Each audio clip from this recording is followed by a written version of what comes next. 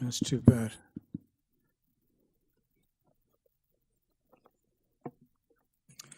Good afternoon, everyone. In accordance with sections 45 and 53 of the Planning Act, 1990 as amended, this meeting of the Committee of Adjustment of the City of Toronto is called to order. Before I continue, I'd just like to introduce some people to you, our panel. My far left, Mr. Stan Kamorek. My immediate left, Mr. Dominic Gully. My near right, Mr. Rick Ross. And my far right, who will be joining us shortly, is Ms. Sophia Ruddick, who's just entering the room right now. We also have at the far left end of this desk our Deputy Secretary Treasurer, Ms. Barbara Bartosik, and we have our support staff in the area in front of me and at the end of this desk on the right. The Committee of Adjustment considers applications for variances from the provisions of the zoning that applies to property, permission to extend or alter lawful non-conforming uses, and consent to sever property to create new lots. We acknowledge the land we're meeting on as the traditional territory of many nations, including the Mississaugas of the Credit, the Anishinaabe, the Chippewa, the Haudenosaunee, and the Wendat peoples, and is now home to many diverse nations, Inuit, and Métis peoples. We also acknowledge that Toronto is covered by Treaty 13 with the Mississaugas of the Credit. Committee of Adjustment public hearings are now conducted in a hybrid, in-person, and virtual format. Some applicants and participants will make their submissions in person, and others will participate virtually by electronic means through WebEx, an online digital platform. The meetings are also streamed on the Toronto City Planning YouTube channel, and anyone wishing to view the hearing may watch on YouTube. Those who want to participate virtually and have registered in advance will be connecting with their computer, tablet, smartphone, or telephone, and have the option of participating via video or audio only. All virtual participants will automatically be muted on entry. When your item is called, you will be unmuted by the moderator, one person at a time. We ask that you also mute your devices until you're called on to speak. Those participating by video appearance will be temporarily upgraded to panelist when your item is being held. During this time, your camera will be enabled. You will only be visible during your 5-minute allotted speaking time. At all other times, your video will be disabled and you will be reinstated as an attendee. For both in-person and virtual participants, Committee of Adjustment staff will share presentations submitted in accordance with the written submission deadline. Those participating through WebEx are not allowed to use share screen or any other panelist controls during a video appearance. The host will remove you from the panelist role if you fail to respect this instruction. People attending in person today who want to receive a copy of the decision of the committee on an application must fill out a decision request card, and those participating virtually need to submit a written request for a decision by email. Please ensure that you include your name, address, and email address because the Committee of Adjustment and the Toronto Local Appeal Body, TLAB, will be sending notifications and appeal updates by email. If you do not agree with the decision of the committee, you may be able to appeal the decision to the TLAB or in some limited circumstances to the Ontario Land Tribunal. However, the provincial government amended the Planning Act and generally removed rights of third parties to appeal Committee of Adjustment decisions. Only the applicant, the Minister of Municipal Affairs and Housing, specified persons and public bodies, as those terms are defined in the Planning Act, are permitted to appeal decisions of the Committee of Adjustment. Appeal instructions are set out at the bottom of the decision of the committee. Our hearing procedure is that I will call each item in the order listed on the agenda, with the exception of some cases where the applicants have asked for deferral of consideration of their item today. We will dispense with those first before getting into the more substantive items. Where an application is uncontested, the agent or applicant may proceed with their presentation if desired. When the committee does not require a presentation, applicants are to advise the chair should they wish to speak to the committee. The committee may ask questions and/or take the matter into committee for a decision. Each speaker, including the applicant agent, will be given a maximum of 5 minutes to address the committee. I will comment when you are reaching the 5 minutes. Any presentation or other materials you wish to submit to the committee must have been emailed in advance of the hearing. Staff and committee members cannot accept materials at the hearing. When addressing the committee, please clearly state your name and address. Please remember to confine your remarks to the matters outlined in the application. The applicant or agent will proceed first and will make a presentation to the committee on the application.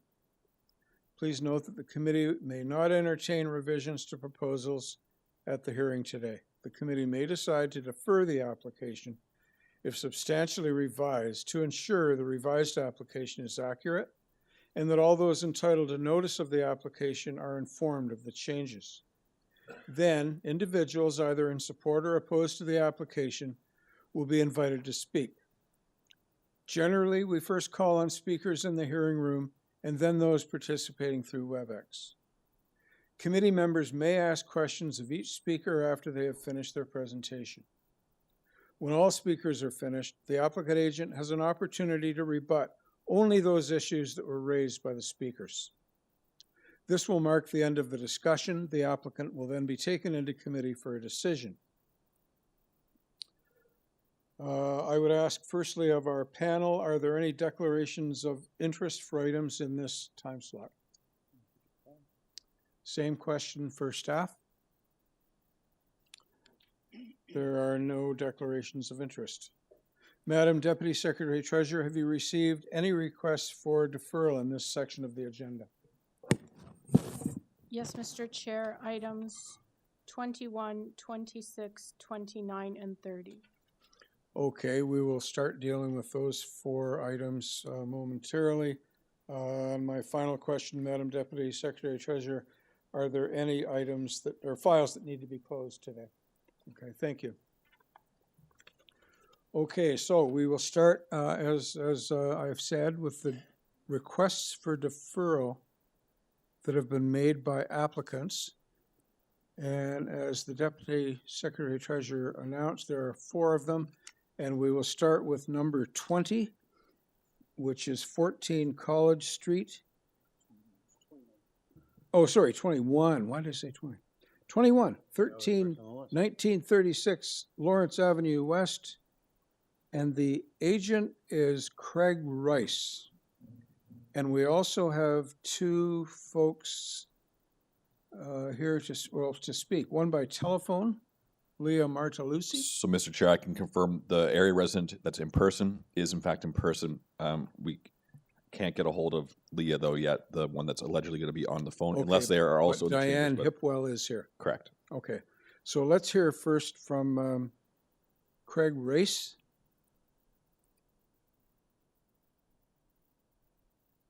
Go ahead, Craig. Can you hear me? Yeah, hello. Loud and clear.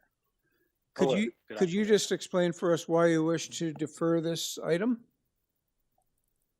Certainly, we submitted revised minor variances that reflect the incoming major streets zoning bylaw. Those are required for this application, and they did not make it out on the public notice in time. So we're seeking a deferral so the corrected notice can be circulated. Okay, panel, any questions for Mr. Rice? No? Yeah, I had comment perhaps. Just on your submitted drawings, you have a statement of existing 3-story fourplex. I mean, is this not an existing bungalow? No, sir. A permit has been issued for an as-of-right fourplex on this site.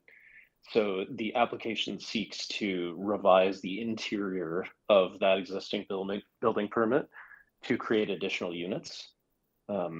So although the structure you probably see when you drive by is not what is in the drawings, there is an approval to construct a larger building already in So place. technically it's actually not existing, it's approved. Correct. Correct. So you might want to change that to reflect actuality. Certainly, sir. I'll review with my client. I understand they're breaking ground imminently, but we will clarify that. Thank you. Any more questions before we proceed? Questions of Mr. Race? Okay, so with there being none, we'll invite Diane Hipwell to the podium.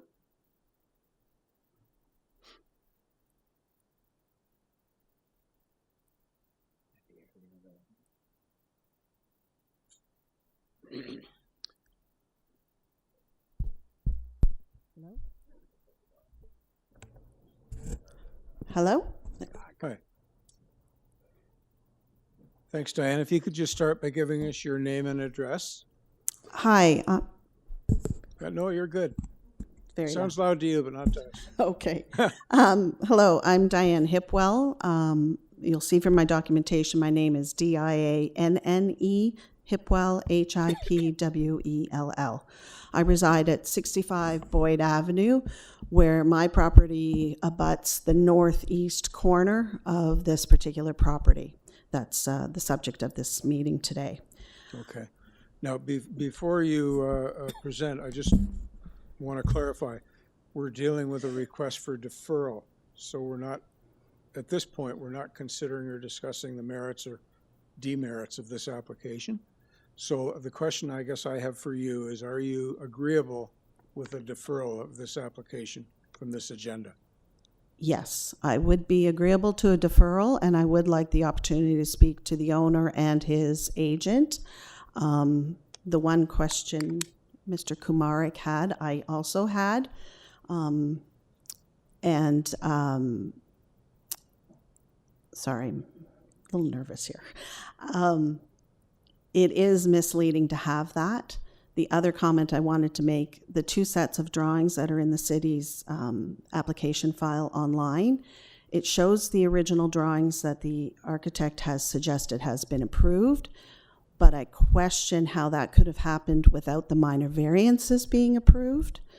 And also, if you look closely at the floor plans for those and the floor plans for the drawings that were submitted later, they're the same drawings, save and except for the room descriptions. So I have some concerns about that. But as I said, I'm very willing to discuss, and I believe at least one other owner who I know wrote in also has concerns and would probably be open to be discussing this more fulsomely with both of them.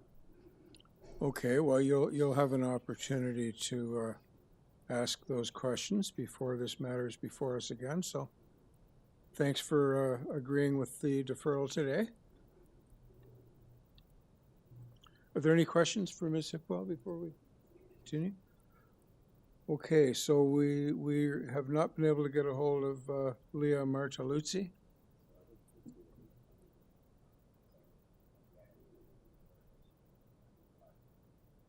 Okay. Okay, so I guess we can go into committee then and decide on this request for deferral. Thank you, Ms. Hipwell. Chair, I'm going to move that the application for 1936 Lawrence Avenue West be deferred at the request of the applicant in order for them to clearly identify variances and also to do any consultation they feel is necessary and or appropriate. Thank you, Mr. Gully. Is there a seconder for Mr. Gully's motion? Thank you, Mr. Ross. All in favor? Okay, unanimous agreement to defer item 21.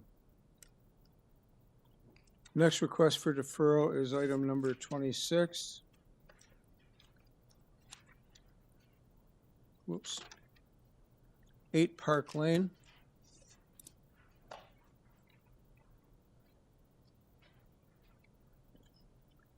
The agent is Matthew Rebow, who is attending virtually, I understand. Committee members, my name is Matthew Rebo, Perspective Views. Hi, Matthew. Representing Could you just tell us why you want to defer this item today?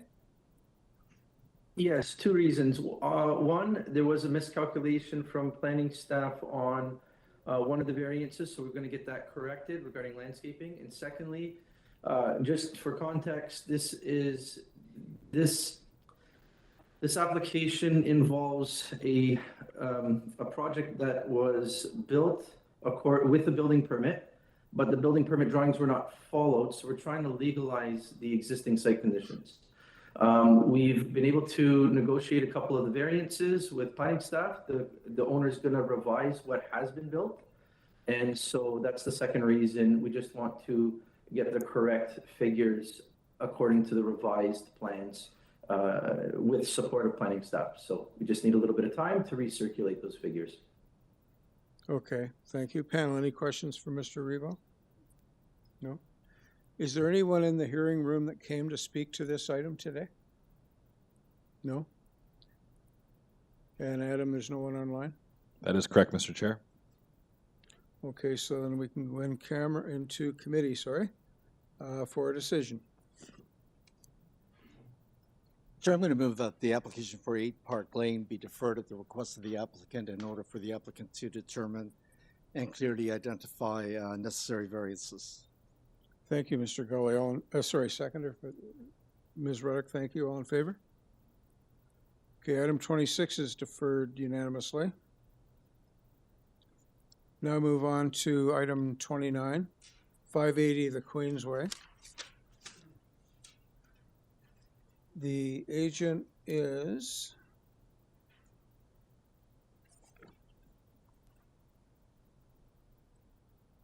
it's always on another page. David Peterson.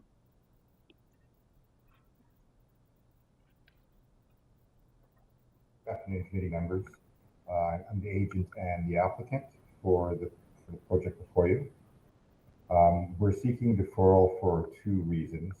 The first reason relates to our notice that they had an error where east side yard should have been stated as west side yard, and west side yard should have been stated as east side yard. So we're seeking some time to correct that and reissue that. But the primary reason for seeking deferral has to do with the report that was filed, the NHIS, which is a Natural Heritage Impact Study.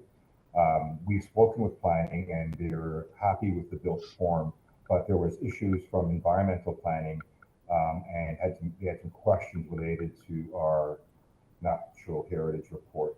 So we're seeking some additional time to provide more information so that there can be more clarity around our proposal around mitigating measures in this natural heritage landscape. We're seeking a hearing date of March 6th so that gives our consultants some time to prepare additional documents. So until we have the documents, we're not rescheduling the application.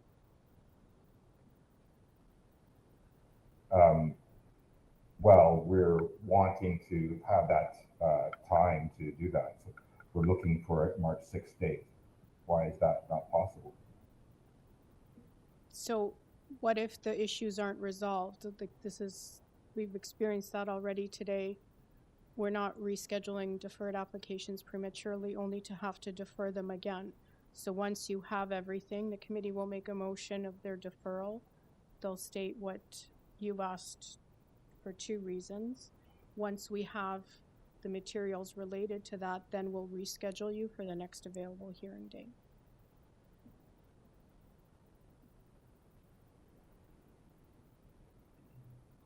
Well, I think in part we've decided on, we know what materials we need to prepare, and this will give us some time to do that. Mm-hmm. I'm not sure why there can't be a scheduled date.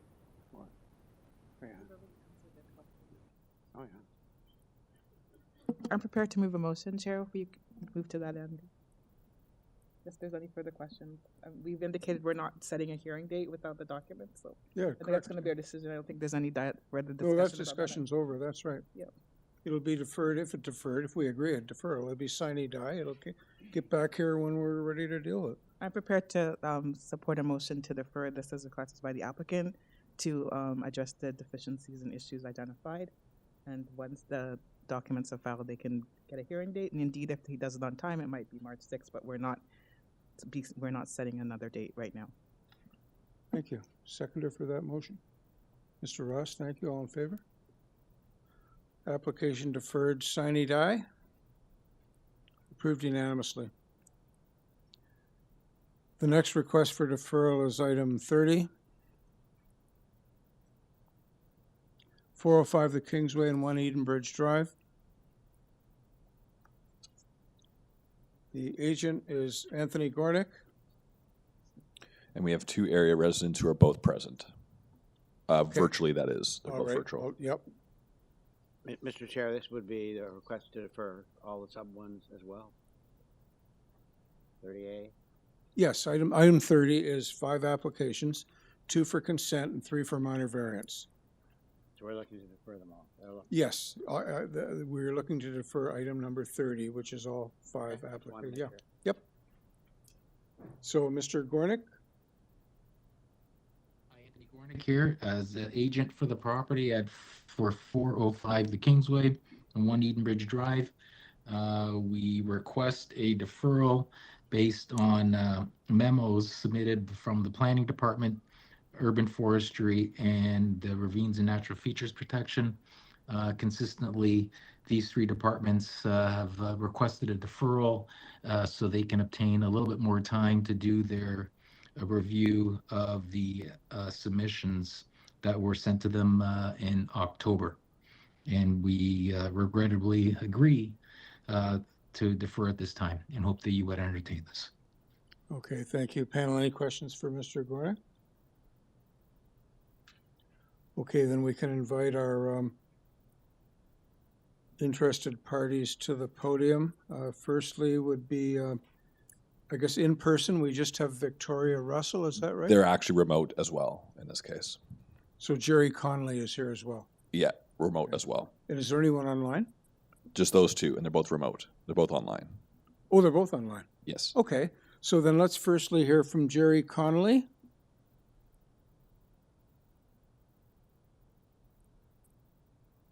Good afternoon. My name is Jerry Conley, Hi. 3 Ashley Park Road, Etobicoke. Yes. And I represent, can you hear me? Yes, we can. Okay, I represent the Humber Valley Residents Association as secretary of the organization.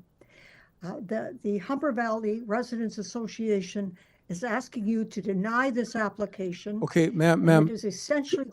Ma'am, we're not considering the merits of this application at this point because the applicant has asked for a deferral to a later date. So I guess my question to you is, are you in agreement with deferring this matter to a later date, at which point you would present your evidence? I support that. And I'm willing to do it at a future time. Sorry? Yes. Okay, thank you. Any questions for Ms. Conley? Okay, Victoria Russell. Yes, I agree to the deferral. Okay, thanks, Ms. Russell. Sorry, can you just state your name and address, please? Victoria Russell, 3 Edenbridge Drive.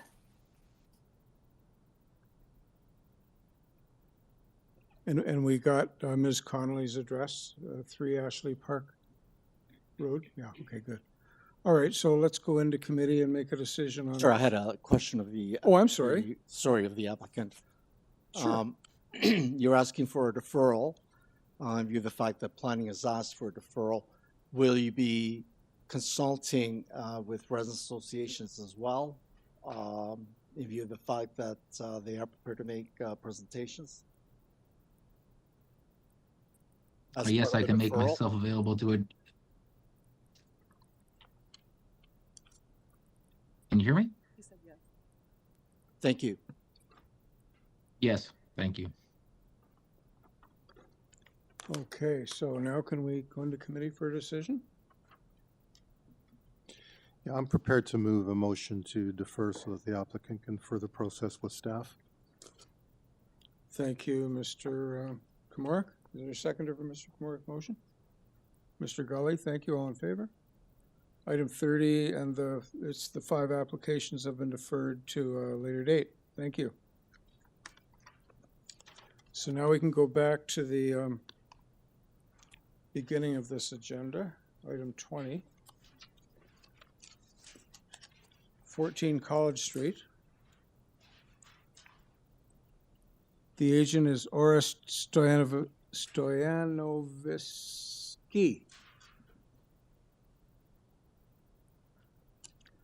Let me read a quick summary of the application. It's to permit the rear below grade addition. Previous Committee of Adjustment application approved variances related to floor space index, building length, and platform encroachment, singular. There are 2 variances, one dealing with dwelling length and one dealing with dwelling depth. We have no agency comments, no correspondence from neighbors. Is Orest Stoyanovsky, the agent, available to speak? Yep. Yes, sir. I'm here, Orest Stoyanovsky,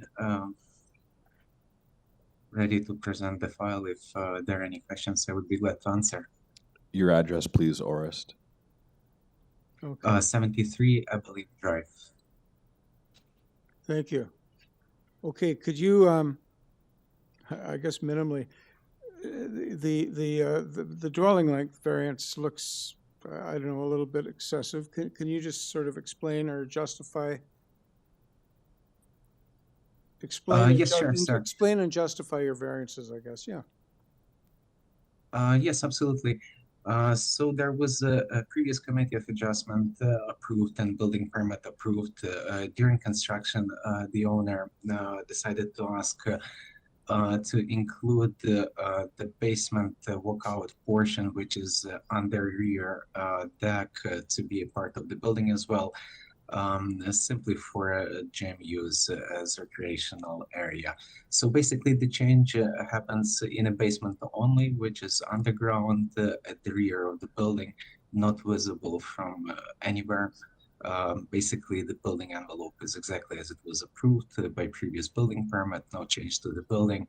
And since the change occurs in a basement under the rear deck, not visible from the ground, we think it's really minor in nature. It's only the length of the building, which becomes technical. The GFA is not affected since basement is not included in GFA. And it's really just a small change from previously approved drawings. We think it's minor in nature. There is no comments from planning or any other agencies. As far as I know, there is no opposition as well from neighbors. So we ask for your approval. Okay, thank you. Panel, any questions for the agent? Anyone in the room here to speak to 14 College Street? No? No one online, Adam? No, Mr. Chair. Okay, then let's go into committee for a decision. Yeah, Mr. Chair, I find the application to be minor in nature, meets the 4 test, and would like to move approval with no conditions. Thank you, Mr. Kamoric. Is there a seconder for Mr. Kamoric's motion? Mr. Ross, thank you. All in favor?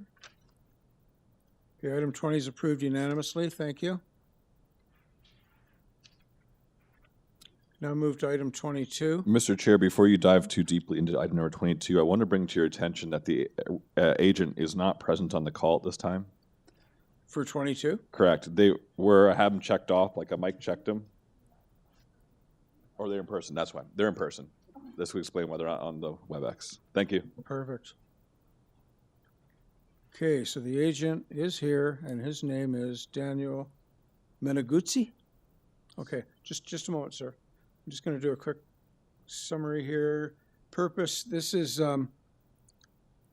17 Hedges Boulevard. The purpose is to construct a second-story addition above the existing dwelling, a 2-story west side addition, and a new covered deck in the rear yard.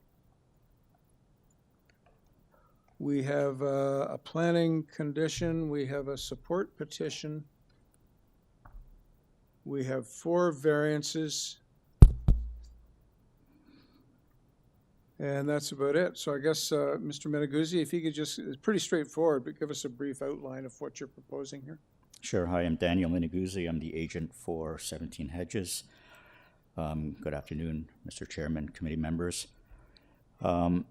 Just to share a little bit on what the variants are about. The first variance with front yard setback, the actual building is non-conforming, so when we're adding the second story, it triggers the setback requirement.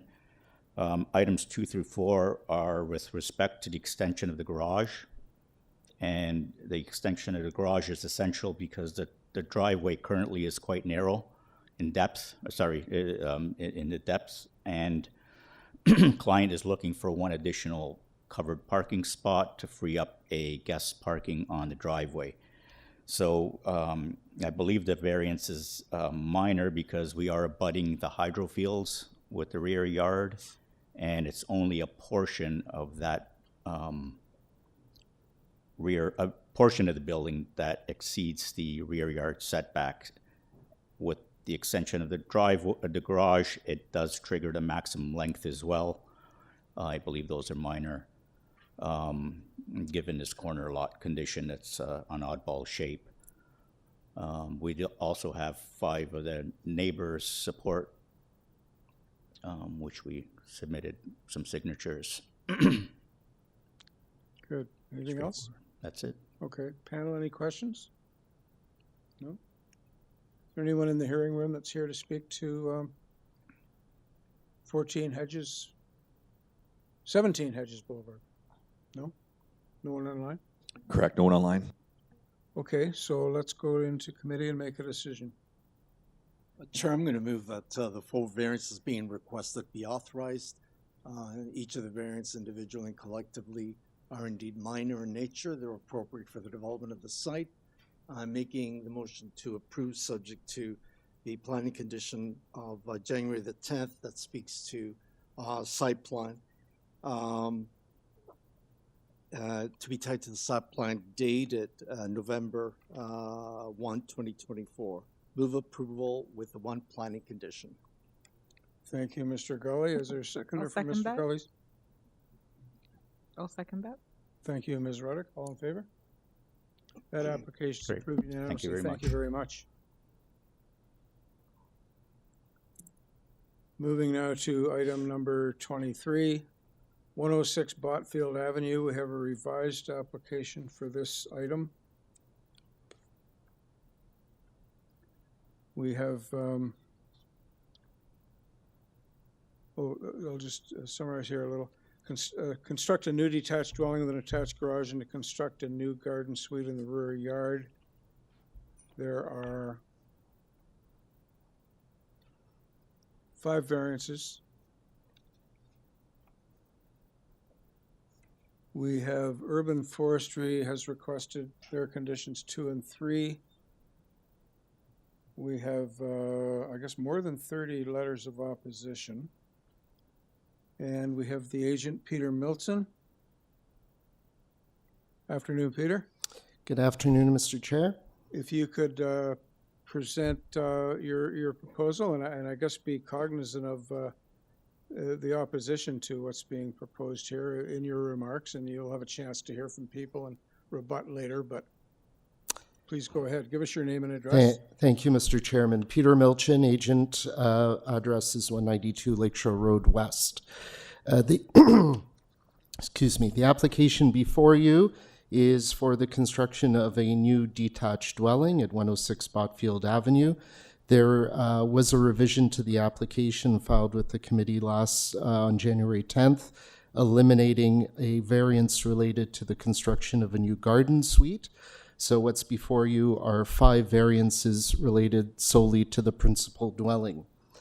The variances are for the height of the main walls, for the front yard landscaping, for the front exterior stairs leading to the main entrance, for the maximum height of the new dwelling with a flat roof, and for the maximum gross floor area in excess of the bylaw. So I'll kind of run through it in reverse. I'll start with the gross floor area. The proposal before you complies with front, rear, and side yard setbacks. The side yard setbacks actually that are being provided are more generous than the minimum bylaw requirements. The minimum bylaw requirements are 0.9 meters on one side, 1.2 on the other, and what is being proposed is 1.6 on one side and 1.5 on the other side. So there is a respectful approach to the two abutting properties to ensure that there is space and air and separation distance from those two. Even though there's no variances related to the garden suite similarly is providing in excess of 3 meter side yard setbacks on either side. So that structure, even though it's proposed to be built in compliance with the zoning bylaw, there's also a respectful aspect to the way it was designed to ensure that there's maximum separation between that structure and the neighbors. So the gross floor area being in excess, the proposal is not out of keeping with other similar dwellings approved in the area. And because the envelope, with the exception of the height, is being respected, I suggest that it's a minor variance that actually generates a larger gross floor area than the zoning bylaw permits. The two variances related to height, overall height of the flat roof dwelling and the main wall height, are also in keeping with other similar structures approved in the area. And because the side yard setbacks are significantly more generous than what is required in the bylaw, within my letter you have a drawing which shows the for the various heights that are permitted under the bylaw. And by increasing the side yard setbacks, I suggest to you that that mitigates the increase in height that is being proposed. It doesn't have the same impact on abutting properties. And in fact, if we had chosen to, if the owner had chosen to build a more traditional looking dwelling, it would be much taller and have more of a mass than what is being proposed. The front yard stairs, I don't know what to say about that. It's a design feature. It is wider than is allowed in the bylaw, but I believe it has no impact on the community. And the final one, which is the front yard soft landscaping, we're 2.2 meters deficient on front yard soft landscaping, but there is actually about a 2.2 meter surplus of the minimum soft landscaping in the rear yard. So between the front and rear yards, it's essentially a wash. So what the bylaw wants to see in terms of soft landscaping is being provided on the property. I suggest it meets all 4 tests under the Planning Act, and we have no objections from any of the immediate neighbors. I understand there's many objections from a broader community, and I'm interested in hearing what some of those comments actually might be. Okay, thank you. I'm going to open up for some questions for you. I'm going to ask the first one. In your original application, your gross floor space index was 399.5 meters squared. And in the revised notice, that the FSI is still 399.5 meters squared. Is that accurate? You've eliminated the garden suite variance. Wouldn't that reduce that number? The gross floor area of a garden suite or laneway suite is not used to calculate the overall gross floor area on a property. So it's just the building and the detached garage? Correct. Okay. Any other questions? Ben? I have a question. I just wanted to clarify. There's been a tree site plan submitted, which I'm assuming hasn't been updated to reflect the revised situation? So the arborist report, the rear yard setback for the garden suite that was proposed remains the same. It's the footprint of the garden suite was, if I understand you correctly. No, I don't. I think that's where the difference comes in, because in the tree site plan, you have your rear yard setback shown as 7 feet 6 inches, whereas in the site plan, I believe it's considerably more. It's believe on the drawings, what we're proposing is 3.78 meters as the rear yard setback for the garden suite.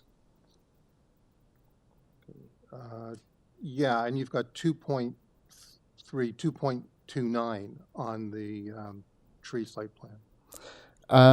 The arborist was engaged much earlier in the process. We understand that there. You've moved the garden suite closer to the house, but all I'm saying is that movement or that change has not been reflected on the tree site plan. So you may want to update that as well. We have to, as per the recommendations of forestry, we do have to apply for a permit to injure if we were to construct the garden suite as proposed for that black walnut at the rear. So we understand we have some work to do with forestry, including updating materials that we would have to provide to them. Okay, I'm just, for the benefit of committee members, I'm just trying to point out that there's an inconsistency between the two site plans, and the one should not be considered. Thank you, Mr. Komorik. You're absolutely right. Thank you. Thank you. Panel, any other questions? Okay, let's move on to the interested parties. I see that we have a Gabby Herman participating virtually. I'm here. You're okay. You're here. Good. Do we have anyone else in this room that's interested in speaking to this item? Okay, we'll go with you, ma'am, first. Okay, so thank you. No. So I'm sorry. We're dealing with the people in the room first. We'll do. Sorry, Gabby. We'll deal with the people that are in the chambers first, and then we'll come back. We'll get to you in a minute or a few minutes. Hi. Hi, ma'am. Could you just give us your name and address? I'm Kathy Halverson. I live at 96 Botfield Avenue, and I will be sharing my 5 minutes with my husband, Wes Alloy, who resides at the same address. My main concern is water drainage. The soil in our area is mostly clay, which does not absorb water efficiently or quickly. So the neighborhood is prone to flooding, and we have lots of standing water in our yards in the spring and after rainfalls. We've seen a number of new houses built in the neighborhood, many, if not all, with approved variances, mostly to be larger in floor space, higher, less yard, to install a pool, etc. With these changes, it's no longer the case that all backyards drain to the back, with the water then flowing to the city storm drain just south of us. They used to do that, but they don't do that anymore. So now the water drains only onto backyards. And if the backyard has mostly concrete, a pool, and rocks, then the water drains to adjacent properties, who then have to suffer. We have seen this happen with properties on Botfield, on Brennan, and elsewhere in the immediate neighborhood. In addition, with new homes being built deeper into the ground and having sump pumps, the water issue is exacerbated because it's pulling up groundwater plus rainwater from the immediate property. We should learn from our experiences with other homes that have been built in the area and other variances that have been granted. So please don't continue to approve variances based on precedent and the vanity of owners. Please use our learnings about what truly fits into the neighborhood based on the impacts of the neighbors, based on what the lot size can accommodate, and based on our immediate environment. Our lot sizes and our soil, etc., cannot accommodate when the truly soft landscaping is less than what the bylaw requires. And by truly soft landscaping, that's trees, grass, garden beds, not pools, fake grass, and rocks. And I share my time with my husband.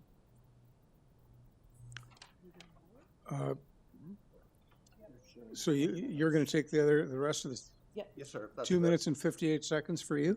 Very good. My name is Wes. I just want to make one comment before you. Please. This committee doesn't deal with stormwater drainage issues. It's dealt with, but at a later stage in the total process. The building permit stage is when stormwater drainage issues are addressed. This committee doesn't do that. So that seemed to be the essence of your concern, but we don't deal with it.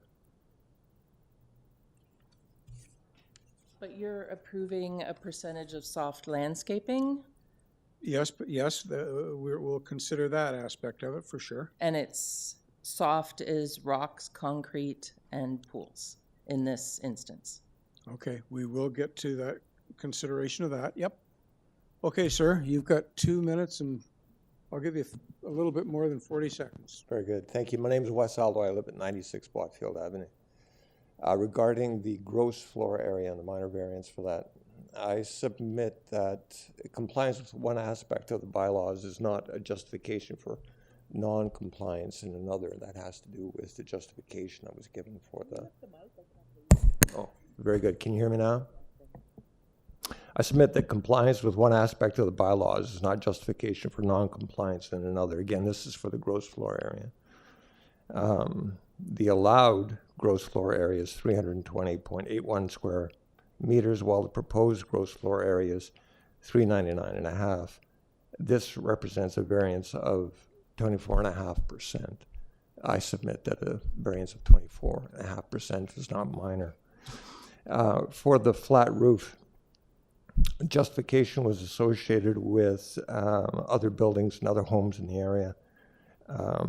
In the area bounded by Ashbourne Drive and Burnhamthorpe Road in the northwest, to Kipling Avenue and Bloor Street West in the southeast, there are approximately 3 homes with flat roofs which are comparable to the proposed design, one of which was built by the applicant.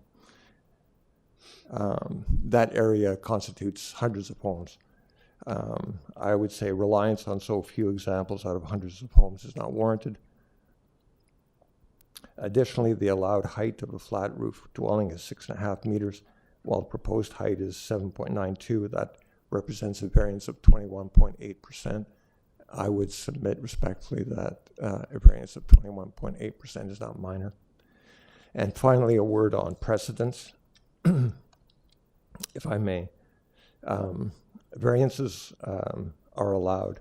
Variances that are allowed now will become standards in the future, as we see that as more applicants, even in this session, are relying on precedents. In the future, these variances are going to be used to justify changes that stray further and further from the bylaws. I have found that more and more extravagant developments are being constructed in my community. Previously granted variances have been used as justification.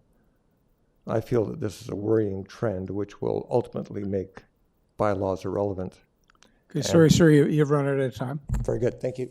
Thank you. Any questions for the gentleman before we carry on? Maybe just a couple of comments, Sure. if I may, Mr. Chair. I share your concern with the height. I'm going to ask that question of the applicant as well. With regards to the coverage and the land area, there actually isn't a variance for the coverage, which in some cases there is, and that's when we do get into issues of water and runoff. But in this case, they're actually not asking for that. The only variance related to landscaping and drainage has to do with the front yard, not the rear yard. And that one is fairly minor, 72 versus 75. And I share your concern with regards to a pool really isn't soft landscaping, but the way it's defined, it is. So I guess the theory is the pool will take some of the rainwater. Anyway, those are my comments. Theory. That's the theory. Anything else? Okay, so thank you, sir. Okay. Is there anyone else in the room that came to speak to 106 Botfield? Okay, so we have Gabby Herman online, and that's it for the virtual participants? Correct, Okay. Mr. Chair. So Ms. Herman. Hi. Hi. I've been basically shot down by listening to all your comments to the other people. But thanks for listening to me anyways. If I'm redundant, I'm sorry. But I'm not against building new homes, but I just want them to be within the bylaws. And bylaws are made, and they're generous, and they're mandated. They're made by the city. So all we're asking is that they abide by them. I'm a long-standing resident of the area. I love the area, and I speak both from experience and my love for the street, because I had a new build beside me this summer. I, along with two of my neighbors, couldn't use our backyards all summer. And then we lost landscaping, sheds were damaged from the sump pump discharge and the east troughs. Another neighbor lost her basement. It was flooded. Now, we had a very conscientious and lovely developer, and he went to great lengths to try to mitigate this, and eventually it's gone to the front into the city system. So with permission of the city, I think.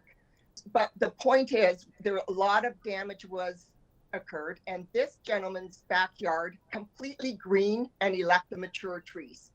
And so I can only imagine what will happen to these people. And once again, it's redundant now after what you've said, and I apologize, but with the pool and with the decks, and a pool can overflow, and they're covered in the winter and the spring. So it's going to be awful, because another example is 27 Brennan. It was clear cut and has the same kind of design as that one. Fake grass, all cemented. You should see what happened to 25 Brennan and the people on Kipling. It is so bad. The people in 25 Brennan have already had to move. The new people didn't know what was happening. So there's problems. And I know flooding isn't your thing, and I'm just passionate about it. But Mr. Milchen states that these changes will be imperceptible, but a 5-foot increase in the height, maybe someone, because this house will have such a significant and beautiful presence, the average observer isn't going to notice that it's 5 feet higher, or the main walls are 1.5 feet taller, or that there's a decrease in landscaping, or there's an increase in gross floor space. But neither will the new buyers.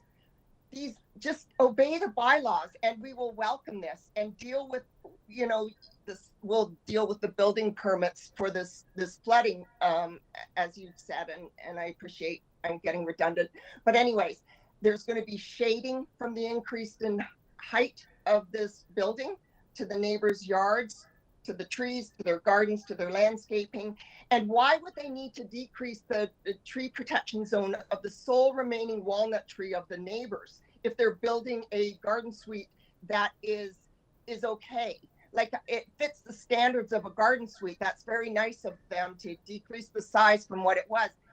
But they're still asking for a decrease in the tree protection zone, and they shouldn't. The tree protection zones are there for a reason. They're talking about air blowing around the roots. Well, we all know what's going to happen to this tree, especially when it doesn't have any grass on that side for the roots to get water, because it's got a garden suite and it's got stones and cement.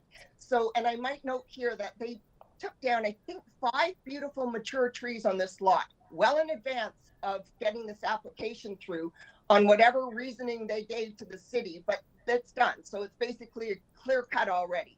So that's going to expedite this development. But mostly for us, it's the increase in the house's foundation and the increase in gross floor area, along with the soft landscaping, decrease in the soft landscaping, that's going to just increase our risk of flooding. Sorry to bring that up again. So, because we're on an underground river, and literally I lived through chaos. So did the neighbors with the new build beside us, and he built within the bylaws. So to extend it to one little bit, I feel so sorry for the immediate neighbors, but I also know that our sewer system and the drainage system, it overflows too, because everyone's discharging their waters to the front yard now, and it goes right into our systems. Where's this all going to go? We're going to pay the price at some point. I'm getting really, really passionate, but we're going to pay the price at some point. And it's just sad when all of the neighbors that we love go through this stress, because it was a really bad summer for us. Okay, ma'am, you have 15 seconds. Okay, I'm going to thank you for your time and excuse my passion. Just please, it fails the rules, and just know that we'd like your help. Thank you so much. Thank you. Panel, any questions for Ms. Herman? No. Okay, Mr. Milton, your opportunity for rebutting the three people that have spoken on this application. Thank you, Mr. Chair. So, as you noted, it's not for the committee to deal with drainage issues. To construct a new house, a grading plan has to be submitted to the City Works Department. The applicant will have to go through that process, and the Works Department can impose any number of conditions or requirements on how drainage should be done properly.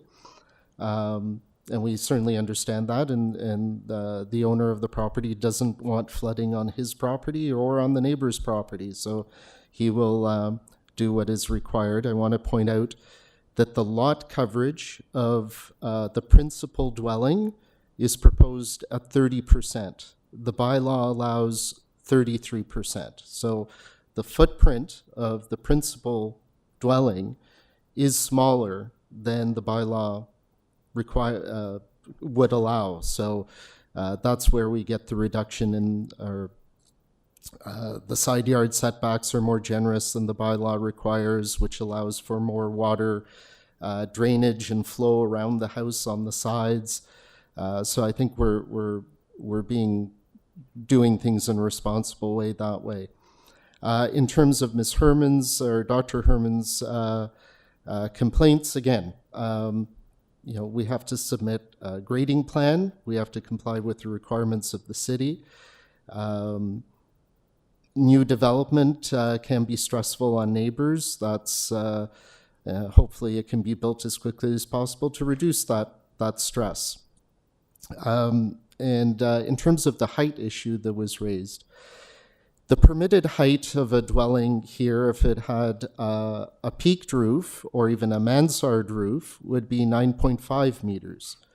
We're proposing 7.92, and this was my point, that by increasing the side yard setbacks to be more generous than the minimums of the bylaw, we're creating that separation space from the two neighbors.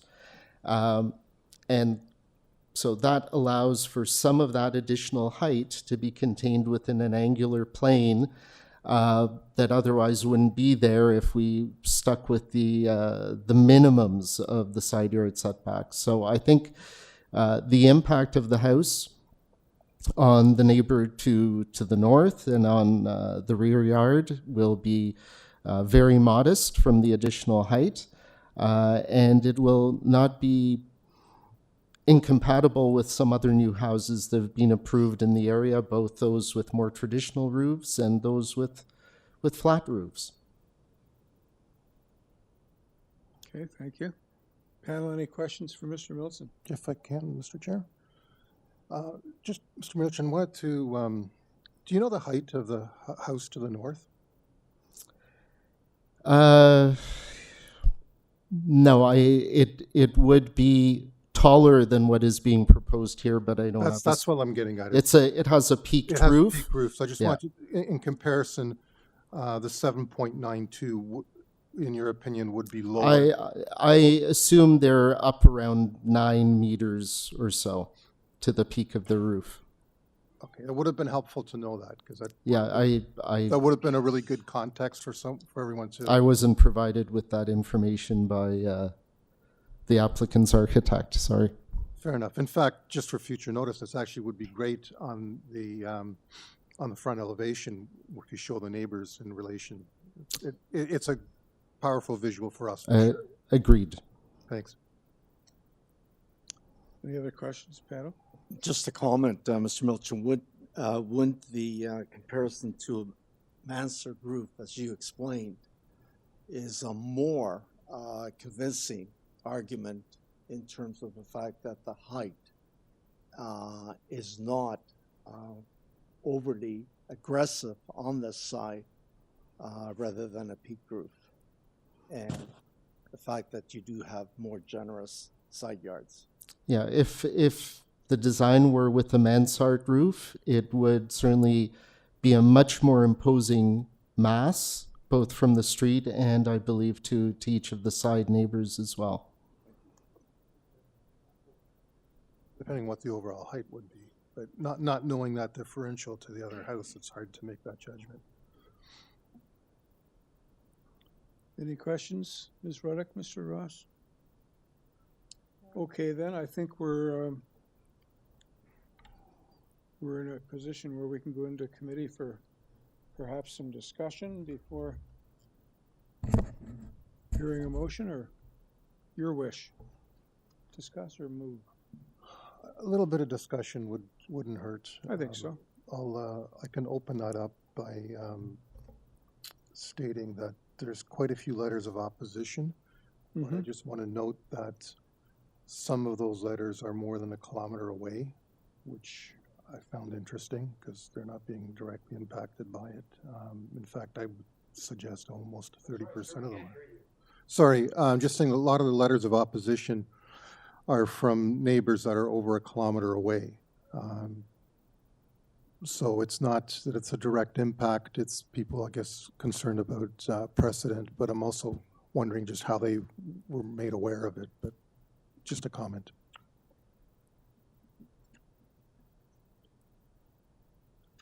Anything else in the way of discussion, comments, issues? Okay, we ready for a decision then?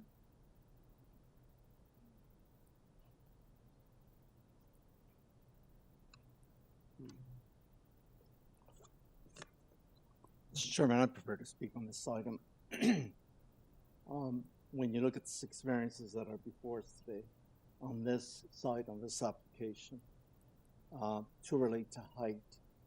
1 relates to the width of pedestrian access. 1 relates to front yard landscaping and the size of the home itself. In my view, 400 square meter house in this area does fit into the community, into the urban fabric that's developing here, the urban structure that is there and is also evolving. The height was the one issue that I had some time to struggle with, but I do believe that even though the numbers appear to be large, I'm convinced that the additional generous side yards do address that issue, and I don't believe will cause a great impact to anyone in that respect. As far as the landscaping is concerned for the front yard, it is nominal at almost 70 square meters. So all in all, Chair, I believe that all 6 variances meet the test. I'm going to move approval of this application subject to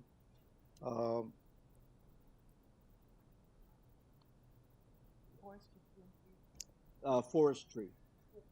And planning has not commented on this. They've eliminated the last variance, variance 6, with respect to the size of the ancillary building, the garden suite. So other than forestry, Chair, move approval with that condition. Thank you, Mr. Gully. Is there a seconder for Mr. Gully's motion? I'll second that with a friendly amendment, just saying as revised, so that we're not approving variance 6. Right. Yeah, the revised application was revised, I believe. Yes. With a there was a red line revision on that. So with that, I'm fine with that, no problem. Okay, so we have a mover, which has been seconded. All in favor? Opposed? You're opposed? I'm opposed. Okay, so approved 4-1.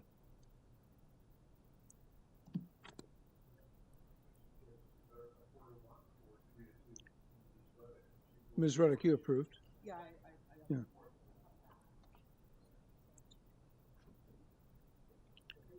Next item is item 24, 38 Dixington Crescent.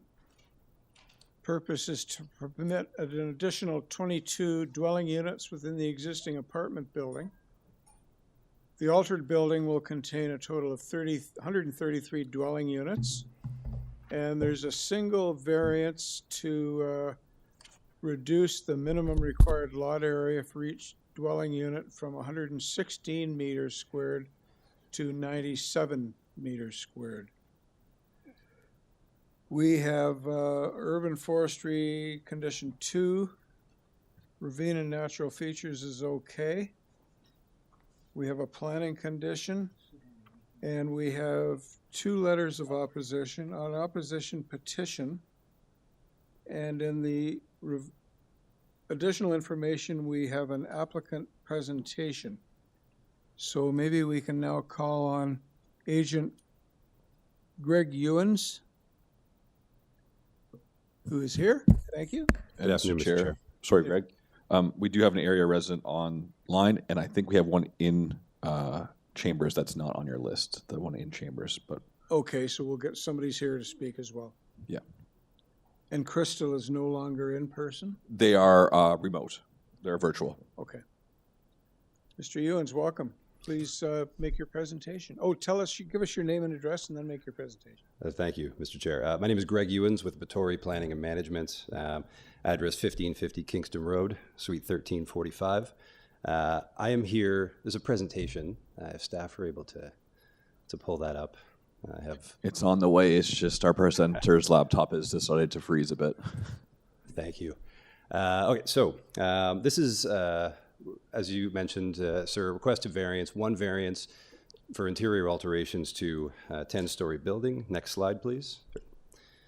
You can see this is the site, designated apartment neighborhoods. It's in an area with apartments and townhouses. The Alex Marchetti Park and the Humber Creek Ravine are located to the south. Next slide, please.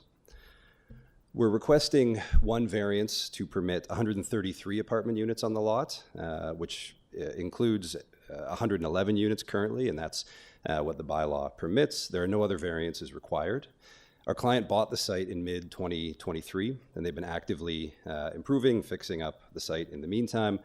As part of this work, they are proposing to increase the overall amount of indoor amenity space, consolidate locker space, which is only partly used, repurpose unused utility space, and construct 22 new rental units. There's no removal or alteration of the existing residence. There's no displacement of any existing tenants necessary. Next slide, please. The proposal aligns with the provincial planning statement 2024, specifically policies to encourage a range and mix of housing and densities which efficiently use land and infrastructure, encourage housing within the built-up area, and support energy efficiency and low carbon development. And I'll get to that in a minute. The Housing TO Action Plan is also important here. There's infill housing on apartment sites direction within the council-endorsed action plan, which includes alterations to existing structures, to add housing, to improve amenity space, to improve spaces within buildings, specifically older apartments. Next slide, please. The site is located within the apartment neighborhood designation, which intends that new infill development is compatible with the scale and form of existing buildings. As everything here is proposed within the existing envelope, I believe it's consistent with that objective. Next slide, please. So this is the ground floor, and you can see the area highlighted in orange with the orange dotted line around it. These are areas that are proposed as new units. Right now this space is storage. There are locker areas that are being consolidated. Now they're doing a locker audit to consolidate them into the right size space. Unneeded utility space, and an existing community room or amenity room. The areas in blue are areas that are being converted into amenity space and improved. And you can see there towards the south of the building, which abuts the outdoor amenity space as well, which is usually what city staff look for. Amenity space is being improved or increased from roughly 65 square meters up to 117. Next slide, please. And there's 2 other areas on the lower level. This is a partial lower level because the site slopes to the southeast, so this is effectively a walkout with units being proposed here in areas that was primarily storage and vehicle parking within the building. And then on the second floor, there's a large open to above level that's being enclosed for residential space as well. Next slide, please.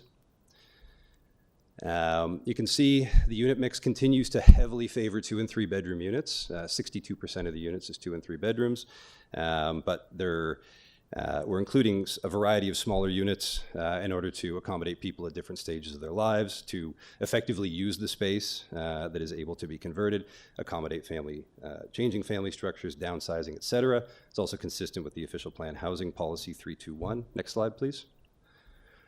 There were some concerns raised from residents about the state of certain areas in the building. This is the community space as it was when the owners acquired it back in 2023. For instance, next slide, please. This is the area that's intended to be improved.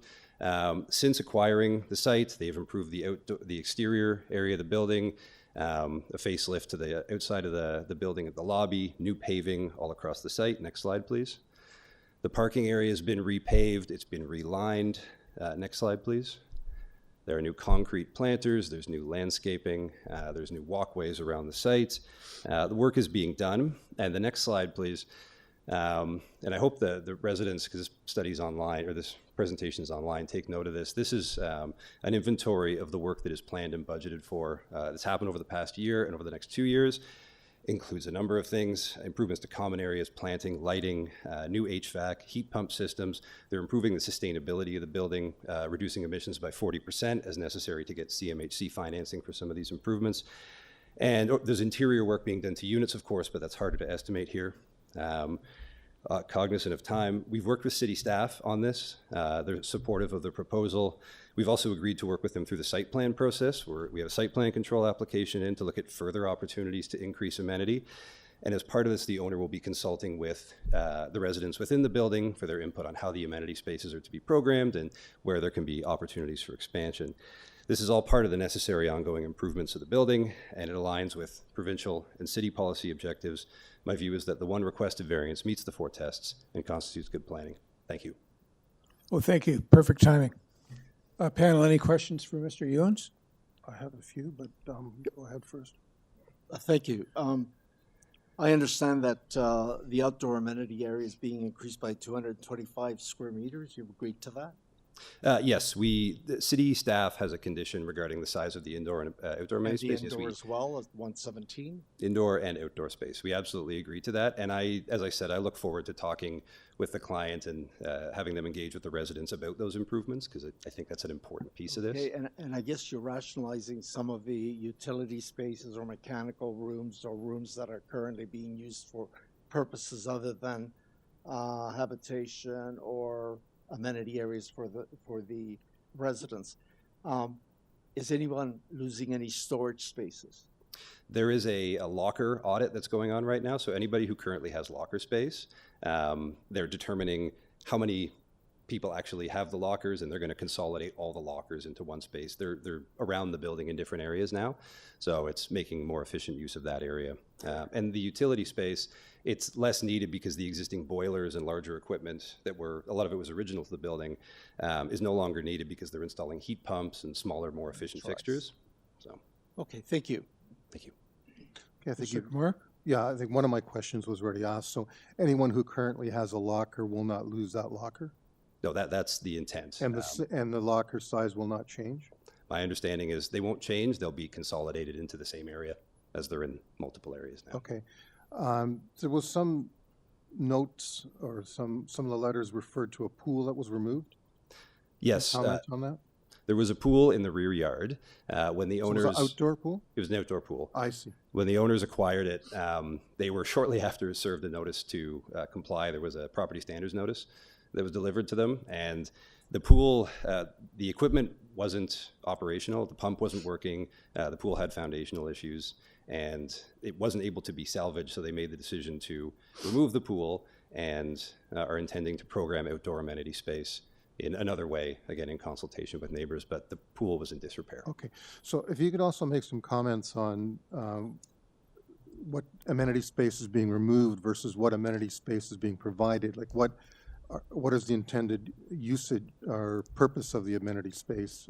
I believe there was a community meeting room that's being eliminated. Is one being restored? Yes, that's the intent. So there would be a large community space that would be incorporated into the ground floor at the south part of the building that would have a walkout ideally into the outdoor amenity space, which is what the city typically likes to see. The current space doesn't allow that. It's also in a very heavy state of disrepair. And so this new space would be refreshed. There are also other amenity spaces being proposed, workspaces, and other spaces that we didn't want to presuppose necessarily what they were going to be, because the intent is to consult and understand the needs of tenants within the building, but to make sure these spaces were secured with the condition. Okay, but some kind of community room or meeting space is going to be provided. Yes, that's the intent. Okay, thank you. Thank you. Any other questions, Mr. Ewens? Well, so we can just move on here and listen to some of the folks that are either here or at home. So we do have an interested party present today who wishes to speak. Could you come up to the podium, sir, and identify yourself and give us your address? Good afternoon, everyone. My name is Frank Duran. I represent most of the tenants within 38 Dixon Crescent. That is also where I reside as well. Thank you again for having us. In regards to the proposal of the 22 units, we are against that proposal. In fact, a lot of the items that were brought up and discussed previously by Drake and Drake Management and Property doesn't really look at the overall scope of how it does affect the current tenants. And with that, we are going forward to ask the city to oppose such project.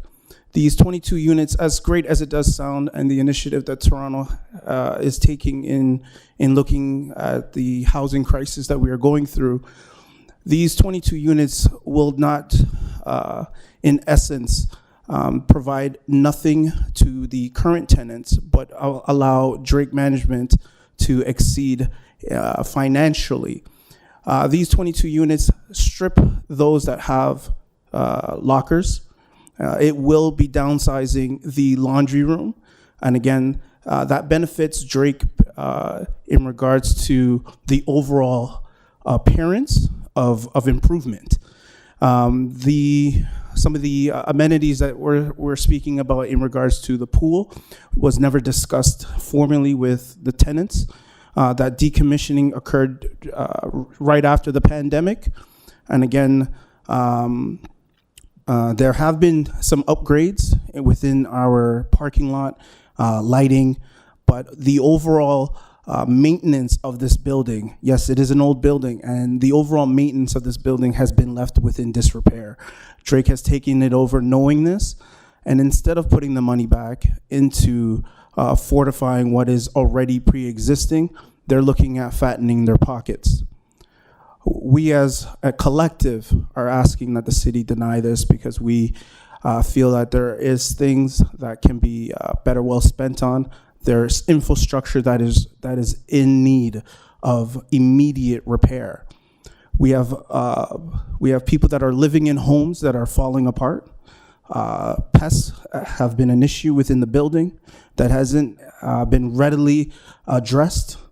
With numerous attempts, we've sent letters, we send the bylaw officers, and even with the renewal of the driveway, Drake left it upon ourselves to figure it out where we park for the time that they did this construction. So many drivers and those that had cars were now displaced. They're not looking at the impact into the community and those around us, our current neighbors and the buildings that surround this one property. This kind of construction affects everyone. It affects the ecosystem within the neighborhood. Again, there are things that aren't addressed, and on paper it looks like a viable and reliant idea, but it is only an idea. The fact is, once you go through the building, you realize that there are things that they've posed that they could have just renewed and refreshed. If they have the means to construct new apartments, they could revitalize what is already pre-existing. Again, these kind of interactions with Drake have not been great. They have not provided us with enough notice on a lot of the subject matter. We'll speak on, say, the heating has been subpar. The water systems, they've been shutting off periodically, and always under the premise that it is for improvement, but the improvements are only for their vacant residents, so that they can renew them and put in facilities like washer, dryer, and dishwasher. But what happens to the rest of us? While we are left without, they again paint this perfect picture that this building, even though within disrepair, has the ability to provide the city with new housing.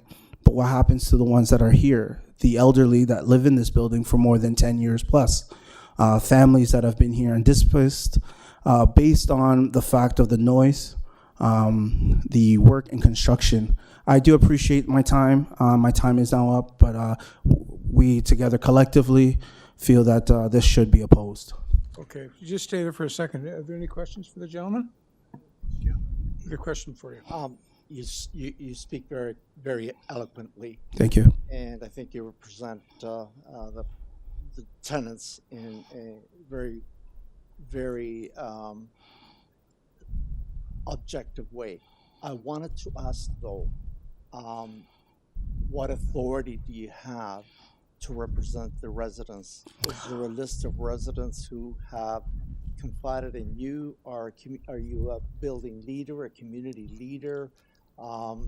So no disrespect to you, but you said that you represent most of the residents. How does that come into being? So we collectively have come together. I have a letter here, and we also have petitions that have been signed. I have taken it upon myself, under the discretion of those that could not make it here today, that I would represent the building. This has been an open communication, an open conversation with every member. Most people, about 90% of the building residents, have signed this petition today. Have you submitted it to the committee or to anyone? Yes, sir. Everything has been submitted previously, to my understanding. All of our grievances and this petition has been submitted. Was it on our agenda? We've got a petition in our material here. I'm just looking. Have you had any discussions, though, with planning, too? Because city planning does get involved in projects like this to ensure that amenity areas are improved. And the way they've reported to this committee, they are putting conditions of the applicant in terms of what amenity areas have to be improved, both in the interior and the exterior. Any approval would require them to abide by those conditions. You haven't had any discussions with anybody, with any department in the city, have you? I can't say myself personally. Like I said, collectively, we have created an email that we send out under that name in regards to the building and its residents. So collectively, there is an email that has been created that represents all members within the building. Yeah. I am just one of those representing members of the building. And one last question. Do you not see some value in increasing the number of units, particularly to match the demand in the area? By adding 22 units in there, perhaps people can't afford or are not in need of large units. They may be in need of smaller units. Would this not be a way of also accommodating them? That could be a process, but within this building and the confines of what's already present, we're saying that we're looking at stripping away things that we have already without even looking at upgrading what is available. So you're saying that instead of fixing the problems that we have, we are looking at adding new apartments, and the residents around it do not benefit. And then when you look at the overall adage of 22 units, let's say 22 units, each unit has on average 3 individuals, 1 car. So now we're adding another 22 to 23, 40 cars to a driveway within an ecosystem with children, with cars, with buses that go around this crescent. We're now looking at congestion, and there's been plenty of other buildings and building plans within the city. I can give you an example of the condos that have gone up around Queensway and Islington. Those massive condos. Within that, on that street there's only 2 buses. So now you've had an influx of almost 1,000 people now crowding those 2 bus lines. We're looking at the exact same thing here. We're already at our limit. I do appreciate you. Thank you. Oh, don't go away. I've got a question for you too. Yes, sir. I'm just wondering if you could express to us and to the applicant what you would want to see as improvements in the common areas. Within the common areas, I would think within the laundry room could be improved with added laundry washers and dryers. We have the space. Added capacity.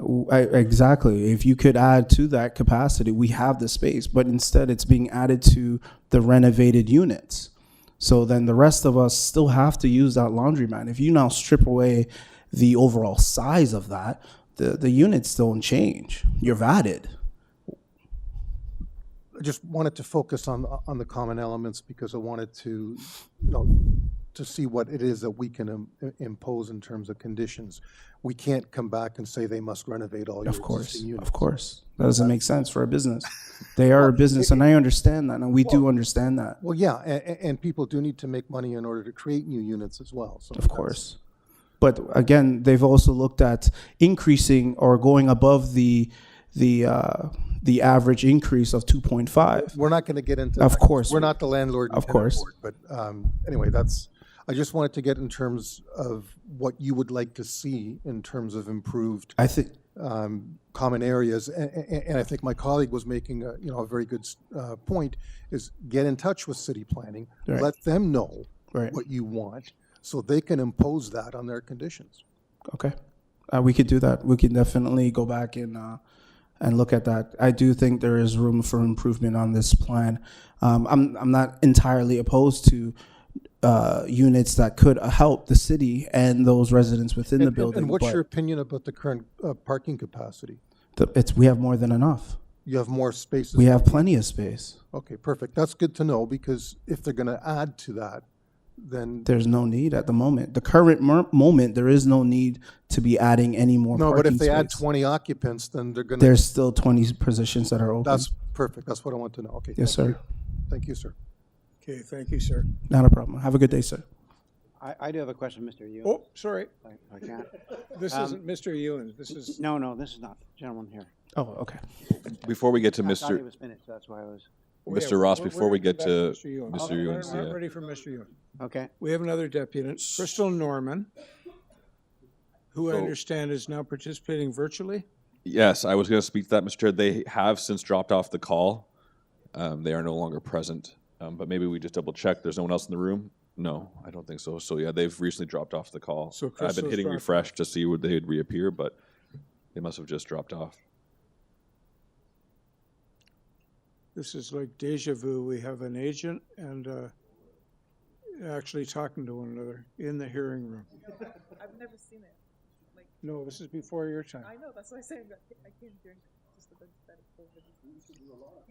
We used to do it a lot, and it's Believe you, but I believe you now. it's nice to see it, actually. An ex-City of Toronto employee, so. Yeah. Who's that? Who was he? I thought I recognized him. Okay. Well, Greg was a planner here. With that being said, Mr. I don't want to disturb what may be a Chair. very productive conversation here, but, you know. I was just about to say, you're up technically for your rebuttal, but Yeah, why don't you come up and rebut, maybe have the gentleman, I don't know, just. Sorry, I had thought there was another speaker, and I just wanted to get my friend's contact. there was, information but there. they've since dropped off the call, so. Oh, okay. Yeah. I did have a few things to say. I was, and I didn't, I'm sorry. Right. I was just talking to Frank, and I want to get Frank's contact information to make sure that we're in touch with my clients and that any conversations around the status of the building, the amenity space going forward, that those can happen. I don't work for Drake. I'm a land use planner. I think consultation is an important part of planning. There is an obligation, I think, which is implicit in planning's condition that there be consultation with tenants on this. And if it's not implicit enough for the committee, please make that a condition, that there be consultation with the tenants on the nature of this amenity space. Because I think there's an opportunity here to improve communication between the tenants and the ownership group around these issues and some of these improvements. It's tough, and as some of you noted, there's a whole suite of improvements and changes that are being made to common areas, to the amenity space. Some have already been made, landscaping, sustainability improvements to building operations, which are, they take some time to do. There's been improvements to the exterior structure, roofing, holes in the building. Those have been improved over the last year. And all this happens alongside the new units as well. And having the additional units does help finance this work, so there's less of a need for above guideline increases in the future. So it's all sort of connected in a way. But I also say we're going through a site plan control process. As part of that, the city will often require a construction management plan. And as part of that, there's usually a liaison committee of people that live in an area, if it's a new development or if it's a revitalization of an existing apartment. You have a committee of people that is aware of that document. They help with the communication of that document, and they act as ambassadors within the community for people who don't understand how all this stuff works. And that's what we were just talking about, actually, how some of the tenants don't necessarily know what all of this stuff means, and it would be good to continue to have these conversations. So, I could respond to some of the other comments here, but I think the main thing is there's an opportunity here for better conversations with the tenants to make sure that the improvements to the building directly address their needs and that they're included in that conversation. And I would be, happy to take that back as a condition and help coordinate that with our clients. Great, thanks. We have a question for you. Yeah, I noticed that a couple of the questions to you, Mr. Ewens, the answer was, it is the intent. That doesn't sound like that's very fair. definitive. We will consult with the tenants. I could, as definite as I can make it. My client's watching this right now, and so they'll be aware that we will consult. I will be in touch with them as soon as I'm able to today, and I'll say, look, let's get a date. Provided we have some clarity on the committee's intents for this application, we'll have something to move forward with, and we'll be able to start those conversations earnestly and quickly. Sure. Yeah. So, Chair, I just have then a final question. Transportation Services, Planning Division did submit conditions should this committee approve it, and you are prepared to meet those conditions, right? Oh yes, absolutely, sir. Okay, and I guess you got a little bit of an earful in terms of the fact that maybe there are other comments from the community that need to be heard. Certainly, and I'm glad these are recorded because I will be sharing this link with my client and, as well. I definitely improvement in the amenity areas is what I was looking for, but also there were other issues that this committee can't deal with respect to conditions within each individual unit. But I do see the value of adding additional units. Thank you. Thank you, sir. Just one last question. I'm assuming you would not be opposed, or your client would not be opposed to guaranteeing that no one will lose locker space that currently have locker space. I don't have any reason to assume that they would have an objection to that. As far as I'm aware, there are probably agreements for the lockers specifically, and that's typically there are, but just I'm not aware of anything that would prevent that. That is where I was poking at with what the answer to the locker space was. It is the intent, which is may not be very comfortable for somebody. Well, if it's a condition, it'll be more than an intent. Yeah. Okay. Well, all we heard so far was the intent. Once they include condition, that's better. I appreciate the distinction, sir. Thanks. Okay. No more questions? Thank I you. just wanted to make a comment that I think that the opposition letter in the petition, like they outlined I know you said you're going to listen to the tape version, but I think there's also a pretty good outline. It looks like they put some effort into identifying the issues that they had as well. So I encourage your client to look at that as well. We certainly will. They've read these. We follow the AIC to see when submissions are coming in, and that's part of why I tried to preemptively respond to some stuff today. They're well aware of this, and they'll be aware of everything that was said today as well. So thank you. Yes. Thank you. Thank you, Greg.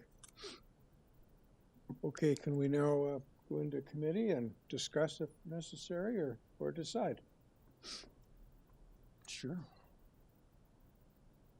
Chair, I'm prepared to make a motion unless members have any other comments. No. Yeah, I just want to make some comments on what we could potentially include in that motion. I mean, there are the standard conditions, one from forestry and one from planning.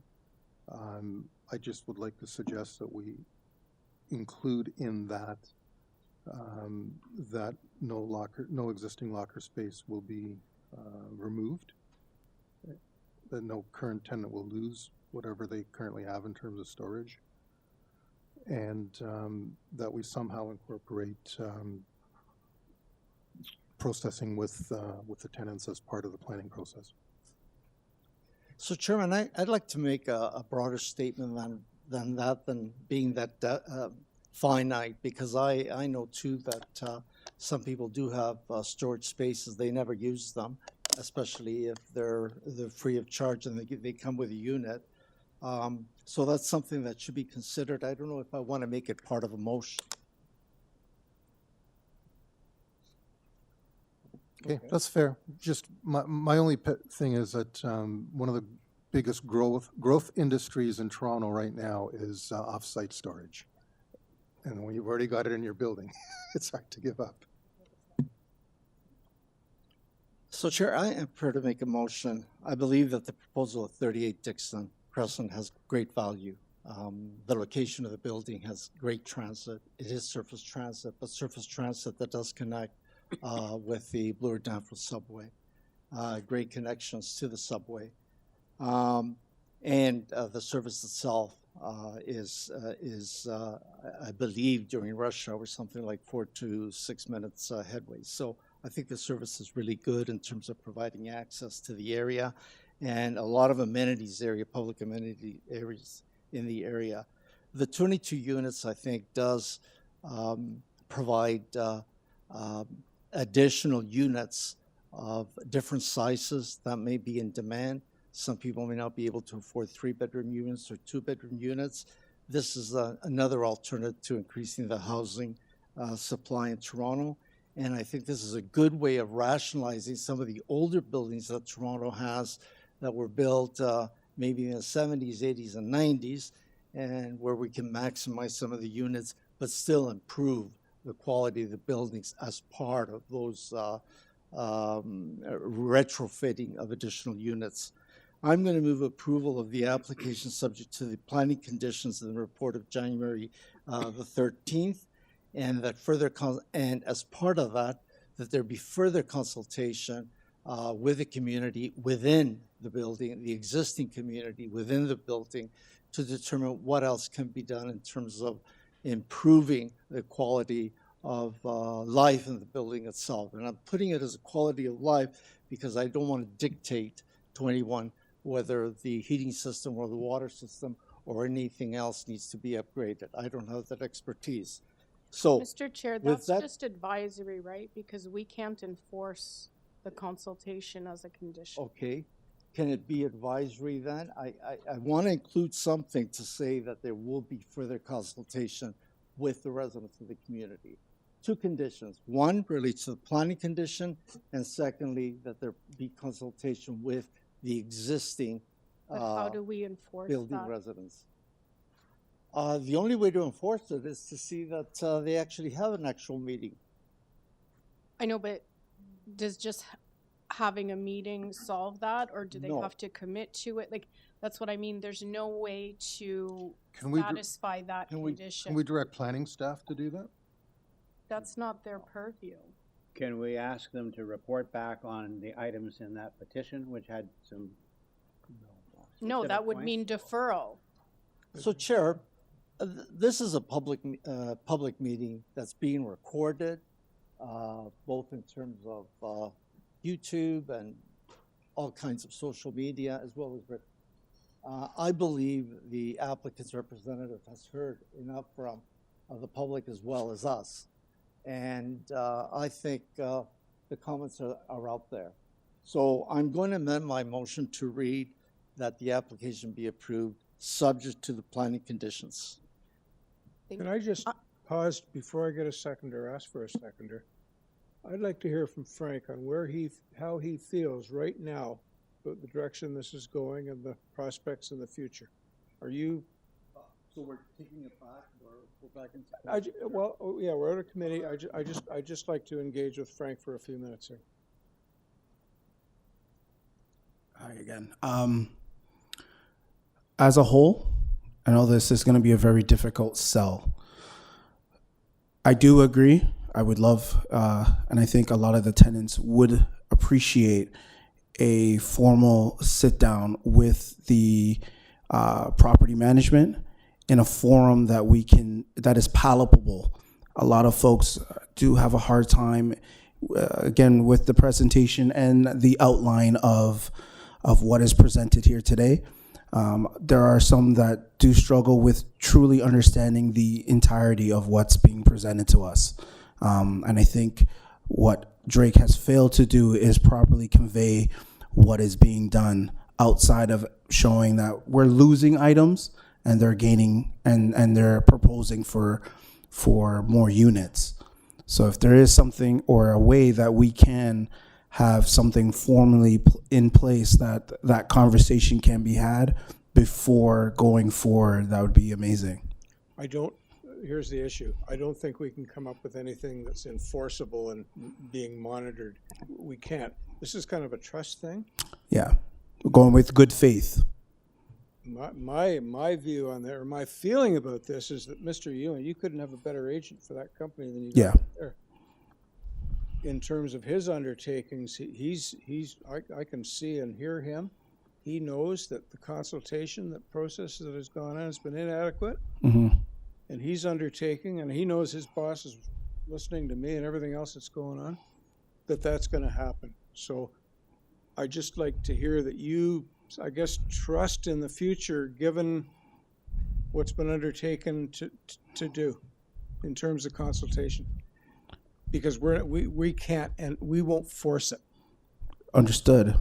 I think today mostly is to be heard on a forum that, again, is recorded for those to see, and to also address our presidents within the city, understanding the viewpoint that the units will be beneficial for a lot. But again, what I'm presenting is that what happens to those within the ecosystem already. Okay. So Chair, I want to add that indeed there is something concrete though here.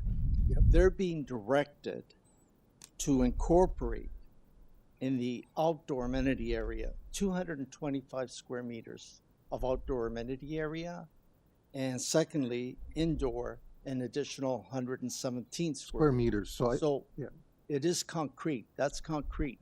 Understood. But what does that look like especially for those that are physically impaired, for those that visually impaired, for those that for children, for those with young families to have to now take whatever amenities we had indoors to now trek through snow to go outside, right? I'm sorry. So you are getting 117 square meters of amenity space. That's indoor. That's going to be the condition. And in terms of what does it mean for people who are visually impaired, who are otherwise have mobility challenges, any of that new space will have to conform to the new and current building code standards, not the building code standards that are in place as of the construction of this building. So that's, I think, part of your assurance there. The other part of the assurance, I would suggest is that as a residents group, you guys reach out to city planning and say you want your say on how that 117 square meters is to be developed. Understood. And I think that will be the next path that we take. And as a political footnote, if you don't get the response you want from city planning, contact your city councillor. Understood. Okay. And when it turns to about the amenity space and people being able to use it, the Ontarians with Disabilities Act has some things to say on it. Well, but the new building code will incorporate all of that. Yeah. I just wanted to comment that if it's an advisory comment is all the strongest that we can do with respect to the consultation with the tenants, I'd propose that your amendment just include that as an advisory. And I think I'm glad that your client's listening, because obviously the fact that there was a commitment to consult with the tenants has been a big factor in terms of our consideration of this application. So if that's the strongest statement that we can make, I'd want it included in a proposal in this advisory comment that we strongly encourage. We can include a for the record where the committee recommended the applicant pursue consultation with the tenants to address the comments in the petition and the letter on file.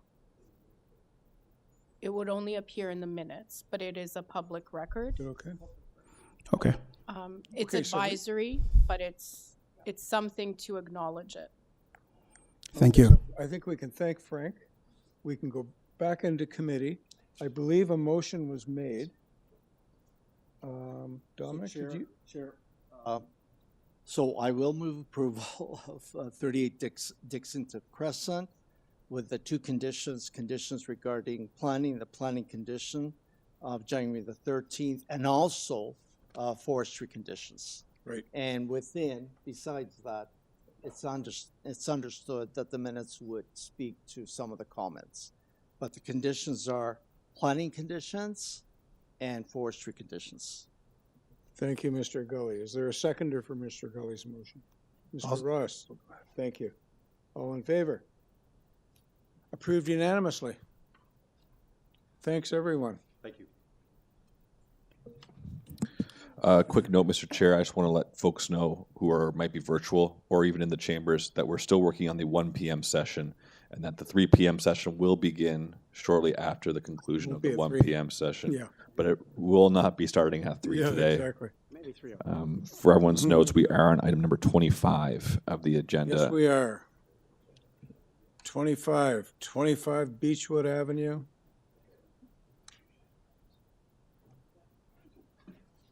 I'm just going to read a quick summary of the application here. It's to construct a new detached fourplex. There are 3 variances. There are no agency concerns or conditions. No neighbors expressing an interest in this matter. I will ask panel, are we willing to or desire to treat this as straightforward and not requiring a presentation? Pretty clear? Okay. Mr. Romano. Good afternoon, Mr. Chairman, members of the panel. Franco Romano, Action Planning, 321 Lakeshore. Okay, thanks, Mr. Romano. Again, are you, we've decided that this is pretty straightforward.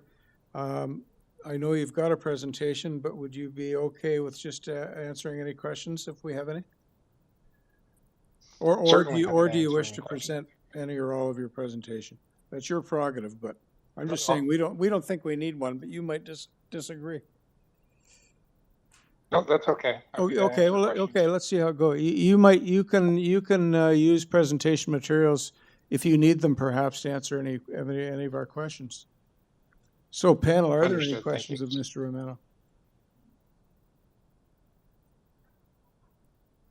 Doesn't look like there are. So, can we have a motion to make a decision then? Yeah, I believe the application meets the 4 tests, and I would like to move approval without any conditions. Thank you, Mr. Komorek. Is there a seconder for Mr. Gully? Thank you. All in favor? That's unanimously approved. Thank you, Mr. Romano.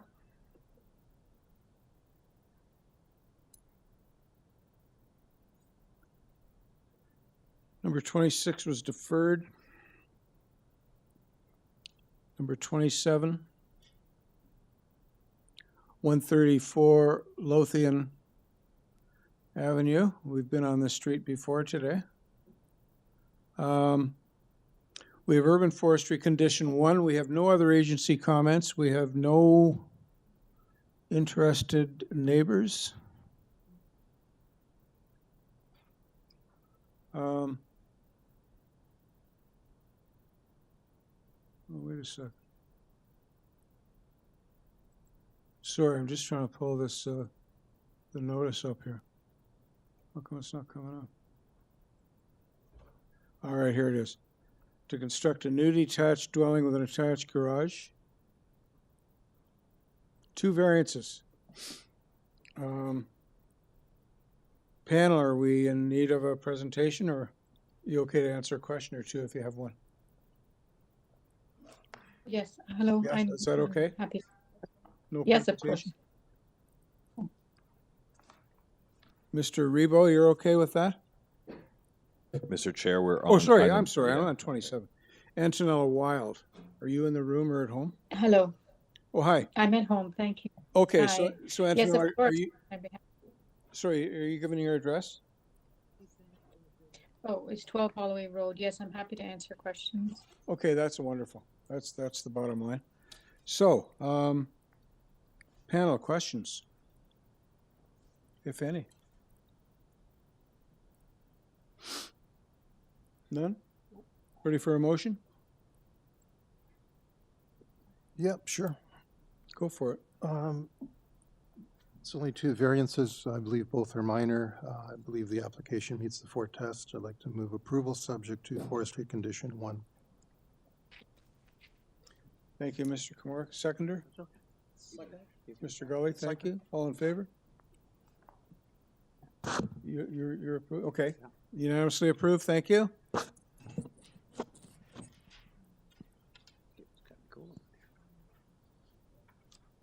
Item number 28 is a revised application, 16 Braywind Drive. The agent is Eddie Perez. The purpose is to construct a second-story addition above the existing dwelling, a covered front porch, and a rear second-story platform. There are 4 variances. We have absolutely nothing on file by way of agency comments or concerns.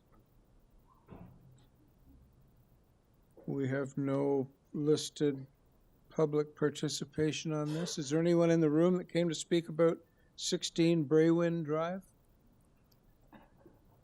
No one online, Adam? No one online, Mr. Chair.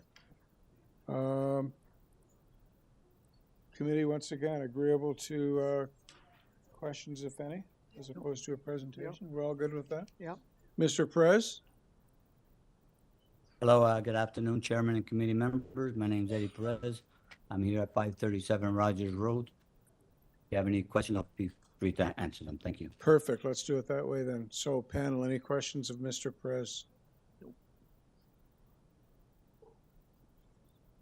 None? Nope. Then let's go into committee and make a decision. Chair, I'm going to move that authority be given to granting variances 1, 2, 3, and 4. 1 relates to the FSI. The other 3 relate to height issues. I believe that all 4 are appropriate, necessary, and justifiable. Move approval with no conditions. And that's on the revised application. Good, good. Thank you. Thank you, Mr. Gully. A seconder for Mr. Gully's motion. Thank you, Mr. Kumar. All in favor? That's approved unanimously. Thank you. Item 29 was deferred. Item 30 was deferred. We're now dealing with item 31, 77 37th Street. This is a consent and 2 minor variance applications. We have a revision for what? I guess we have revisions to both minor variance applications. Yeah, that's right. We have 31.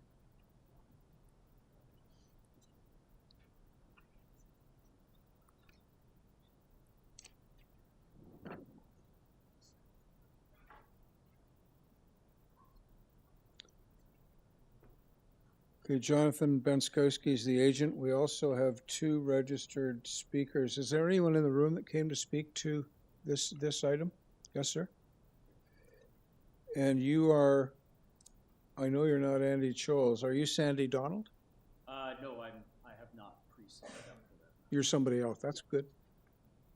Mr. Chair, Sandy and Andy are both virtual. Virtual. Okay. Okay, then let's call on Jonathan Benskowski first. So given the opposition and the fact that this is a consent and minor variances with revisions, I think a presentation. Pardon? And planning is recommending refusal, yeah. I think in light of all the above, we need a presentation on this one. Mr. Chair, it appears Jonathan has fallen off the call. He was earlier on and he was mic checked, but he's not currently in my list of participants.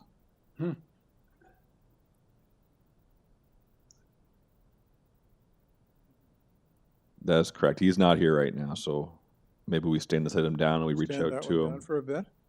Yeah, We'll come back to it. yeah. Okay. We'll revisit this one later, because you can alert me if and when he reconnects. Right? Sounds great. Do you want a bit of a break? Yeah, okay, why don't we take a short break? Mr. Chair, might be a good time for a break. Yeah, yeah. Maybe we'll reconvene at, well, it's up to you. What do you think? 3:15? 3:15. Sounds good. Awesome. What is that? The thing on the road, the circle. It's like, so it's like a holder and it's magnetic. Oh, okay. So it just, because now they charge here like this, for some reason. So Okay. just, before you have to stick them on, but now they have them. A quick note for folks, we are going to take a short recess. Please note we're still doing the 1 p.m. session, and we will start the 3 p.m. session at the termination of the 1 p.m. session. Thank you. So what number are we starting at? Well, we're going to try and start at 31, but if Jonathan Benskowski, the agent, isn't available, we'll jump to 32. Okay. I'm amazed he's not available. I'm surprised he's not available. Unless he had another hearing. We had that before today.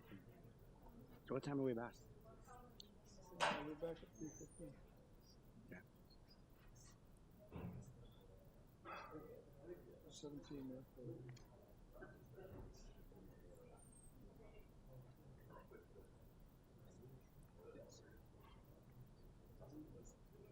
think our problem was we did the best we could do on it. Huh? That apartment building, we did the best we could. You might have thrown across the street. It's too cold. You know, the water runoff one.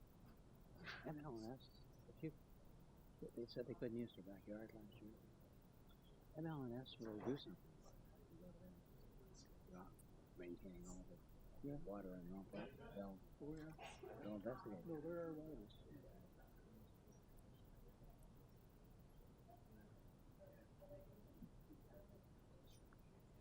Well, let's see. I think we're going to 3 o'clock probably going to start it.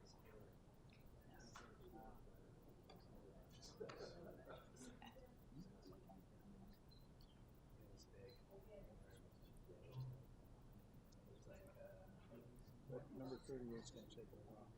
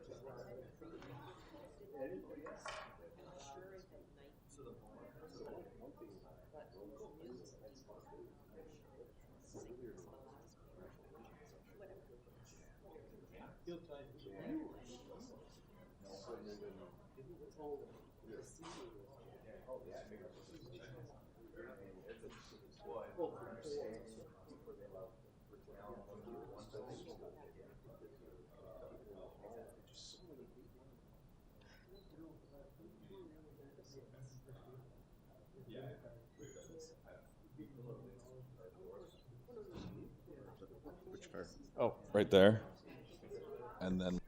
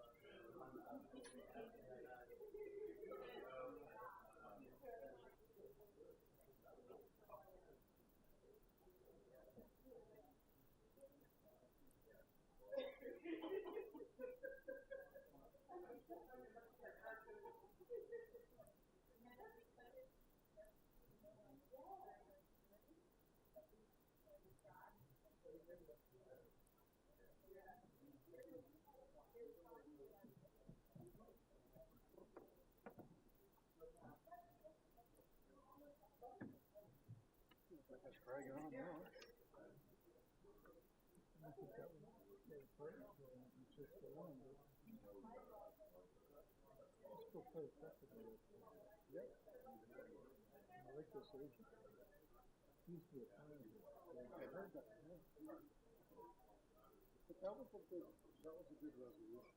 Yeah. I think so. I was just delighted to see him break out so quickly. Yeah, it's been a long time. I remember the old days, we used to say, okay, you guys got differences before we get the item. Yeah. Yeah. No, it's a good way to deal things. Oh, for sure.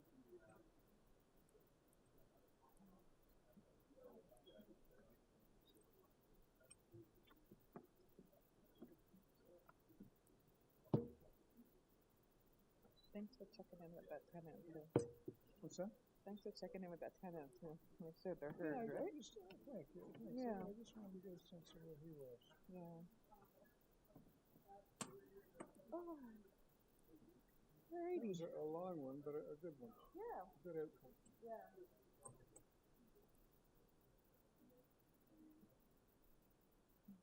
That's an example of showing people that they're being heard.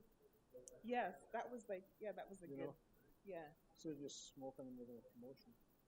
yeah, at least, you know, and a great agent. Excellent. He was a planner here. Yeah, I was hearing Yeah. that they were saying that. Yeah, no, he was smart to pick up on that and talk to the guy, and that was beautiful.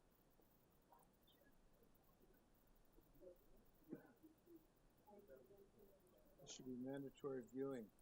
Yeah, I liked I loved them, and I remember you guys said that used to happen all the time, and I think it should go back to happening more often. Because Yeah. that's the first time in my, like, I think this is my 3rd year that I've ever seen it. I mean, mind you, a year that was remote, right? You didn't start until after COVID. Yeah, just in fact, my official appointment came. I think I was at your last session, just observing. I'd been named, but not, and I just came to say hello. And then, by the time I was to start, soon after they were shut down. I think. I don't know Yeah, if I we did shut any much. down. I didn't think I did much of any live ones. Well, for like, I started, Dan and I started September 19. COVID hit March 20. Yeah. So we had like 7 months in there, just jam full of people. There was no Yeah. hybrid, no virtual stuff. And routinely, at least a half a dozen times a day per hearing, we'd send them out to the hall and sort things out, come back, report back. It was beautiful. Yeah. And we got away from that.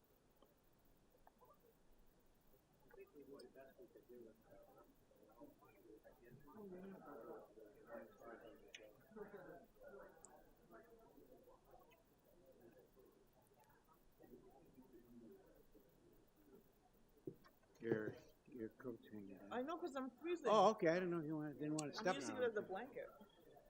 Yeah, it was fine this morning. It seemed to get about an hour ago. It started getting cool.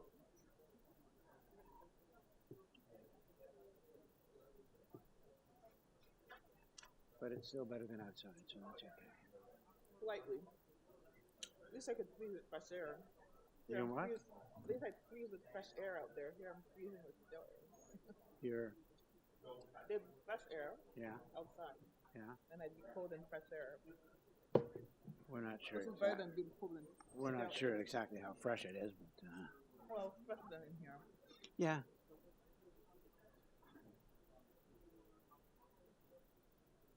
Because I feel my nose and my heart.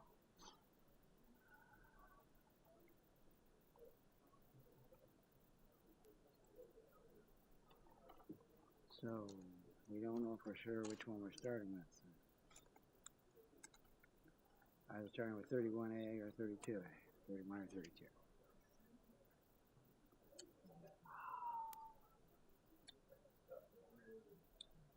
The big one is still that one Valiant.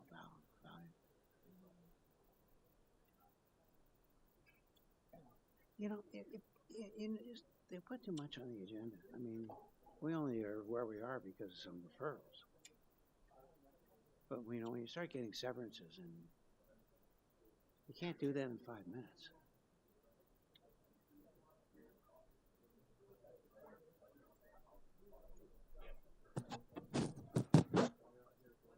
What are they here for? Do you know?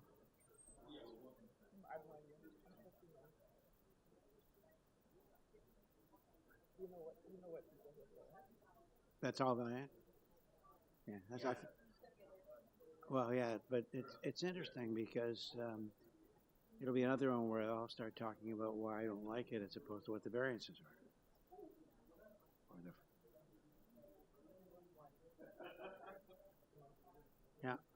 Well, I don't think the city sold that idea very well at all. They just kind of dropped it and said, by the way, oh, just by the way, they're allowed anywhere. I think yeah, the vision and the implementation is not mathing as we like Well, to there's also a feeling that say. Nothing mathing. the city's got a problem with not enough housing, so let's punish those who already have houses as opposed to. And it's not affordable. Well, yeah, I almost start to laugh every time I hear about affordable housing. What's affordable housing? That's like everybody paying their quote fair share. I mean, it's.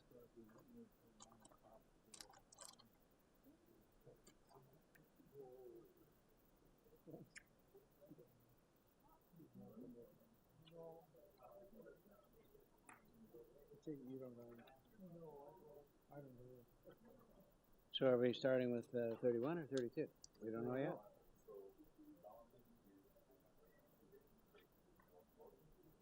Oh.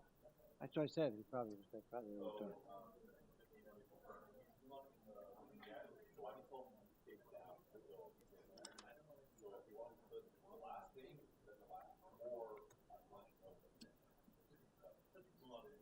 Why don't we just do 32, 33, 34, 35, and then? 31's not there yet? Hmm? 31's not there? How many? Jonathan. How many hearings do they have today, for example, in North York, you know? Two sessions? Oh, I just wondered, because, I mean, here, you're just kidding somebody by putting all those severances in the hearing. Yeah, yeah. No, they don't, but I mean, we have too many also, I mean, and it's not fair to people to make them wait around like that. Hmm? Yeah, we did them with them, that's right. Yeah? Yeah, we did the severances for, when you were Before my fresh. time. Yeah, it's when you were fresh too. I mean, I don't care what you say, you get to 5, 6 o'clock, you don't make the best decisions anymore.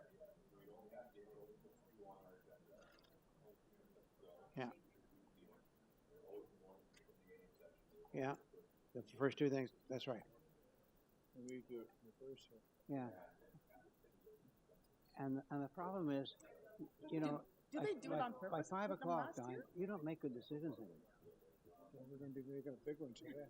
Yeah, I know, and I feel bad about that because you know, it's only human to say, well, we don't want to go so long, or whatever.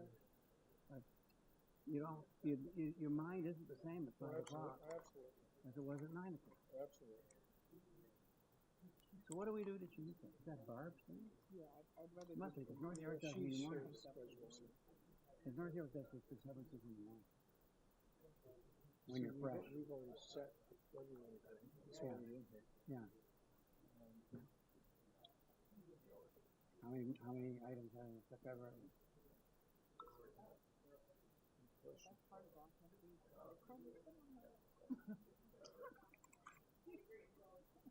I think Stan said it's 40?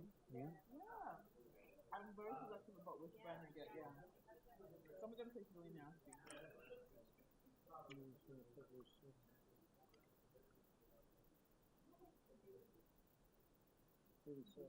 But I'm still will be baggers before February 14th. I'm just trying to see where they put the consents.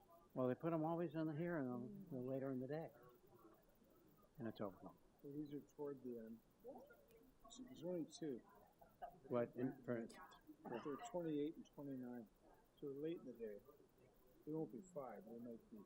We're here, you mean? Is that what we're talking about? The next date? February 6th hearing. Yeah. So there's how many of them? There's only 2 consents. And they're 28 and 29 on the agenda. Yeah, I expect I buy them all. It's also not fair to make that many people wait. Before 3 o'clock. Yeah, but it's not fair to make that many people wait either. I mean, you know that's going to happen when you pack that many in. Yeah. No. Stacking cousin is not like we're like mingling. Yeah, we're pretty much all related. It's pretty the same. Okay, we're at 3:15. Mr. Chair, we're at 3:15. We ready? Well, we got the whole here. Yeah, looks like we are. We got. Yeah, Mr. Chair. Yeah, Mr. It's 3:15, so I think we'll look to reconvene. I just told him that, but he didn't listen to me. He waits for you. I listened to everybody. So we are going to hold off on item 31. We're going to hold off on item 31 because the agent is not available to speak to us right now. So we are going to proceed with in order, items 32, 33, 34, 35, and then we'll come back to 31. Oh, my camera. Oh, boy.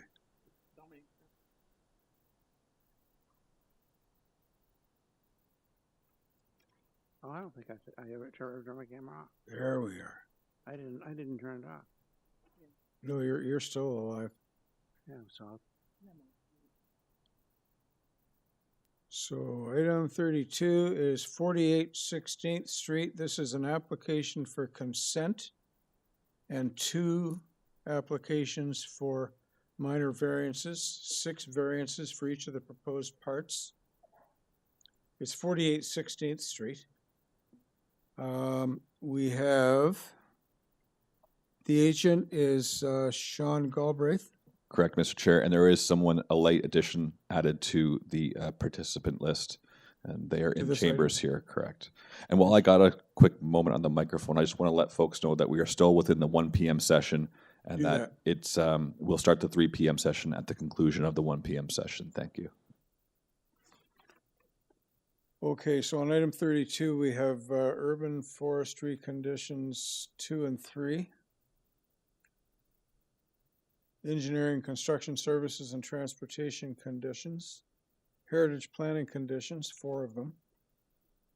Community planning is okay. And that's about it. So I guess firstly we hear from Agent Sean Galbraith. Is the interested party in the room, Adam? Oh yeah, okay, that's you. But Adam's not. Adam's virtual. Sean's virtual. Sean. Correct. Okay, Sean. Good afternoon. Afternoon. Sean Galbraith, planner here on behalf of the application. 18 King Street East, Suite 1400, Toronto. Okay. So what is before you is, I believe, a fairly straightforward application to create 2 new lots out of a single double wide lot. No variances are required for the lots themselves. They comply with the zoning bylaw requirement for lot frontage and lot area. So the variances only pertain to certain development aspects of the proposed, the 2 proposed single detached dwellings for the new lots. The 2 new dwellings will be 2 stories in height. In the cover letter that I submitted, I outlined in a little more detail the location and the extent of the variances. Not that one. That's the original one that I submitted with the application. It would have been submitted last week. Planning rationale, probably that one. Anyway, so the first, we've reviewed the conditions and they're all fairly standard conditions. We have no issues with any of them. That looks like it. Yes. The proposed FSI is among the smallest that has been sought in the area and is well below the average that's been approved on the street and in the neighborhood. A few of the variances are sort of related to each other in terms of the side yard setback. We have a requested side yard setback for both of the 2 new dwellings on the north side of each, and then some of the variances are for like aligning the porch and the deck with that new side yard setback, if that makes sense.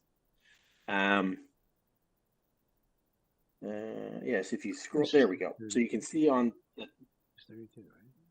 top illustration there, the location of the side yard setback variances, and then variances 3 and 5 relate to the front and rear decks and them being aligned with the new side yard setback.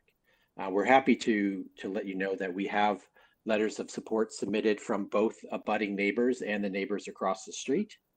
I'm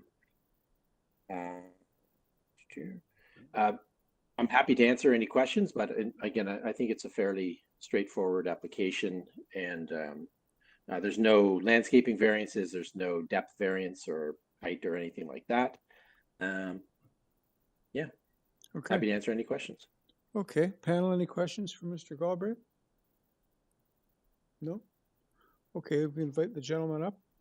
give us your name and address, please, sir, and talk to us. Okay. Tim Dobson. Oh.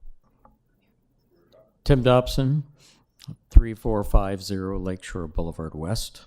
It's near 30th Street. And part of my concern is the side yard setbacks and any injuries that would be on the abutting properties. Now, I heard that they have consent, or at least letters of approval from, I don't know if it's both neighbors, but if there's any particular trees that would be impacted during the construction, because usually the side yard setbacks results in very difficult construction techniques and getting scaffolding up to without actually injuring or damaging the abutting vegetation. So that would be one of the things, and also is the prominence of the garage that looks like it faces the street, and so it kind of dominates the facade or frontage of the building there. And I'm not as familiar, I don't have information as to the selection of materials, so I'd be questioning what the facade materials would be and if it'd be consistent with the recent planning studies that are looking at Long Branch and the character of the area there.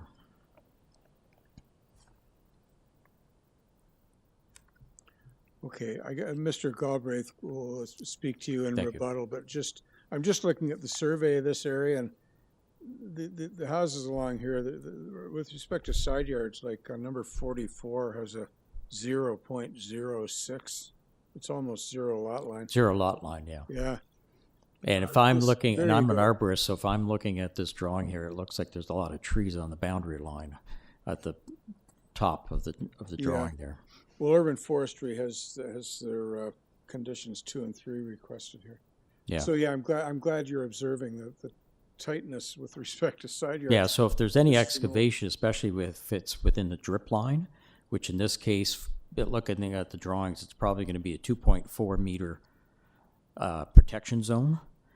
And it's not that it's technically impossible, but it would require like air spading or hydrovac with, an expert on hand, not a backhoe or anything like that in terms of excavation. It would have to be very delicate and sensitive root surgery in order to ensure that whatever is pruned is within less than 20%.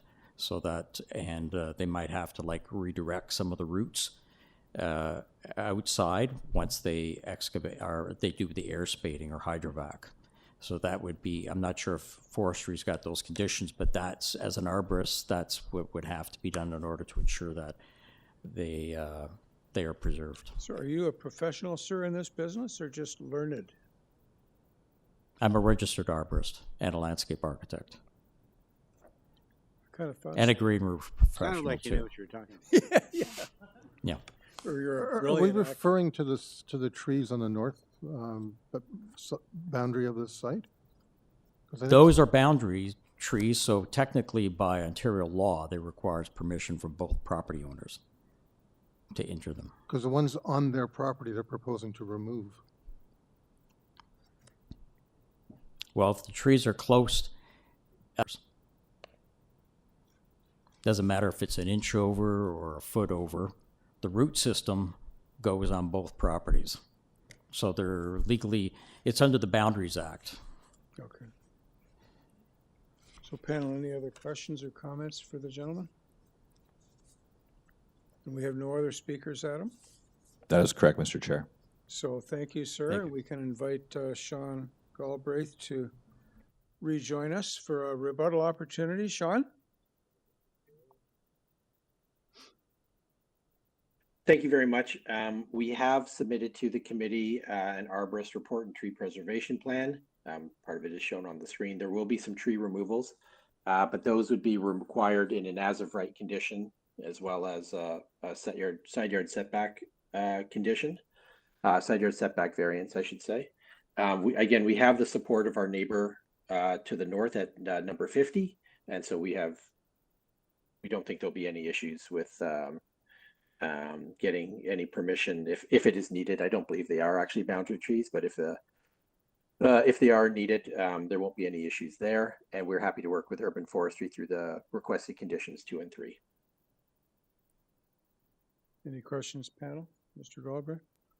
Sure, I've got a couple. Just want to speak to the side yard setbacks.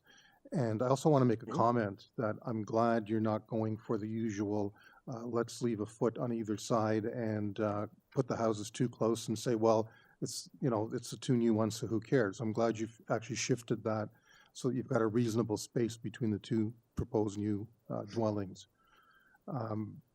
What is the total distance between those, the 2 there? I believe it's, trying to read this. On the,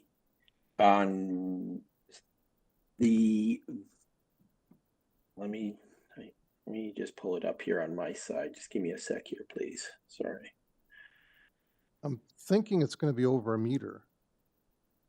Like, I think so, but I want to make sure I'm giving you the right answer to that.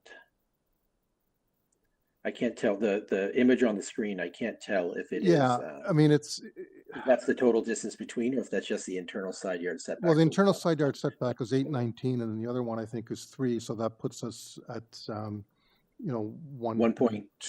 1.6, yeah. 1.2, yeah, ish. Ish, yeah, that's fine. And then, yep, yeah. So we're 1.26 at the back and 1.11 ish at the front. Okay.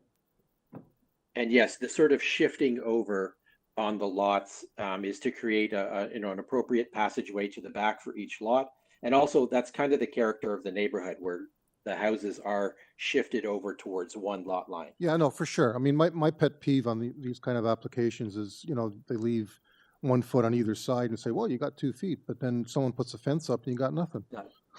Okay, thanks. It's totally not usable. I totally get that. Yeah. Anything else for Mr. Galbraith? So I think we can go into committee then for a decision.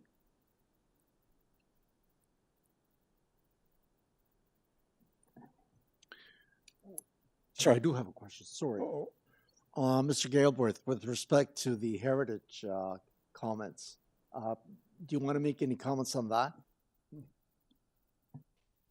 We only so those comments were only submitted on Friday last week. It looks like they're asking for a stage 1-2 archaeological study because we're in an area of archaeological potential. That's fine. We can retain someone and provide that. Okay. And as far as development engineering conditions, 2 conditions that they're proposing, you're okay with those, right? Yeah, they requested the standard conditions and then a couple notes about the driveway to be added to the site plan. And you're okay with those, right? Beg your pardon? You're okay with those conditions? Yes, we are. Yep. Okay, so we ready for a decision? Chairman, I'm very familiar with this area, and I believe that the lot severance, the lot splitting that is being proposed here, I think is very valid. I think it's a very good form of minor intensification in an area that is up and coming in terms of rejuvenating itself. And I believe the variances that are being requested with respect to the severance of the lot. Sorry, just your microphone isn't on. Sorry, are appropriate. I'm going to move that the application for consent be approved, subject to standard conditions, and the as well as the associated variances with the conditions from development engineering of November 2024, as well as the heritage report of January 16, 25. Move approval with those 2 conditions. Approval of the consent, approval of the associated variances with those 2 conditions, Chair. We were also requested from Urban Forestry. Yeah, I was going to say, I'll second that with adding the forestry. And forestry conditions 2 and 3. Okay, thank you, Mr. Gully. Is there a seconder for Mr. Gully's motion? Sure, I'll second that motion. Thank you, Mr. Komoric. All in favor? That's unanimously approved. Thank you, sir, in the room. I forget your name, but thank you very much for your participation. Thank you, Mr. Galbraith. Okay, we can now proceed with item 33, 360 Melrose Street. This is a application for consent and applications for minor variances for each of the two proposed parts. We have Urban Forestry recommending denial or their conditions 1, 2, and 3. We have no registered speakers. Is there anyone in the room that's here to speak about 360 Melrose Street? No? And no one online, Mr. Chair. And we have Addison Milne Pierce as our agent. Good afternoon, Mr. Chair. Just for the record, I'm a planner at Design Plan Services, Addison Milne Price, located at 87 Skyway Avenue. I'm the applicant on behalf of the owner today. Good. So, here to present to us. Absolutely. So as mentioned, the applications before you propose to create one new lot by severing an existing lot and will result in 2 new single detached dwellings. As pointed out, community planning and development engineering transportation staff have reviewed the applications, recommended a few conditions, and have indicated no objections. I've not been made aware of any objections from the member of the public.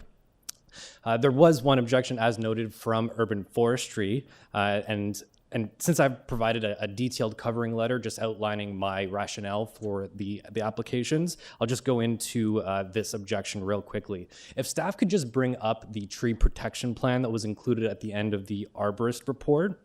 I just want to begin by pointing out that this proposal, it does require several permits to injure or remove a bylaw tree. Urban Forestry, however, as per their report, is only concerned with the removal of one specific city-owned horse chestnut tree. That's tree labeled 2S on the tree protection plan that you can see located in the Municipal Boulevard. The removal of this tree, it's triggered by the current proposal due to the driveway that's proposed to access the new lot. And I just want to point out that this tree has a diameter of 6 centimeters. It's quite young.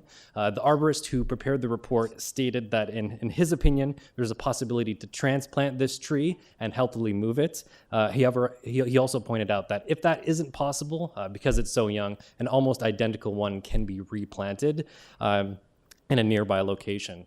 Ultimately, my opinion is that this tree removal is the result of the driveway, not necessarily result of the consent or any of the variances that we're proposing. I'm confident that should the committee choose to approve the applications, we would be able to work with Urban Forestry and find some sort of mutually agreeable solution with the Urban Forestry staff. Now, just to speak briefly on the severance itself, I just want to point out that at the end of the covering letter I've submitted, I've provided attachments A and B, which include an analysis of all of the lot frontage and lot areas of the selected neighborhood area. I've determined that the most frequently occurring or prevailing lot frontage in this area is indeed 7.62 meters, which is consistent with what we're proposing for both new lots. In addition, the proposed lots will be somewhat larger than many of the other lots within the area, and you can see that illustrated by the large amount of yellow lots in attachment A. Just to touch on the variances quickly, variance 3 pertains to the lot coverage. In the plans, diagrams sheet A1.1 demonstrates that the proposed building envelopes of the house, they're actually coming at around 34-35% of the lot coverage. And most of this additional lot coverage is triggered by the rear deck and front porches. Although I'll point out that the total that we're asking for is quite consistent with other approvals along Melrose Street and in the broader neighborhood. And the same story goes for the proposed FSI that we're going for. There's quite a few decisions that I can reference that point out that the proposed FSI of 0.76 is quite consistent with recent approvals, some of which also constituted a severance application.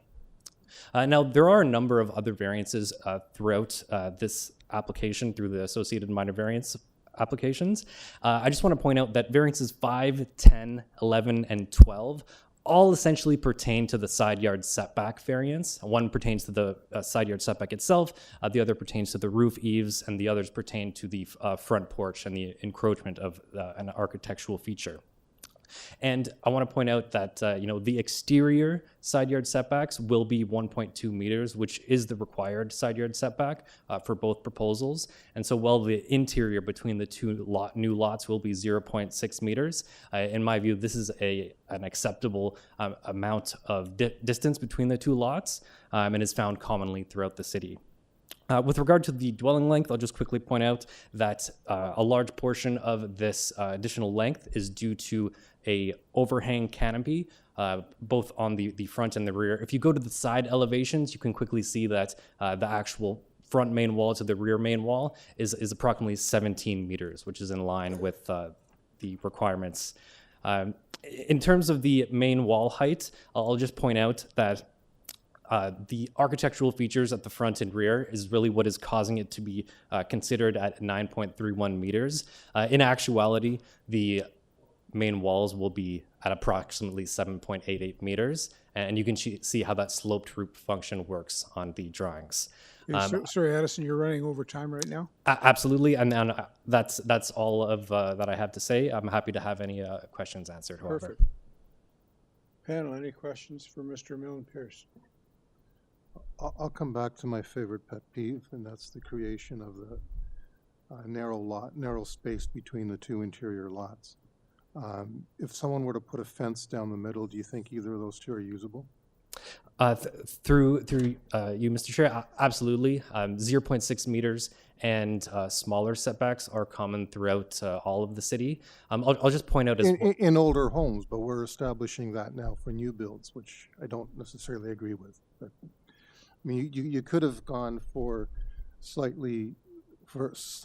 variance on the exterior side to give you some more room between the two houses. But that was, I guess you want to keep the number of variances down. Well, through you, Mr. Chair, the amount of variances would actually have stayed the same in that alternative scenario. What I think the benefit of this scenario has is that both adjacent neighbors will have a side yard setback of 1.2 meters, which is what they could have expected from any as-of-right proposal.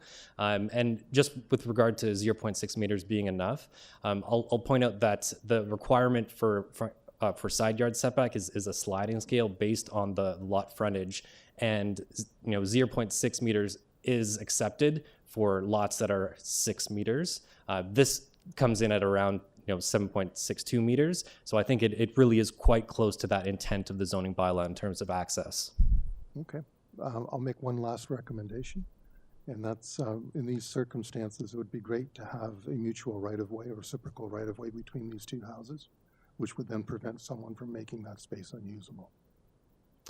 Through Mr. Chair, I think that definitely is a good option. I do think that at the very least, the maintenance of the 1.2 meter side yard setback on both sides will ensure that there is access to the rear, but fair point.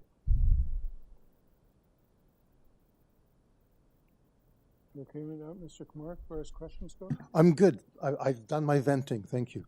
You gotta have a venting opportunity. Ms. Reddick, Mr. Ross, Mr. Bell. We have no one in the room to speak to this matter. That's correct, Mr. Chair. No one virtually. So I think we are now ready to go into committee for discussion if necessary, or a decision.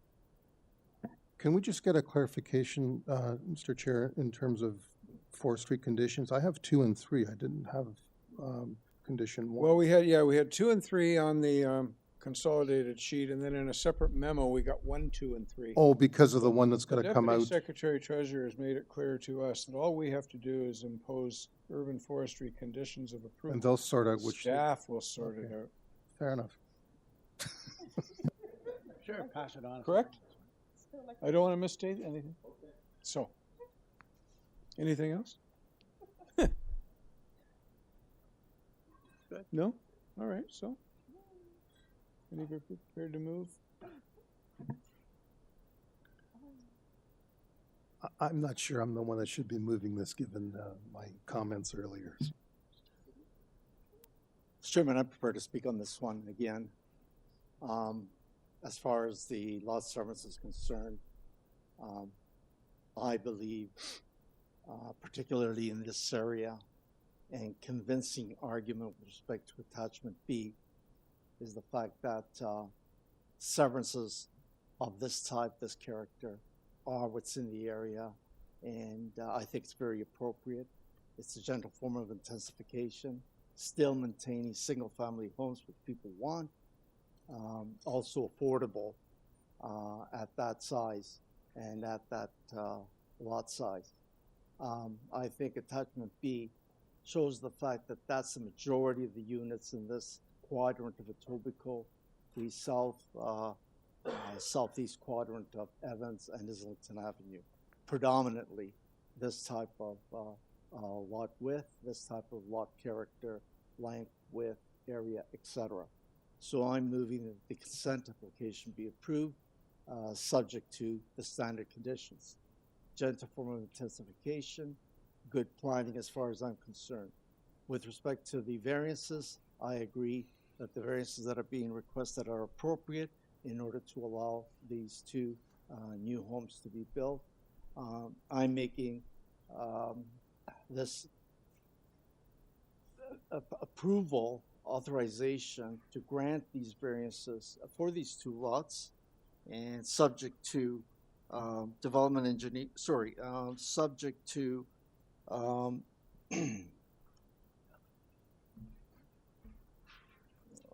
just lost my place here, Chair. Development engineering conditions of November the 14th. There are two conditions and subconditions to that, and urban forestry condition, I believe, 2 and 3. Urban forestry conditions. And I think just to be clear, your motion regarding the minor variances is with respect to the revised applications. Yeah. Okay, thank you for the motion, Mr. Gully. Do we have a seconder? I'll second that. Thank you, Ms. Ruddock. All in favor? Unanimous approval? Yeah. Thank you, Mr. Milne Pierce. Thank you. Okay, so we're going to do the next two, and then we'll revisit 31. Okay. The agent is on He for is 31, available. but I've let him know that we're going to go, and he's Okay, aware. so He's okay. he Yeah. understands. We're on 34. 34. 28 Blair Athol Crescent. Purpose is to construct a new detached dwelling with an attached garage. There are 7 variances. This item was deferred back in November to enable correct notice. We have urban forestry condition 3 recommended, and we have a for information only memo from planning. So that's about all we have on this one. And the agent is Antonella Wild. Ms. Wild. Hello, Mr. Chair. Yes, we do have some letters of support, and if you would like me to put a presentation together, I'd be happy to do so, explain the differences, or just answer questions, whatever you'd like. Yeah, let me just consult with the panel here. Anybody need a presentation, or can we just leave it for question period? Okay, yeah, thank you for the option. We'll take the questions option. No presentation. Okay. So, panel, Great, questions? thank you. Yeah. Questions for Ms. Wild?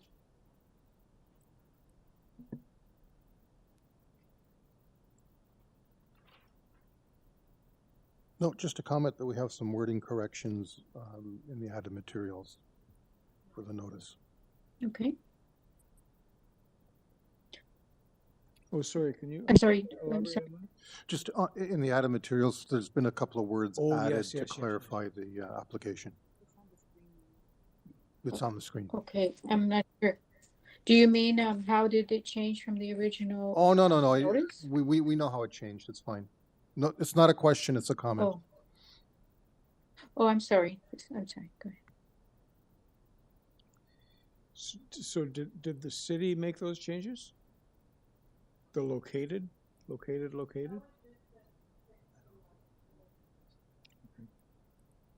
Okay, no worries. Any other questions? Or it's pretty straightforward, right? Yep.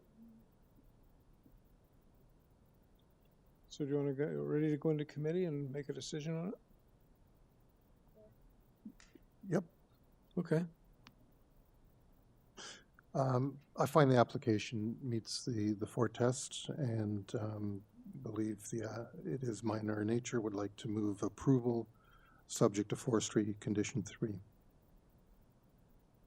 Okay, thank you, Mr. Kamork. Is there a seconder for Mr. Kamork's motion? Mr. Ross, thank you. All in favor? That's unanimously approved. Thank you, Ms. Wild. We'll now deal with application number 35.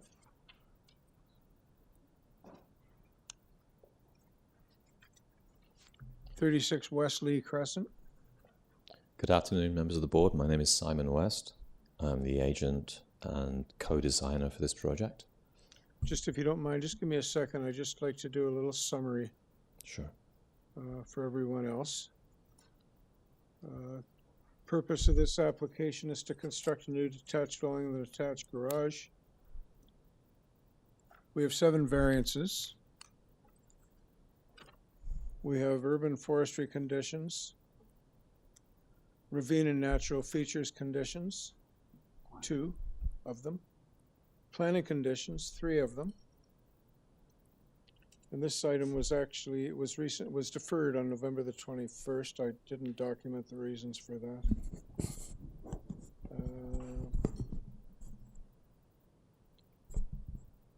And then in additional information, we got ravine and natural features consolidated. Oh, and they're recommending denial. So yes, sir. Mr. West, please proceed. So in front of you we have a fully detached home. We're tearing down the existing home. We have 7 letters from the immediate neighbors in support. The immediate neighbors to the north and south of this house, we've also conferred with them and they have no problems, but they're a bit more old school, so they actually didn't want to sign anything, but they're not in opposition to what we're doing. We have an unusual pie-shaped lot here. It's a very deep lot, so hence the proportion of the house is actually slightly larger than what's required. And in the same case, we have a rear yard setback that's actually larger than that's also required. As far as comments from urban forestry, we have permission from TRCA. We have permission from planning department other than 2 aspects that they want to add to the house, as far as bird-proof glass and dark lighting which faces down in the rear. We have no issues with that at all. As far as the comments from ravine and urban forestry, if you look at those comments, they're actually based on the coverage being 37% and the length of the building being 25 meters. The new revised drawings show coverage as being 36% and show the length of the building as being 20.43 meters. So they're actually based their comments on the old drawings, which are now revised. So I have no issue in obviously applying for a condition 1, which is what the old consolidated memo stated. But I think they've not really fully reviewed the new drawings. So I kind of have a bit of a question pertaining to that. Regarding the revised zoning waiver, the city's actually said that they're very impressed with the reductions that we've created. They've actually described them as being significant. I can go through those revisions if you want me to.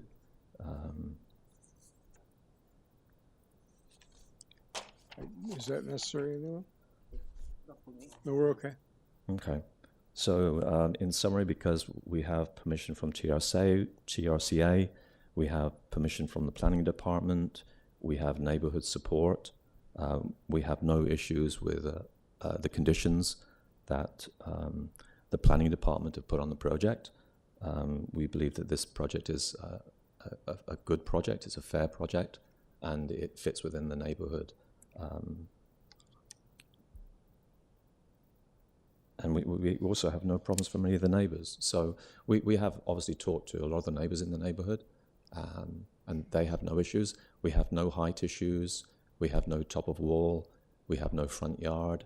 We have one small side yard issue, and that's only at the garage portion. The actual house itself is as of right, and we have no height issues on this project. We have a small coverage issue.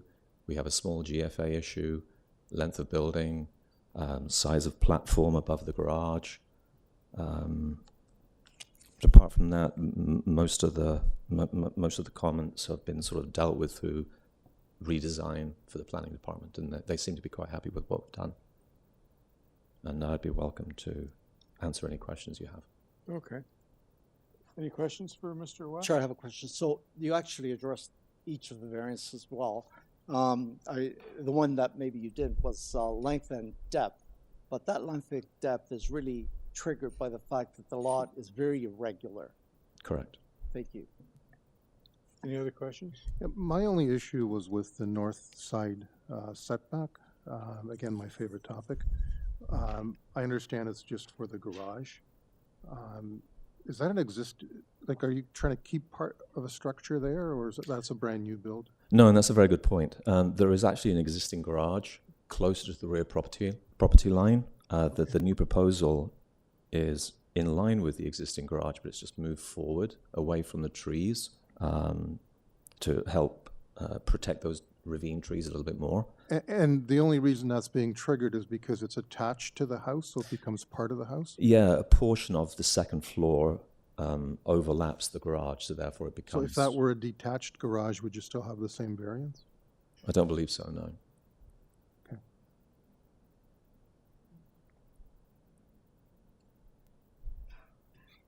Sure, I have one more question, sorry.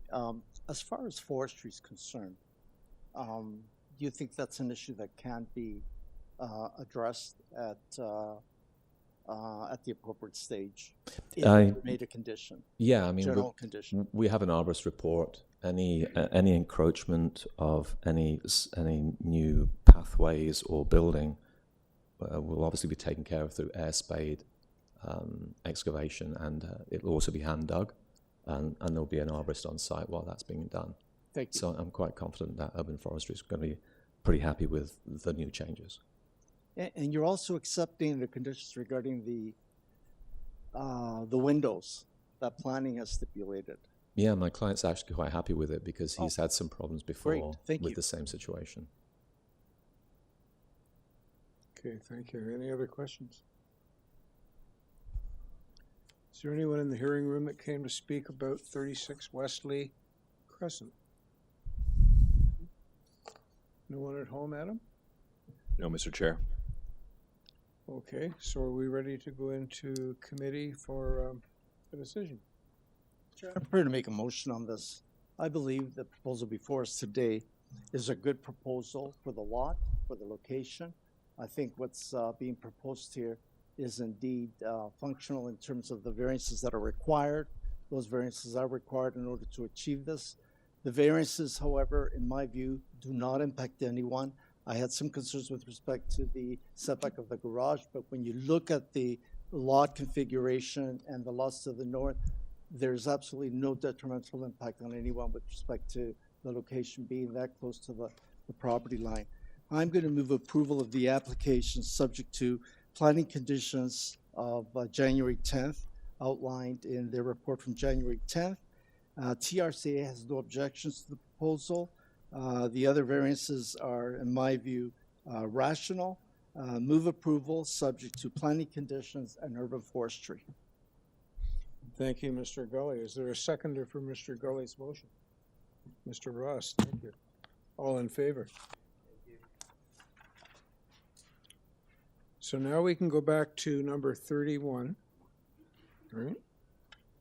And just let me update here. We have two interested parties, Sandy Donald and Andy Scholes. That's correct. And also a person in chambers at the last. Person in chambers. Is Tim again. Yep. And again, a quick reminder to folks who are on the call, We are just wrapping up the last item from the 1 p.m. session. The 3 p.m. session will start shortly thereafter. Thank you. So this is the last item from the 1 p.m. agenda. So, Mr. Benskowski. We waited for you. Let's go. I would like to deeply apologize. I was in a North York hearing and I wasn't able to be in two places at once. So I deeply apologize to the committee, staff, as well as any neighbors that are here. Not a problem. I'm just going to do a quick summary for the folks in the room here. This is an application for consent, minor variance applications for each of the proposed parts. We have a lot of opposition. We have Metrolinx advisory, heritage planning conditions, 4 of them, engineering, construction services, and transportation conditions, urban forestry conditions, and a recommendation for refusal from the Community Planning Department.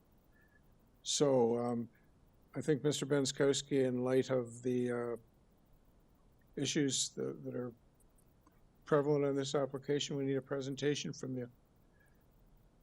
Absolutely, Mr. Chair. Just before we get going, we did make some significant changes to the variances that are before you. Mainly, it's part 1, which is now going to be a proposed duplex, which led to some significant changes to what we are requesting before you today. We've done 2 things. We marked up a zoning notice, as well as I prepared a comprehensive list of variances that will be requested before you today. I'm not sure if you'd like me to remove them formally in front of you, or we can just proceed with what's on the screen with what you see. Well, I think before you get into this, I think the caution is we can't deal with revisions that are tabled at the hearing. We deal with what's before us. Mr. Chair, these are the removal of variances from the application. There's nothing being added other than part 1 now just being a duplex, which is permitted. So the applicant has removed variances. He hasn't, but the purpose has changed from a single-family dwelling to a duplex for one of the lots. The other one was already listed as a duplex, so that's up to the committee if you consider that minor enough to deal with today. Okay. Proceed. Okay, so part 1, Mr. Chair, is now a duplex. This has led to the elimination of numerous variances, namely being the proposed FSI, as well as the dwelling length. Under the approved multiplex zoning bylaw, there is no regulation now for FSI, as well as because of the proposed lot size that is before you today, the actual permitted building length is 19 meters, not 17 meters.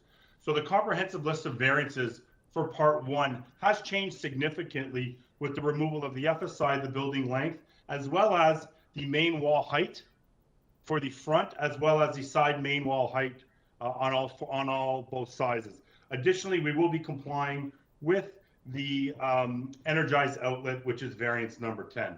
So before you today is for a request for 6 variances. Really, to get into the meat of it, it would be the lot frontage and the lot area. If we could bring up the support material that I provided, please.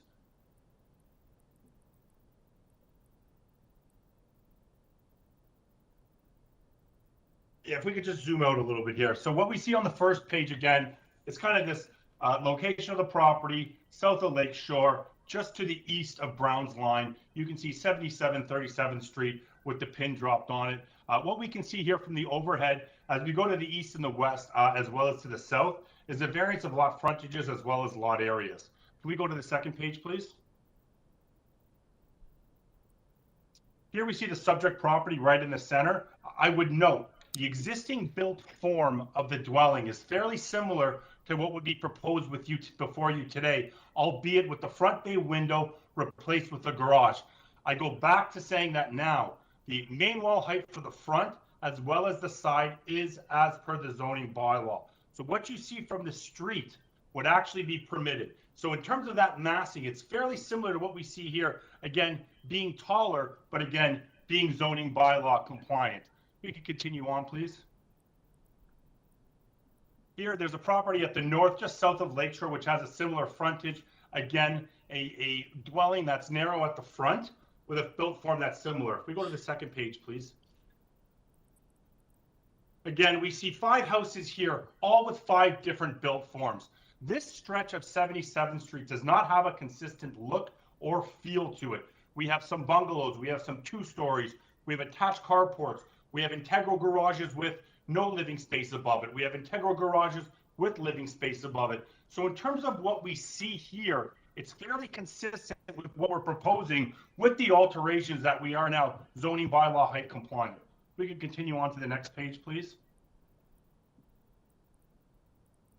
Just quickly to address the exterior side yard setback request at 0.91 meters. I am just illustrating here the existing side yard setbacks of the properties to the north and the south. To the north, we have a 0.92, and to the south, we have a 0.97, which is the existing side yards of those dwellings.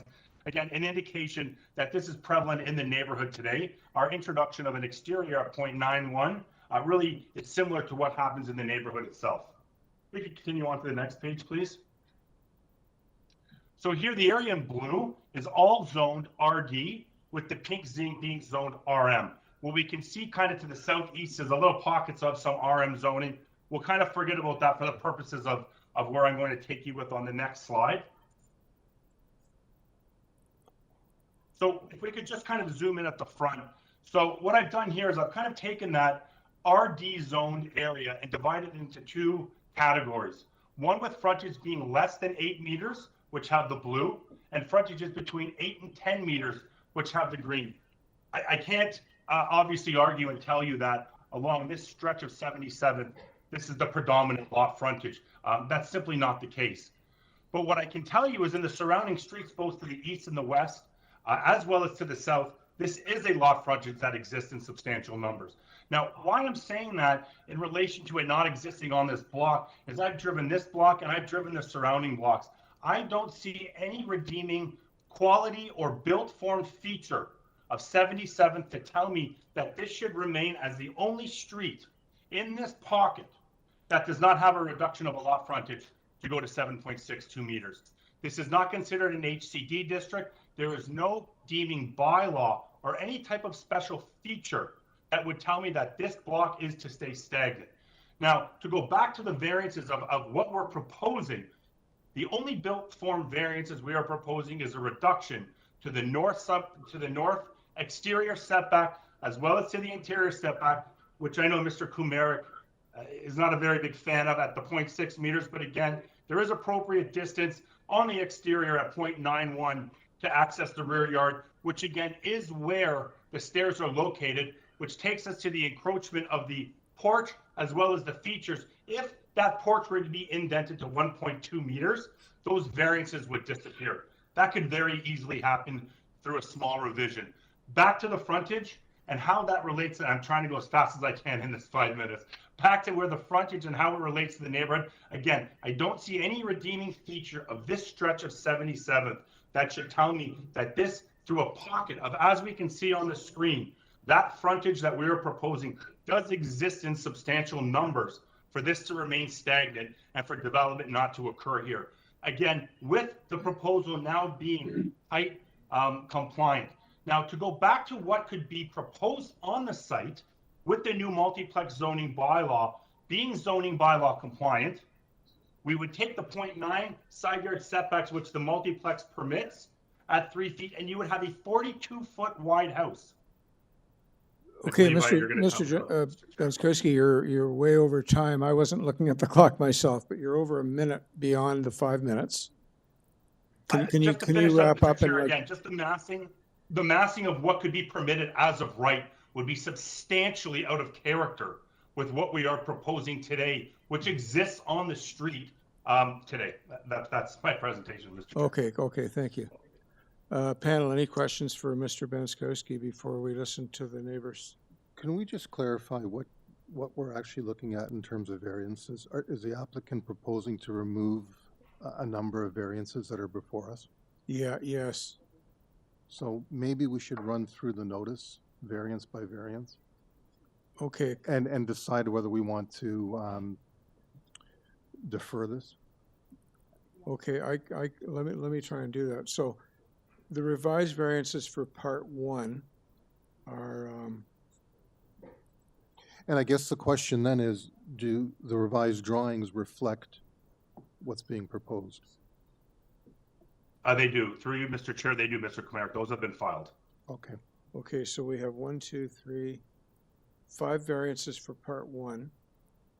There were 10, but numbers 10, 7, 6, 5, and 3 have been eliminated. For part two, we have 6 variances. There were 7. Number 7 was deleted. No, this is No, it's not. This is in the original package.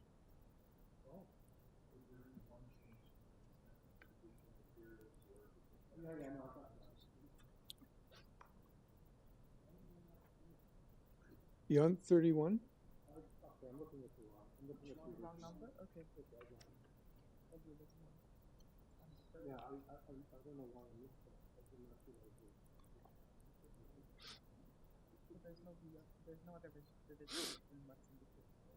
Mr. Chair, I'm having a hard time hearing anything that's going on. Yeah, right now. sorry, I had my microphone Very off. awful. Part of the issue was when I did my review, I did not see the revision page. I was looking at the original.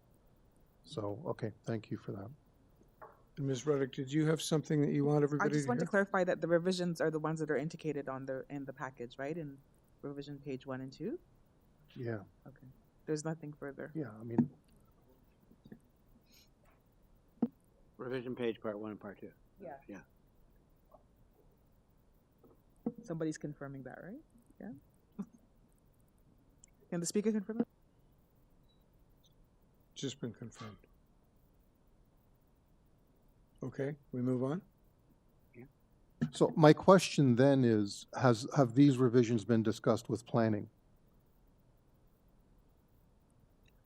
Through you, Mr. Chair, they have not, Mr. Cleric, but I'm in complete disclosure. If we look at the planning memo, I believe the crux of the objection is to the frontage and lot area. I'm not sure, in all fairness, whether this would sway change planning. their, I'm not their, sure. their opinion. Okay, thanks. Okay, can we hear some of the interested speakers? Do you want Ready to? for that? I don't want to stop things. We okay? Panel? Yep. All right. Do you want to do in person or virtual In first? person always first. Virtual. Okay, perfect. So Tim, you're up.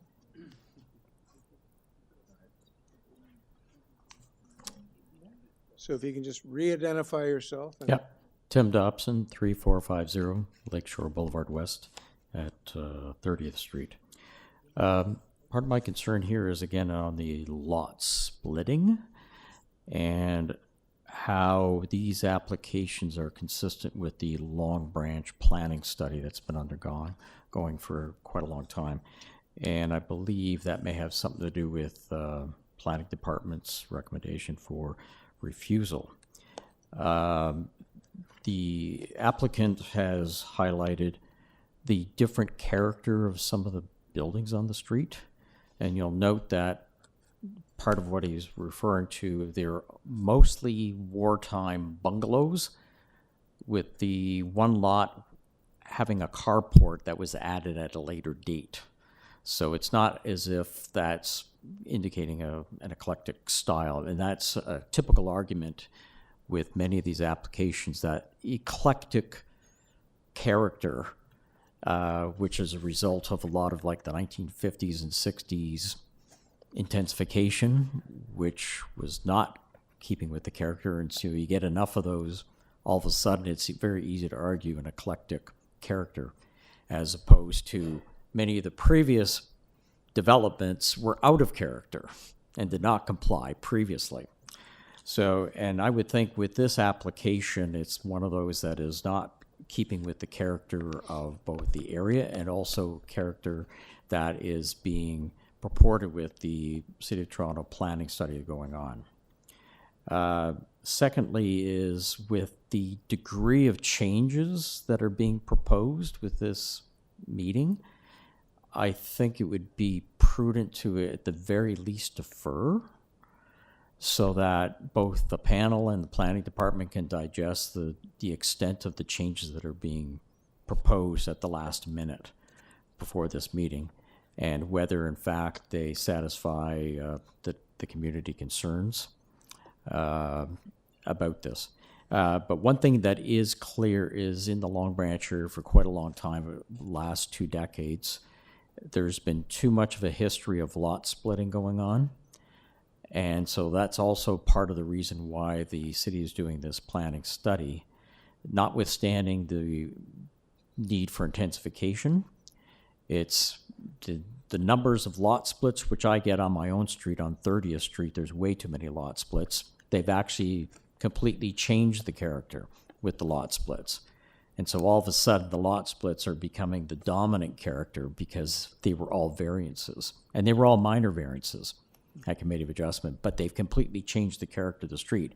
I believe what the City of Toronto is trying to do with their planning study is to maintain some integrity of the character of Long Branch.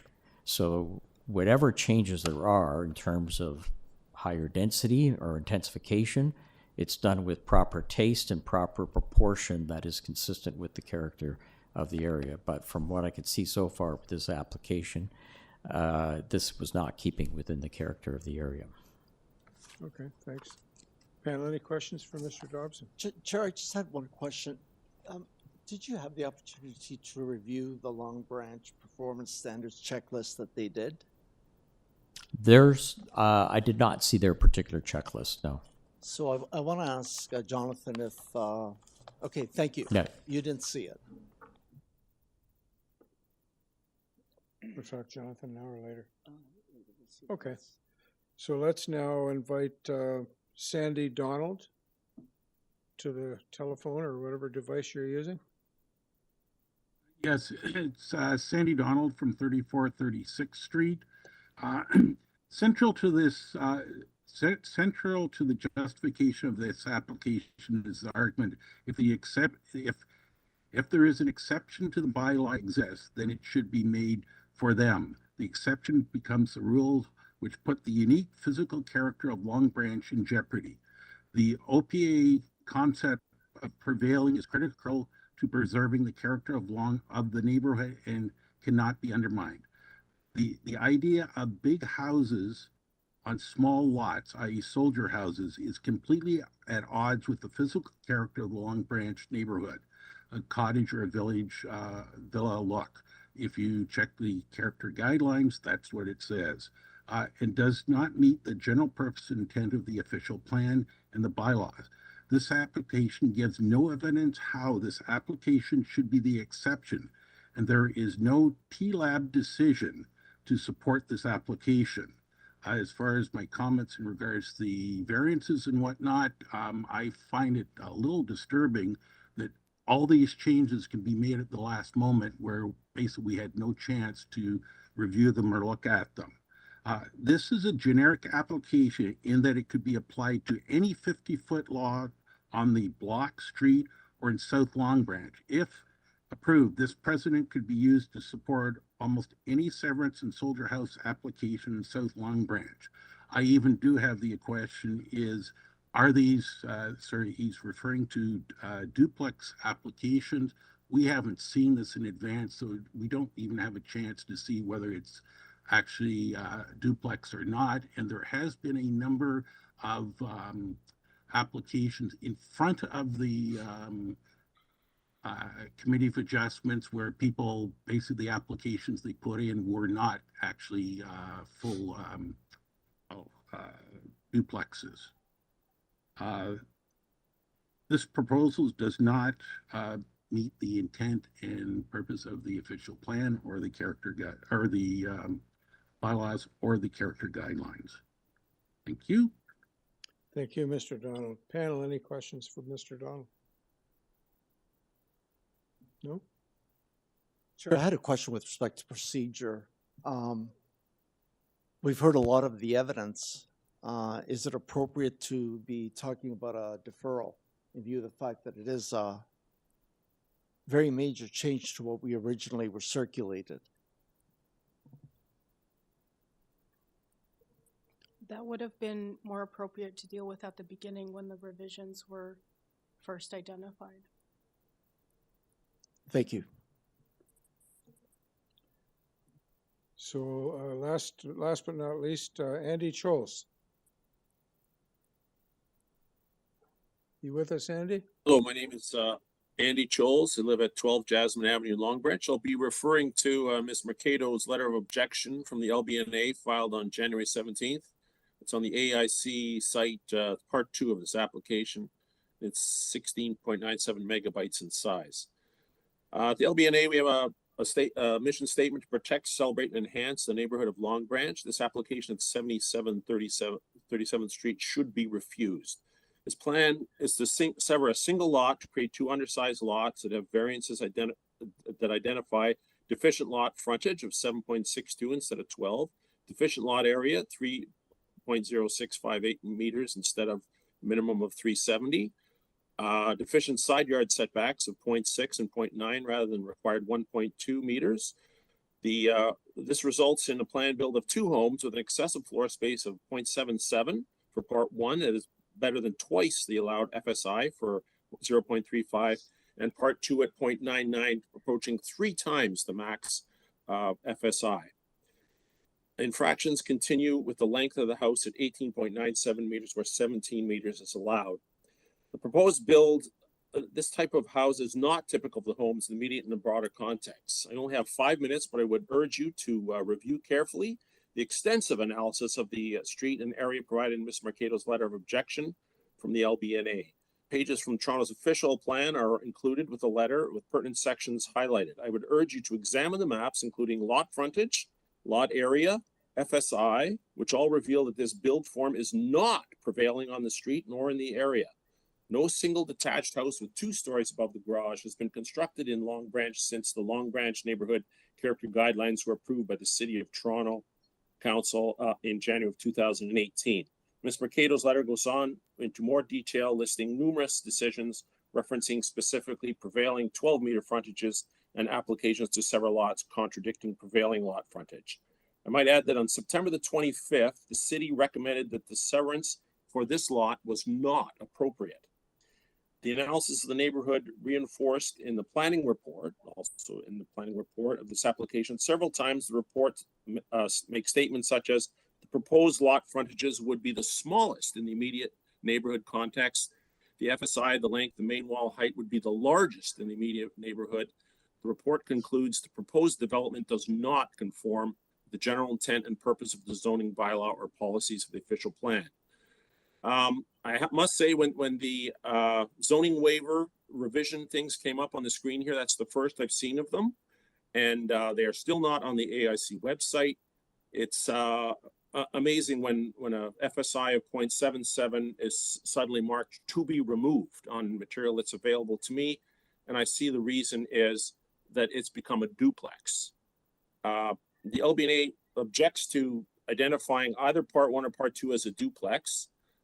This trend is some applicants erroneously call a home a duplex, allows them to avoid several significant variances being assessed to the build. For this application, the FSI of part 2 at 0.99, where the max allowed is 0.35. The length of the building is 18.97, where the max allowed is 17 meters.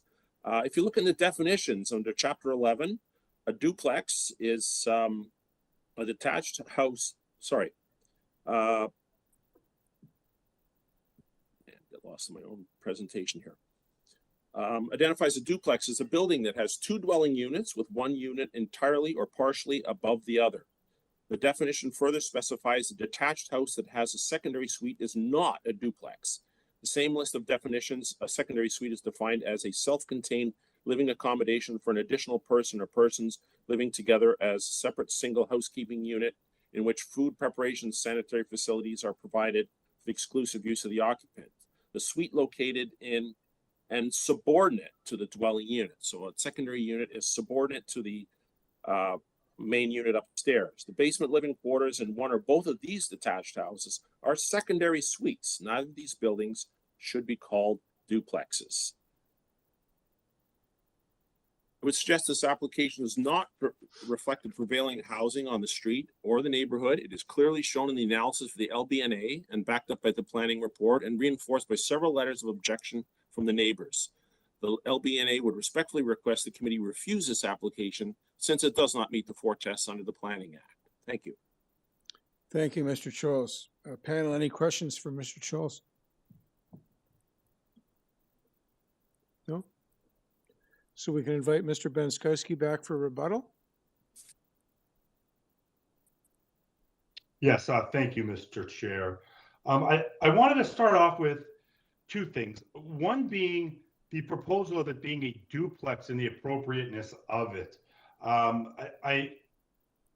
Without getting into too much detail, a duplex is permitted citywide, a triplex, a fourplex is permitted citywide, as well as a garden suite is permitted citywide. On this property, that is permitted. Nobody's trying to put anything in front of the committee that is not permitted that we're going back on. Part 2 has always been labeled as a duplex, and that is reflected in the variances that are there. I find it off-putting when the phrase of avoiding variances is used when this is council endorsed. These are the zoning bylaw provisions that are before us today. It's very simple. If you have a multiplex, which involves a duplex, a triplex, or a fourplex, there is no FSI provision. The province went even further in December by introducing a new Ontario regulation because there were parts of Etobicoke and there were parts of Scarborough, other than the broader province itself, that still had restrictions on FSI for multiplexes. In the end of November, the province went one step further and took away all of those. So province-wide, not just citywide, province-wide, there is no restrictions for FSI. That's fact. That's where it is. And that, again, is reflected in Part 2. The changes to Part 1 were the reduction of the built form as it faces the street with the height. I also would say that on the AIC, all of the material we filed back on January 17th is there and is date stamped January 17th. Nothing was put in after the filing date. All of the revisions were made in accordance with the required filing date of January 17th. In terms of going back to the Long Branch neighborhood guidelines, we weren't actually requested to submit the neighborhood checklist, the Long Branch checklist, in conjunction with this. Now, I don't want to speak to why, but what I might say is the changing planning landscape we have that is permitting on properties like the one that is before you today, a duplex, a triplex, a fourplex with a garden suite. The OP provision specifically speaks to new development will often be different than what exists in the neighborhood today because you're introducing a new type of built form, again, council endorsed. So this is a council endorsed provision that is looking to expand housing options in neighborhoods. Again, if this were to be an as-of-right fourplex, this dwelling would be essentially 5,500 square feet as it fronts 37th Street, with the same height that is before you today. Without the separation, one mass, I can tell you that would not fit within the character of the neighborhood. A 5,500 square foot dwelling, again, permitted as of right, that could get a building permit tomorrow, that would not be subject to any of the Long Branch neighborhood. And again, I want to stress the word guidelines because an as of right dwelling is not subject to that. So to go back to what we're proposing, again, I don't see any redeeming factor or any built form feature of this stretch of 37th or of this broader neighborhood that should mean that this is the only block that does not see any type of development. You just bear with me for 1 sec. I'm just trying to go over my notes. Lastly, again, with the changes we've made, the massing, again, is as per the zoning bylaw. I would also note that neither adjacent neighbor submitted a letter of objection, nor did they appear before you today. It is, again, people from the broader neighborhood that have shown up today. I'm happy to answer any questions that the committee might have. Yeah, I'll just kick things off with a couple of comments. While you're right, multiplexes are permitted citywide, and they are given some relief from some provisions of the zoning bylaw. They do not have any relief regarding lot frontage, lot area, or side yards, to name three. Those three issues have been identified as problematic for the city, and Mr. Komorik has much earlier relayed his concern about the side lot line being 0.61 meters. So yes, they're encouraged, they're permitted throughout, but not with total disregard for all zoning provisions. FSI, yes. Lot frontage and area, no. So we have to be respectful of the zoning standards that you are attempting to seek relief from. And there's three I just happened to mention that aren't afforded any relief just because it's a duplex. Any questions or comments from anyone else on the panel? No? So then I presume we are ready for a decision. With some discussion. With some discussion, of course. I can kick that off and just mention that, in my opinion, a single fourplex on this site might be more appropriate. I think also two semis on this site might be more appropriate because it would be more in keeping with the setbacks. It would be more in anyway. I think planning concerns, as Mr. Benkowski pointed out, is primarily the size of the lot. And I agree with that. I also have issues with the length and the setbacks. Yeah, with respect to planning concerns, principally frontage and area, I was just looking at, and it was on the screen, but I'll look at it myself. It's in the LBNA presentation. Could staff, could you pull that up? It's the one that shows the lot pattern on 37th Street, colored. Yeah, that guy. So this one had the most dramatic impact on me. When I take a look at the block on either side of 37th Street, from top to right down to Lake Promenade, the lot pattern, frontages, and areas are very consistent. And what's being proposed here is exceptionally different, and I have a problem with it in terms of lot sizes, frontage and area being compatible in the immediate context. Any other comments? We're just in discussion. Yeah, not so much in the broader context, but in the immediate context. Immediate, yeah. Like I treat immediate as the street, both sides of it. Yeah. For the block. And that being And probably more this- significant than the broader. Exactly. There's not even one outlier. There are on 38th Street and 36th, but not 37th. So I think it's dangerous to set a precedent by introducing a frontage differential and lot area this extensive. That's just my view.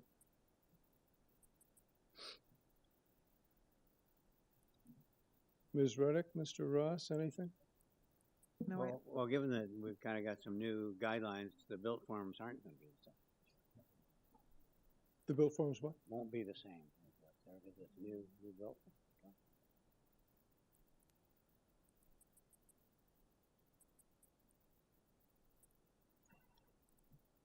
So anybody else wants to say anything? I'm ready for a motion. If Okay, there's no why other don't you discussion. make a decision here, or a motion? I'm going to move to refuse the application. I don't believe it meets the four tests. I believe it's an overbuild. It would be premature to make those small lots on this street. That's my motion. I'll second it. Okay, motion to refuse the consent and the minor variance applications made and seconded. All in favor? That's refused unanimously. Thanks for everyone's participation. And that ends the 1 p.m. agenda. So now the question is, when do we commence the 3 p.m. agenda? Oh, yeah. Short break, 5 minutes break. You never get a 5 minute break. 5 minutes, I don't lie. Just 10 maybe then? How about 4:45? 4:45 it is, Mr. Chair. Thank you. Yeah, that probably makes That'll give us time to do a microphone check too that way, actually. So that's good. Does that work? Do you want That more? works. No, that works. Okay. And you'll get a break, Adam? Yeah, you're off for 14 minutes. All right, everybody, we will take this opportunity to take a short recess. And in the meantime, I will start to do a microphone check for folks who are present on the WebEx call. Microphone check, Christina Chang. Christina Chan, go ahead. Or Christian Chan. Starting? Sorry, you cut out there. Thank you. The user logged in as Architrava Design. Go ahead. Is this William Hall by chance? Yes, this is Bill Hall. Oh, thank you. Sorry, in the future, can you log in with your name and not your organization? That would make it a bit easier, but thank you for confirming. Have I given you enough room there?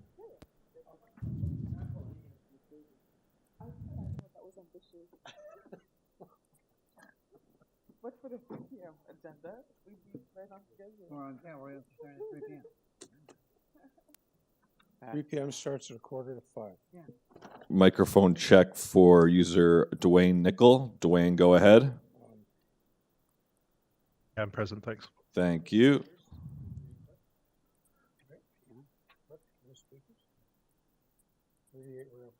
What is his value? Microphone check for user Jacobo Decimio. I apologize about the name. Yes. That's okay. Thank you. Can you hear me? Yep, we got you. Thanks. Yeah, sure. Thank you. Microphone check for user Paul Desjardins. Paul, go ahead. Paul Desjardins speaking. Thank you. So there's 4 in total. Microphone check for user Phil Demcour. Phil, go ahead.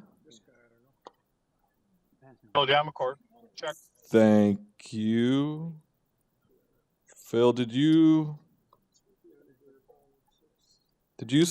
item are you here for? Oh. Phil, can you confirm what address you're here for? 36, but I don't plan to speak. Sorry, you're here for item 36. Oh, okay. And sorry, you don't intend to speak, you just said? That's correct. Okay, thank you. So you're here to watch. Just for your records then and information, you can pop over. We are live streaming this on YouTube, so you can go and watch there if you'd like. Microphone check for the user simply logged in as Rose. Rose, go ahead. Rose, go ahead. I'm here. Thank you. Can I confirm your last name with you? Duchar. Perfect. Thank you. I got you on my list. Thank you.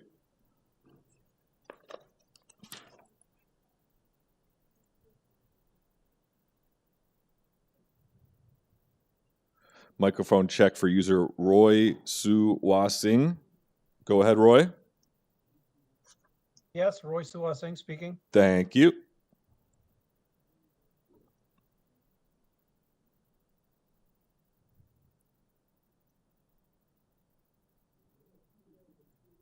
Microphone check for the user Shar. Go ahead. Sharmista. Go ahead. Hi, present. Hey, thank you. Present.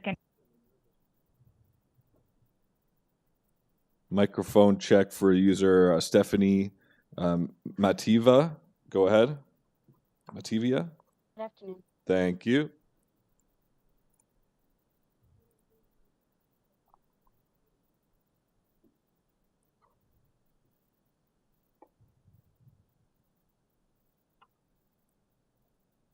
Microphone check for Stephen Dawson. Stephen, go ahead.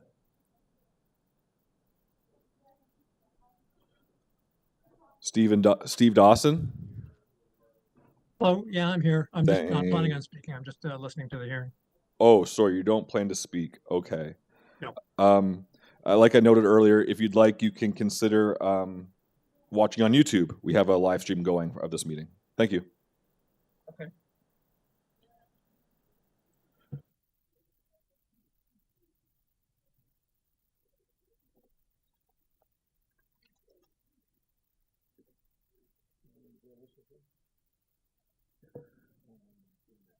Okay, microphone check for the user who's logged in on a Gmail account name, Tim A. Guavia. Tim?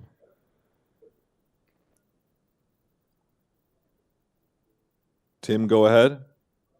Not planning on speaking. Oh, okay. Thank you. Thank you. Adam, are these all with respect to Valiant? People you're talking to now. Yeah, maybe I'll just do a quick check-in with you later. Because I got like 30 in front of me, but it sounds like a few of them now. Okay, carry on. That will conclude my microphone check at this point. If we do have more people show up before we start the meeting, we'll make sure to try and check you. Thank you.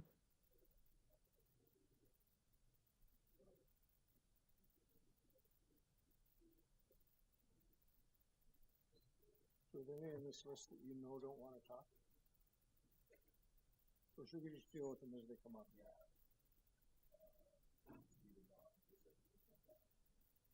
Is that the only one? Oh, he's the second last one.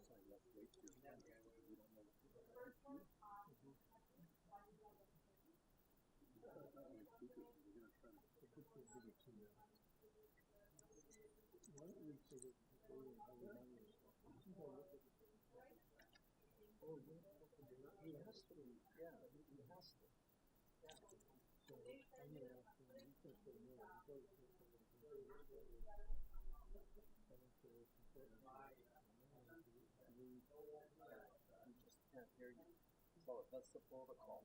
Yeah. So maybe I'll call for a motion that we either give them an opportunity to make them listen. What I'm going to see here for? Yeah, you wouldn't hear. You wouldn't hear.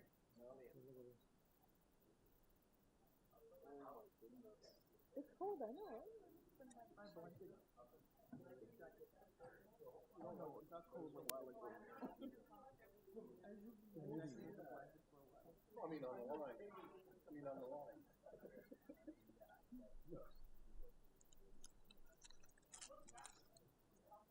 I think it's David Eagleman's fault. It is good.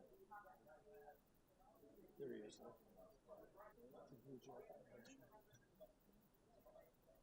Hmm?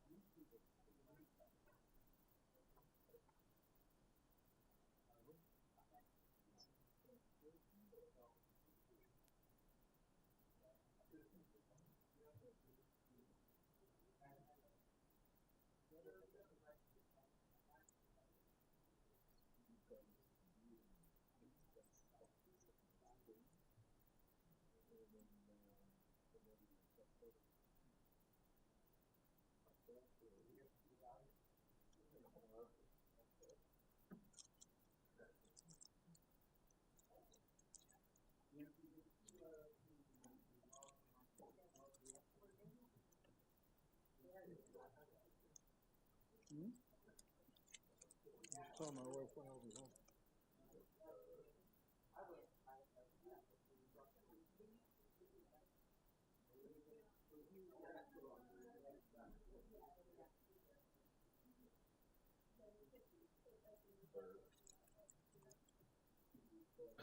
All right, Mr. Chair, it is 4:45. Do we want to look to get started, the 3 p.m. session? Excellent. Okay. Microphone, Mr. Chair.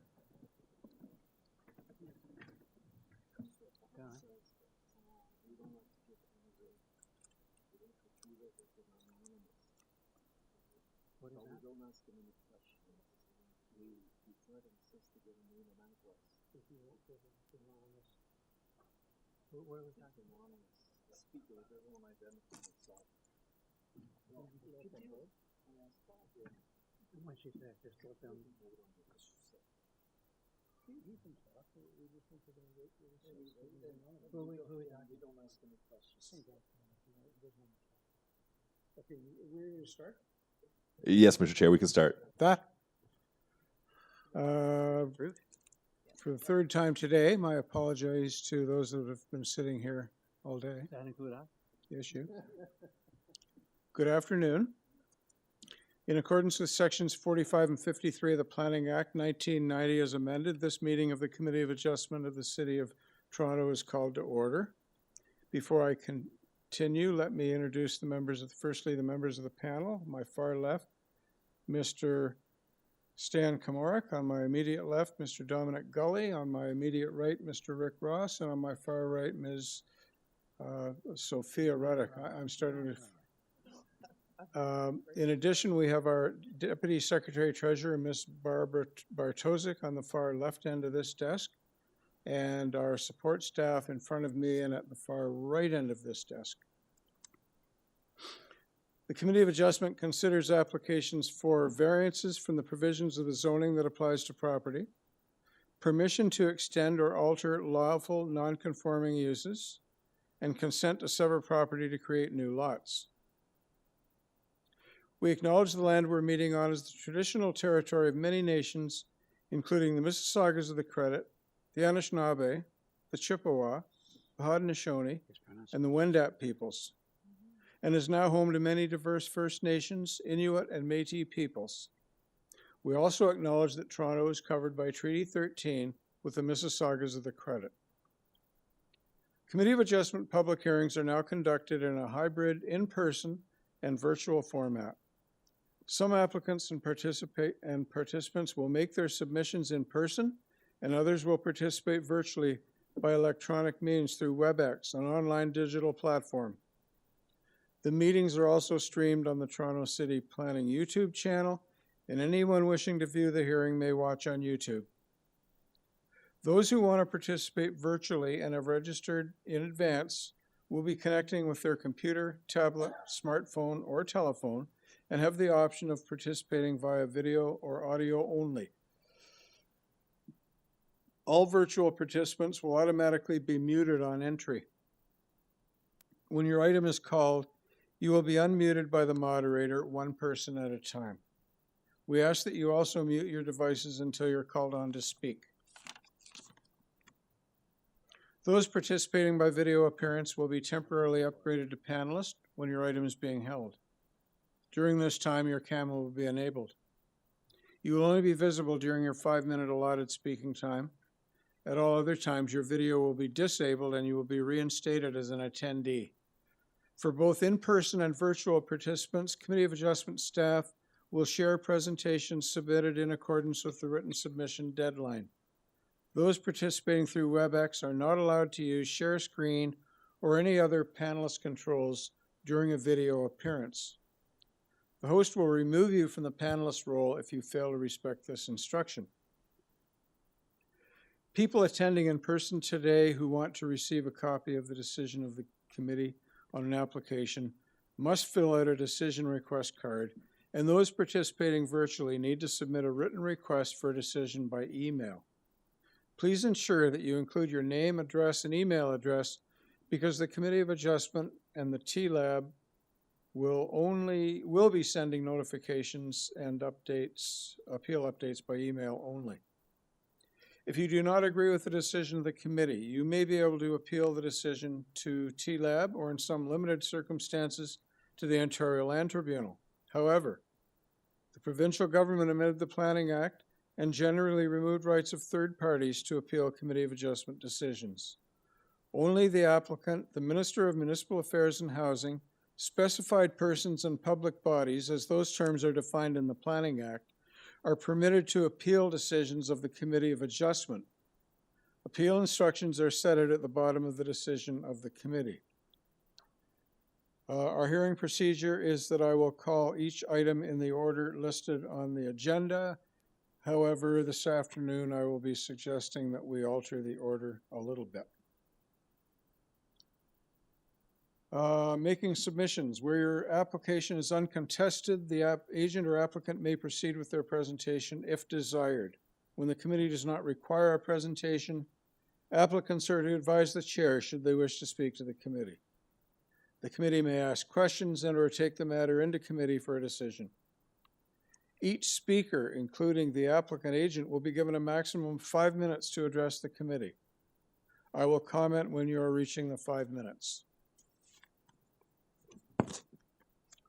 Any presentation or other materials you wish to submit to the committee must have been emailed in advance of the hearing.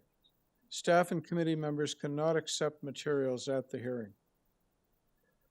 When addressing the committee, please clearly state your name and address. Please remember to confine your remarks to the matters outlined in the application. The applicant or agent will proceed first and will make a presentation to the committee on the application. Please note that the committee may not entertain revisions to proposals at the hearing today. The committee may decide to defer the application if substantially revised to ensure the revised application is accurate and that all those entitled to notice of the application are informed of the changes. Then, individuals either in support or opposed to the application will be invited to speak. Generally, we first call on speakers in the hearing room and then those participating through WebEx. Committee members may ask questions of each speaker after they have finished their presentation. When all speakers are finished, the applicant agent has an opportunity to rebut only those issues that were raised by the speakers. This will mark the end of the discussion. The application will then be taken into committee for a decision. So I have a question for panel. Are there any declarations of interest for items in this agenda time slot? None? I ask the same question of staff. None? Madam Deputy Secretary Treasurer, have you received any requests for deferral from this agenda section? No, Mr. Chair. And Madam Deputy Secretary Treasurer, are there any files that need to be closed today? None. Okay, thank you. Okay, so as I said, we normally deal with the agenda in order, but out of respect for those that have pretty straightforward applications, I'm going to propose that the agenda that we proceed with for the last 4 items of the day are number 36 first, number 37 second, number 39 third, and number 38 fourth. Panel, are we in agreement with that modified approach? Okay, then let's do that, and we'll start with item number 36, 3425 Lakeshore Boulevard West. The agent is Christian Chan. And Mr. Chair, there is an area resident that was a late addition that would like to speak. That's not on Late your list. addition area resident, okay. Correct. Present? Boy, did you buy 3 tickets to get in here? Good. Okay, so item 36, just a quick summary. Purpose is to construct a new 3-story mixed-use building. A previous Committee of Adjustment application approved variances related to rear yard setback, building entrances, angular plane, driveway width, and parking. We have 3 variances. We have no agency comments or concerns, and 1 interested neighbor to speak.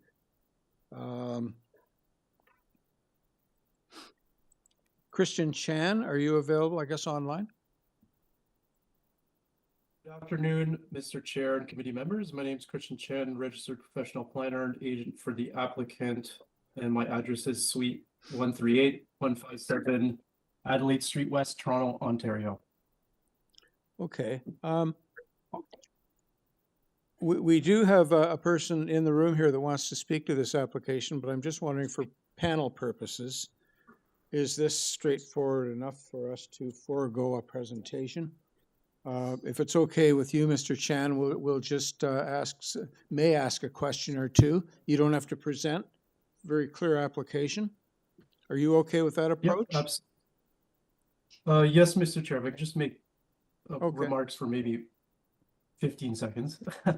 So as you may be aware that this site has been subject to a previous minor variance application, approved those variances that are mentioned. And just in the interest of the members and for information is that there was a building permit submission on this, on the approved Committee of Adjustment, previously approved Committee of Adjustment application. And there was a landscape plan, landscaping securities, and a submission of a permit for injury to a neighboring tree that was submitted and approved. So the applicant has received the clearances from city planning for the landscape plan and securities and from urban forestry for the tree removal. And in light of some incentives to build more rental units, my client opted to repropose this development for a third story. And also interestingly, I'd just like to note, just even prior to the previous Committee of Adjustment application and consideration at the hearing for the file in 2023, is that city planning, in fact, even mentioned to me, why aren't you building higher? And this is in recognition that the CV, the CR AV zone in the Lakeshore bylaw actually permits up to 6 stories. And those are just my comments. So this application just pertains to the recalculation of the parking standards arising out of the increase in rental units that is now proposed. That would definitely assist with contributing to the city's rental housing supply. Yep. Thank you, sir. Okay, thank you. So panel, any questions for Yes, Mr. Mr. Chan? Chair, if I may. Coming back to the issue of parking, I'm struggling to understand your drawings. Your variance 3 says you're providing 3 parking spaces. Can you show us where you're providing those? Because the site plan shows 1 and then your floor plan shows 2. Yeah, through you, Mr. Chair. Thank you for the question. Yes, the site plan does show the parking space located in the rear yard, the 1 parking space, and that's maintained from the previous proposal. Through the revised plans, and if I can ask staff to pull up drawing number A105, that's page 6 of the plans on the PDF page 6. So on the ground floor plan there, you can see the additional 2 spaces. Those were not proposed in the original proposal in 2023. So as part of the redesign of the main floor, my client sought the opportunity to, in fact, increase the number of parking spaces on the site by 2 additional parking spaces. That would be internal. So where is that? building Where that- is that one? Okay, on this floor plan, where is that 1 spot that you're showing on the site plan? And like, shouldn't your site plan show all 3 parking spots? So the site plan, if you can go back, staff, to page 4 of the PDF.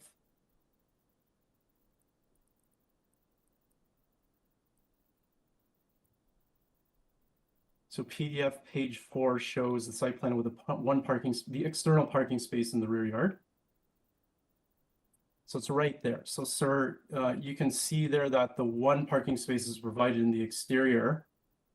And then those 2 parking spaces that were shown previously are shown within the building envelope. So the site plan wouldn't show an internal feature on the site plan, because this would be more or less a bird's eye view of the property.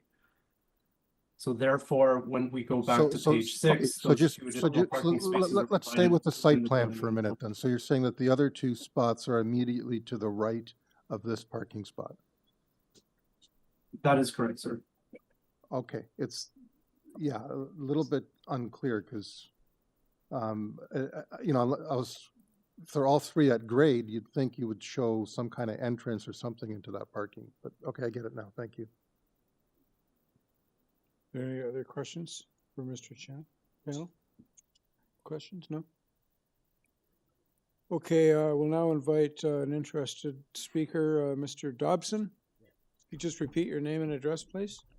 Timothy Dobson, 3450 Lakeshore Boulevard West. It's across the street from this site.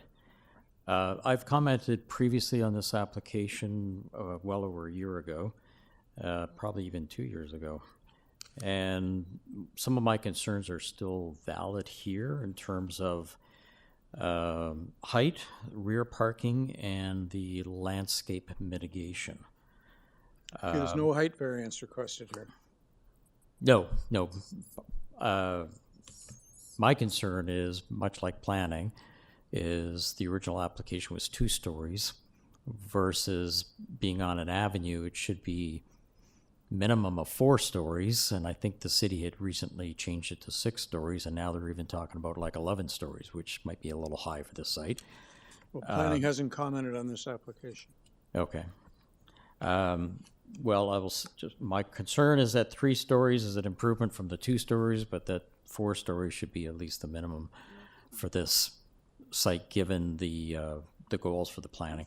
And as a result, the parking for the rear is now creating more of a negative impact on the abutting residential area.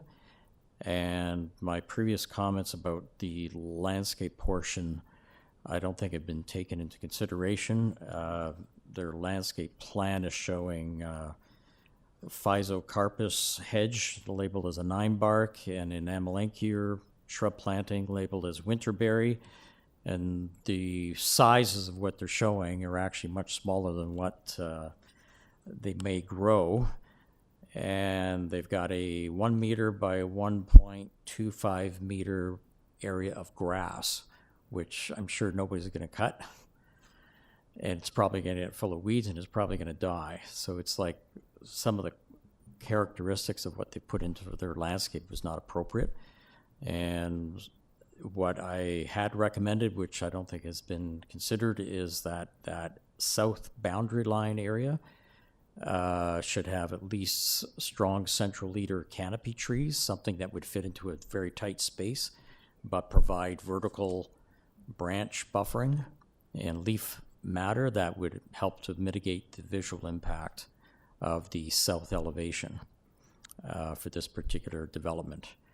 Further on the drawings, they show a north elevation, and then further down, they show another north elevation, which I think is incorrectly labeled. It should be labeled as a south elevation on that matter. So I would recommend that their landscape be changed in terms of having more vertical landscape buffering, because most of the material that's shown here, I'm sure, is going to end up just dying, and it's just going to be full of weeds because there's not enough ground space for this stuff to survive. And they're all going to grow bigger than what's shown on this drawing here. Thank you. Mr. Chan, you have an opportunity now to rebut what Mr. Dobson just said. Thank you, Mr. Chair, and I appreciate Mr. Dobson's comments. Yes, in fact, the zoning does provide for a 6-meter height. However, any development application that can be provided to the city can go in under that. Of course, densification to a degree is also something that's desired, especially along an avenue. But in this particular case, what is sought is a 3-story height that's reflective of the existing built form context, also sensitive to the surrounding built form context, and in consideration of what is existing there on the site. Obviously, when one constructs a higher building, then there's more implications in terms of construction and shoring. And so when my client was reviewing what is possible for the ultimate height of an application, and also to increase the rental housing options, is that a 3-story building was deemed as appropriate for their particular purposes. With respect to the parking, parking impacts are normally realized by a deficit in parking space requirements from the city. And in this case, although the parking standards are sought to be varied pursuant to the Long Branch bylaw, and as I noted in the previous application as well, is that bylaw 89/2022 removed the parking minimum requirements for resident spaces for all manners of development, including mixed use and residential development. So the parking impacts that are spoken to are more to be considered from a planning nature in relation to the number of parking spaces permitted, not with respect to the amount of traffic that it should generate. In this case, the parking ratio of the spaces that are included in the revised proposal are in fact improved over the previous, which only provided 1 parking space. I'd also like to note too, that as previously mentioned in the other application, is that there is an abundance of visitor parking spaces that are provided by the city. In fact, in the angled parking that's fronting onto the lot and on the immediate block. With respect to the landscape plan, sir, this landscape plan that I submitted as part of the application was approved by city planning. Upon their review, we went back and forth with them on numerous occasions. They sought a monetary security from my client as well, which they have since paid in order to clear the landscaping condition that was applied on the previous application. And thus the city has reviewed this landscape plan and deemed it appropriate. And those are my comments, sir. Thank you. Okay, thank you. Panel, any questions for Mr. Chan? Okay, let's go into committee then for discussion or a decision. Yeah, I just wanted to make a comment that we had an application this morning, which was almost identical, which was very similar, where there was an existing two-story, also on an avenue being proposed to go to a three-story. This one I think is quite appropriate. It's a one-story going to a three. All the abutting properties are only two stories, so at least it's starting to grow. I'm glad that there's some parking being provided. That's always been a concern, and we've heard a number of applications from this area where residents were very concerned about new residential going in and no parking being provided. Those are my comments. Unless anyone else has anything else to say, I'm ready for a motion. You are ready for a motion? Absolutely. Go ahead and make it. Okay. I believe the application is, the variances are minor. The application is appropriate, and I'd like to move approval with no conditions. Thank you. Mr. Komorek, Mr. Gully, you're seconding. All in favor? Application's approved unanimously. Thanks for everyone's participation. We'll now deal with item number 37. 17 Leland Avenue. Purpose is to construct a second-story addition above the existing dwelling, a new covered front porch, and a new rear deck. There are 3 variances. There are no agency comments or conditions. There's a ravine and natural features protection advisory note, but no comments or conditions. No neighborhood interest in this application that I'm aware of. Is there anyone in the room that came to speak about 17 Leland Avenue? No? Anyone online? No one online, Mr. Chair. Okay. Panel, are we desirous of a presentation, or are you satisfied with questions? Okay, then let's talk to Mr. William Hall, the agent. Mr. Hall? Yes, good afternoon, Mr. Chair, committee members. My name is Bill Hall. I'm the principal at Architrave Design Architect, 12 Mill Cove here in Etobicoke. Thank you. I'm happy to make a presentation or answer any questions you have. We'd be happy for you not to make a presentation, but to answer any questions that we might have. Is that okay with you? That is perfect. Sounds like it is. Okay, good. So panel, questions for Mr. Hall?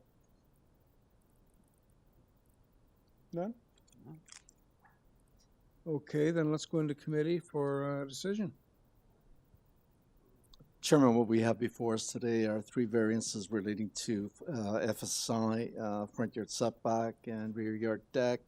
The FSI is nominal from 0.45 to 0.59. Front yard setback nominal again, 8.12 to 7.79. Rear deck appropriate of 36.77 square meter. No real impact on net detrimental impact on anyone as far as the deck is concerned. Move approval, no conditions. Thank you, Mr. Gully. Is there a seconder for Mr. Gully's motion? Mr. Ross, thank you. All in favor? That item is approved unanimously. Now, as I said before, we're going to jump over to over number 38, deal with it last today. So we're next going to deal with number 39, which is 5134 Dundas Street West. Purpose of this application is to construct a 5-story mixed-use building. There are 5 variances. Transportation services is okay. We have a single planning condition. We did receive a revised application. Actually, Mr. Chair, what is revised? Because I don't see. I don't know. I'm just pulling that up. Nothing's highlighted on the revision page. The revision page. The address? Ah. Okay, so just the address changed. The variances are identical. Oh, I got it. Okay. Okay. Yeah. And there is a presentation if we need it to be made to us, or do we wish to just answer questions? Go to question. Okay, Mr. or Mrs. Ms. Stephanie Matviva. Good afternoon. Hi. Would you be okay, in lieu of making a presentation, just answering any questions that we might have? We find Absolutely. the variances are quite straightforward.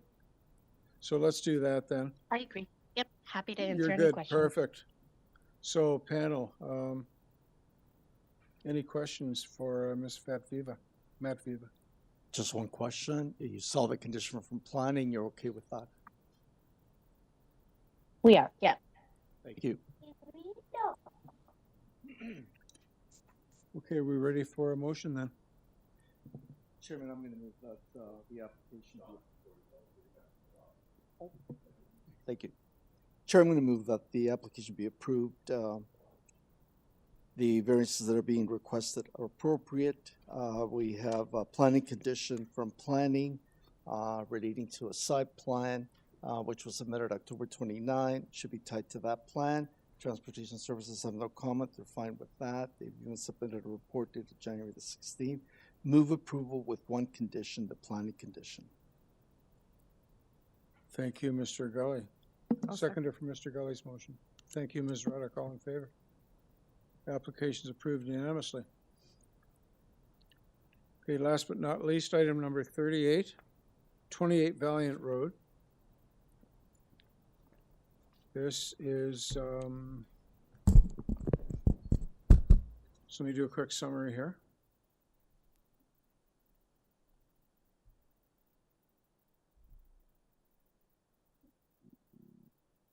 Wow.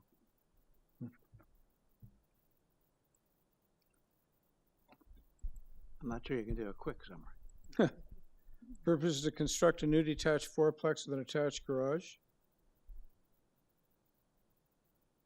There are 8 variances. We have urban forestry conditions 1 and 2. We have a planning condition.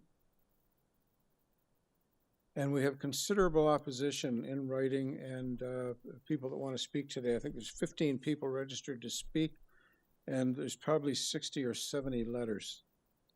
Mr. Eagleman, agent, sir, please make a presentation, get things kicked off here. Yes, through you, Mr. Chair, for the record, David Eagleman, Associate and Registered Professional Planner at Design Plan Services, Inc., here on behalf of the owner, 87 Skyway Avenue, Suite 200. And if I may, through you, Mr. Chair, if I may make some friendly amendments to the public notice, just briefly before I get into my presentation. I would like to eliminate the driveway width variance, so that would be variance number 8. So that is eliminated. And I would like to revise the height variance to 11 meters rather than 11.43. That's variance number 6.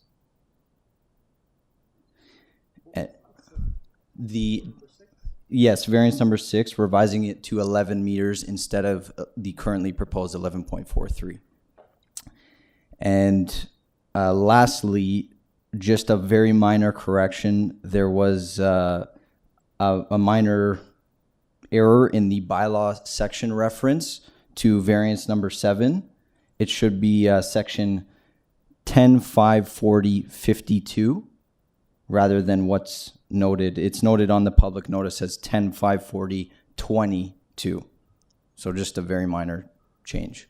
So what's variance 11 going to now? Sorry, can you repeat variance that? 6, 11. Going to 11 from 11.43. Oh, 11. Correct. Okay. Can you repeat the section number? Yes, so the correct section reference for variance number 7 is 10.540.52. 40, 50. Correct. Thank you. Okay. Now I can begin. So through you, Mr. Chair, I would like to start by saying that I have reviewed the reports from Urban Forestry, Metrolinx, and planning staff, and we're agreeable to all the recommended conditions. There was a previous 2021 Committee of Adjustment approval on this property. The decision is uploaded to the application file. It should be within the committee's package. I'll refer to that as the 2021 decision. I was actually the agent on that application. I presented that application to the committee, and I believe some members here today were on the committee at that time, back in 2021. So in 2021, there was a front yard setback, east side yard setback, and west side yard setback variance approved. We are, with this proposed fourplex, effectively mirroring almost exactly the same footprint that was approved in the 2021 application. That's actually demonstrated on the site plan. There is an outline in green which shows the previously approved 2021 decision. But we're here for two reasons. The first reason is to ultimately seek approval for the fourplex. The second reason is there was some minor errors in that 2021 decision that we would like corrected. So one of the errors was that the west side yard setback at the time, which was 0.6 meters, which is the same we're seeking today, that was accidentally referenced as an east side yard setback on the 2021 decision. For the front yard setback, the 2021 application always actually had the same front yard setback we're proposing now at 5.52 meters, but it was originally missed by the zoning examiner in the 2021 application and ultimately was never captured as a variance, and is the reason why the 2021 application has a front yard setback of 6.11 meters. So, but the bottom line is that we're effectively mirroring the exact same building footprint that was approved in 2021. Now, to touch on the variances briefly, and in regards to the front yard setback, while I'm on that, it is measured to a second floor cantilever. The rest of the fourplex is set back at 6.11 meters, which was the same condition as the 2021 application. To touch briefly on the variances, the FSI or GFA variance is very much a technical variance for a number of reasons that have actually been discussed by previous applicants, Mr. Benkowski notably previously today. And I'll note that if we made this a triplex, both the FSI and the lot coverage variances would be eliminated. But I believe, it's my opinion, that is ultimately contrary to what the city is trying to achieve when they permitted fourplexes citywide. And the only reason we're subject to the maximum permitted FSI or GFA is because of an exception zone. But again, if we made it a triplex, the lot coverage and the FSI would be eliminated. In terms of the front and side yard setbacks, again, those are mirroring what was approved for the subject property back in 2021. We are just matching that, and that was done intentionally because we wanted to design this fourplex to be within the footprint that was already previously approved for the subject property. In relation to the height, we've now brought that down to 11 meters. We are only seeking relatively modest ceiling heights of 9 feet on each floor.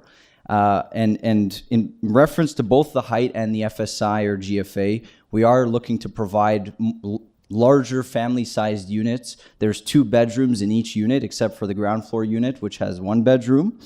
And the proposed height does provide for those relatively modest ceiling heights while still being in keeping with the neighborhood. Notably, there are similar heights at 10 to 11 meters in the neighborhood. There are also similar FSIs and GFAs, notably gross floor areas of houses in the neighborhood that are very similar to what is being proposed. And in those cases, those are single detached dwellings, whereas this is a fourplex providing 4 new residential units on the subject property.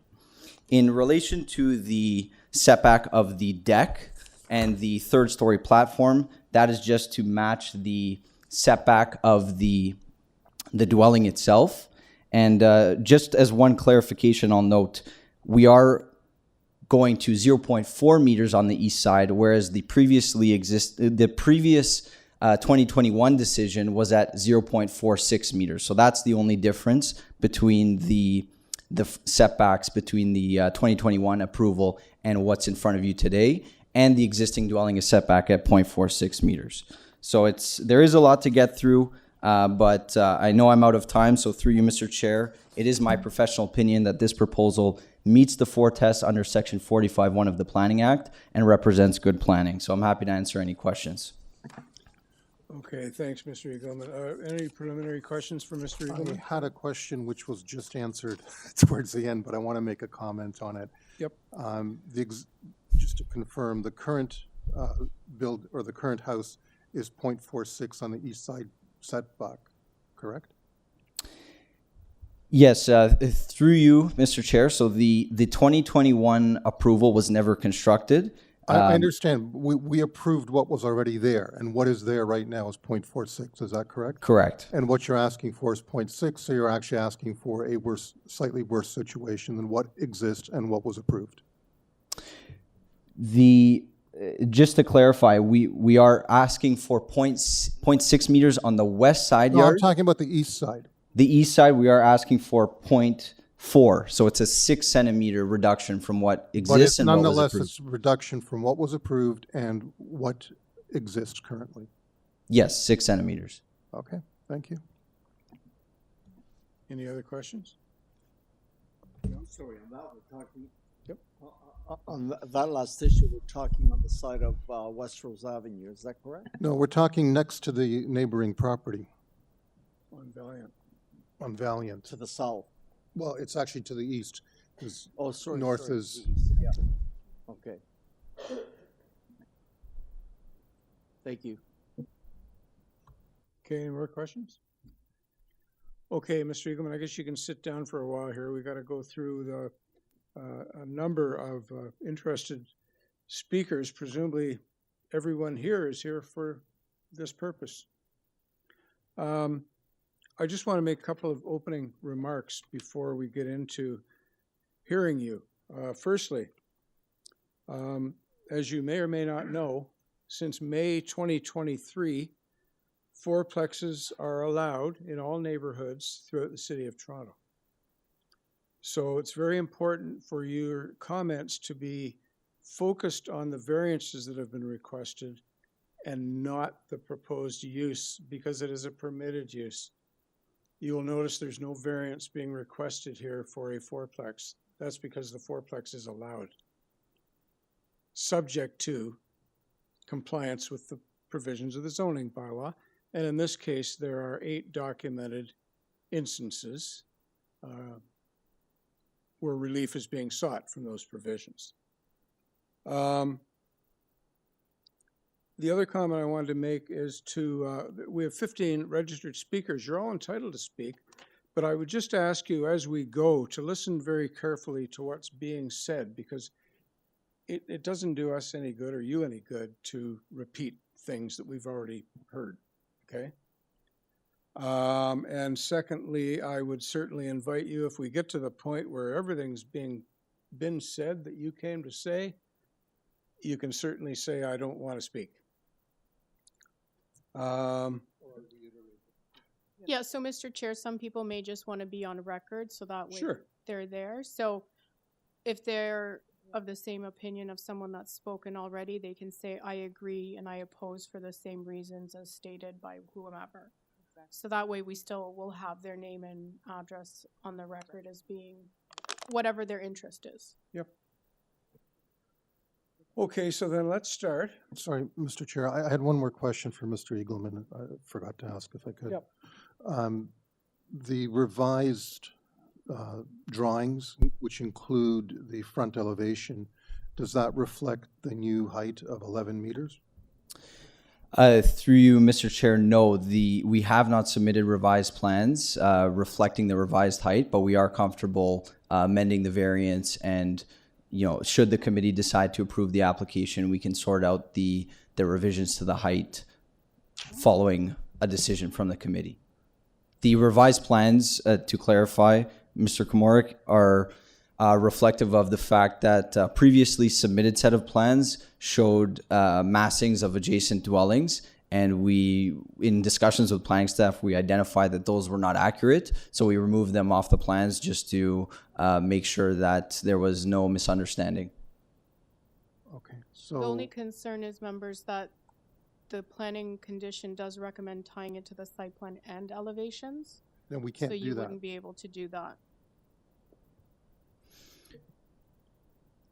you want to consider a deferral? Because if we're going to do that, let's do it now before we get into all this. If I may have 1 minute just to consult with the owner right here, he's in the room. If I can just quickly. Could you do that? And I'm going to entertain a question from this gentleman. Do you have a question for us, sir?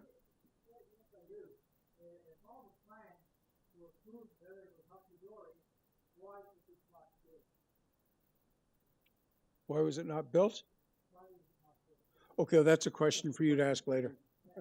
That's not for a question. Okay, you'll have a chance to ask that question later. Yes, through you, Mr. Chair, I think if the committee does decide to approve the application and tie the approval to the site plan and the elevations, that we would like to keep the height variance as is at 11.43 meters.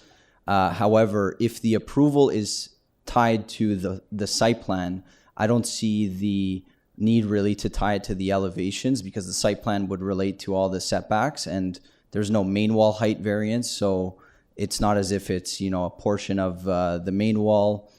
So I don't really see the need to tie it to the elevations. But again, if we would like to proceed today, so we would like to keep the height variance as is if the committee decides to approve the application and tie it to the elevations. Okay. If that's the case, I have a further question. Yep. And that's how does the height of this proposal relate to the immediately adjacent property? Do you know the height of the adjacent property?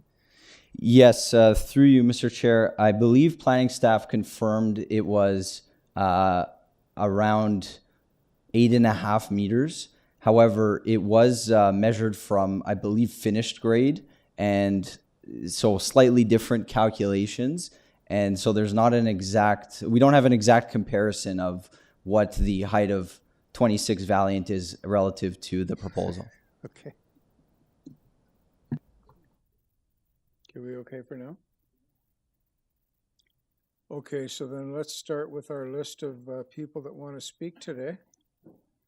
First is Carol Werner, who is a virtual participant, or? They are not present on the call then. I thought we do that. Okay, so we'll go back to her. It's all right. I don't think we'll be hearing from, we have reached out, but I don't know but if maybe we still work our way individually through this, and we might jump between folks that are in and out, but that's okay because let's I think it's just going. Keep going. Joseph Frey. Correct. They are not present on the call as well. Wow. All the people that they hear, like we did for the other cases where we said we do people who are here first. Yeah, by show of hands, who would like to present today? Okay, you're fourth. You're bottom of the list. Okay, so you, sir, come on up. You two are going to speak? Yep. Name and address, please. Is that right now? Okay, good. My name is Gabriel Rocchetto. Thank you for the opportunity to address the committee and voice my objections to the proposal of 428 Valiant. My wife and I live at 132 West Rose Avenue. The front of our house faces directly across the street to 28 Valiant Road on a diagonal facing their rear yard. Under the public notice hearing of December 16, 2024, says the purpose of this committee and hearing is to consider flexibility in dealing with minor variances with respect to the 4 points about which the committee must be satisfied as defined in the notice. We maintain each of the variances requested are not minor and are greater than 10% of the bylaw maximum. Some and of themselves are egregious, and the variances requested cumulatively are egregious and entirely unacceptable. The proposal is not desirable for the appropriate development and use of this land. A 4-apartment building over 5,200 square feet is not appropriate development for the small pie lot in question. The general intent and the purpose of the city's zoning code and bylaw are not maintained in this application for this plot of land in this neighborhood. The general intent and purpose of the official plan are not maintained in this proposal, in keeping with the nature of our immediate and broader neighborhood. Requested variances. The maximum coverage allowed of a lot area is 33%. They're requesting 37.1%, 12% greater. This is not minor. The maximum gross floor space index should not exceed 192.89 square meters. They're proposing 98% greater at 377.6 square meters. This is egregious. The front yard setback of 5.52 meters versus the 6.2 meters allowed is 11%. This is not minor. The minimum side yard setback is 1.2 meters. Requested is 4 meters, which is 66% less. This is not minor. Once again, it is egregious. The minimum required side yard setback for a corner lot is 3 meters. They are requesting 0.6 meters, which is 80% less. This is not minor. Once again, it is egregious. A maximum height, which they're trying to change right now, was 11.43 meters. Requested is over 11% again, not minor. The platform requested is 0.4 meters versus the 1.2 meters allowed, which is 66% less. This is not minor. It is egregious. Under the staff report of January 14, 2025, the official plan policy of 4.1.5 requires that development in established neighborhoods respect and reinforce the existing physical character of the neighborhood, including, in particular, prevailing heights, massing, scale, density, and dwelling type of nearby residential properties. This proposal for a 4-apartment building does not meet these guidelines. The official plan further states that no changes will be made through rezoning and minor variants that are out of keeping with the overall physical character of the entire neighborhood. A 4-apartment building incorporating all of the proposed variants is very much out of keeping with the immediate and broader neighborhood. Policy 4.1.8 of the official plan states that standards to ensure the new development will be compatible with the physical character of established residential neighborhoods must be maintained. The proposal for this fourplex at 28 Valiant Road, if built according to proposed plan, will result in a building that is not compatible with the physical character of the surrounding neighborhood. In conclusion, while I understand the city's intensification strategy, it does not mean every property in the city is suitable for that purpose. With a very few exceptions, residents of the neighborhood have responded regarding this proposal, strongly and overwhelmingly oppose this egregious application. Community guidelines established through bylaws enacted collectively to promote the healthy city we all desire should not be disregarded. There are rules, and we believe that we need to adhere to them. If rules need to be changed, then let them change. Let that change come through broad consultation and not a one-off request at the expense of our community. I strongly oppose this application and request that it be denied. Thank you. Thank you, Mr. Ricciotto. Yeah. Panel, any questions for Mr. Ricciotto for now? Just a basic question. You just disagree with the fourplex, is that correct? No, I don't. It's just not an appropriate position for this particular piece of land. If you look at it, it's a pie shape, a reverse pie, and there are many concerns with it, with the sight lines, because it's three streets that intersect at that point. There are school kids, school buses that drop children off at, or pick people up, drop them off at this location. 2 have stop signs. 1 is a through street. There are seniors. There's constant dog walkers, cyclists. We have Etobicoke down the street. We have Our Lady of Sorrows down the street. We have the skating rink, memorial skating rink down there, and pool. It's a very busy, and this Valiant Road is one of the streets that most people come in to the neighborhood and then drive down to these schools and physical education, physical center and ice rink. So the lot itself is Pardon not, the lot itself is not conducive. to Not for having- this build. The lot itself is not conducive to having 4 units. Is that what you're saying? I'm saying it's overbuilt because then where are they? I don't even know where the parking is supposed to be. I mean, if you go by, they have 2 cars, that's 1 unit. So there's 3 other units. Where are all these other cars going to be parking?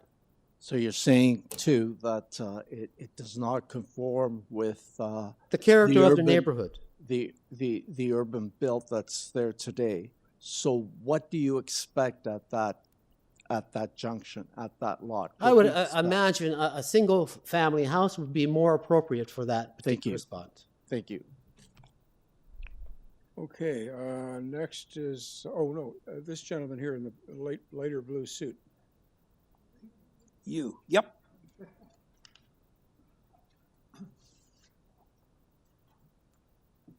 Start with your name and address, please. Yeah, my name is Dante Esquini. I live at 107 West Rose Avenue. I would like to speak, and if I could, if possible, have this design on the board, please, so I could, thank you so much.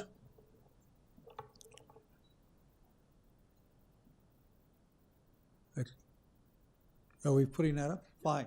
Now, this design shows you the shape of the lot. The pointed part is on West Rose. The opposite that, there's a circle and a thing, so a circle and a roundabout. If you look at that lot, that house is at least 80 to 85% of the lot. Now, that's not what I wanted to start out with, but that has to be pointed out. What I want to say is, my name is Dante Esquini. I reside at 107 West Sorry, Road. sir, if I may. The coverage of that house is actually I'm sorry? 37. The coverage of that house on that lot, you said is at least 85%? Yeah. It's actually 37.1%.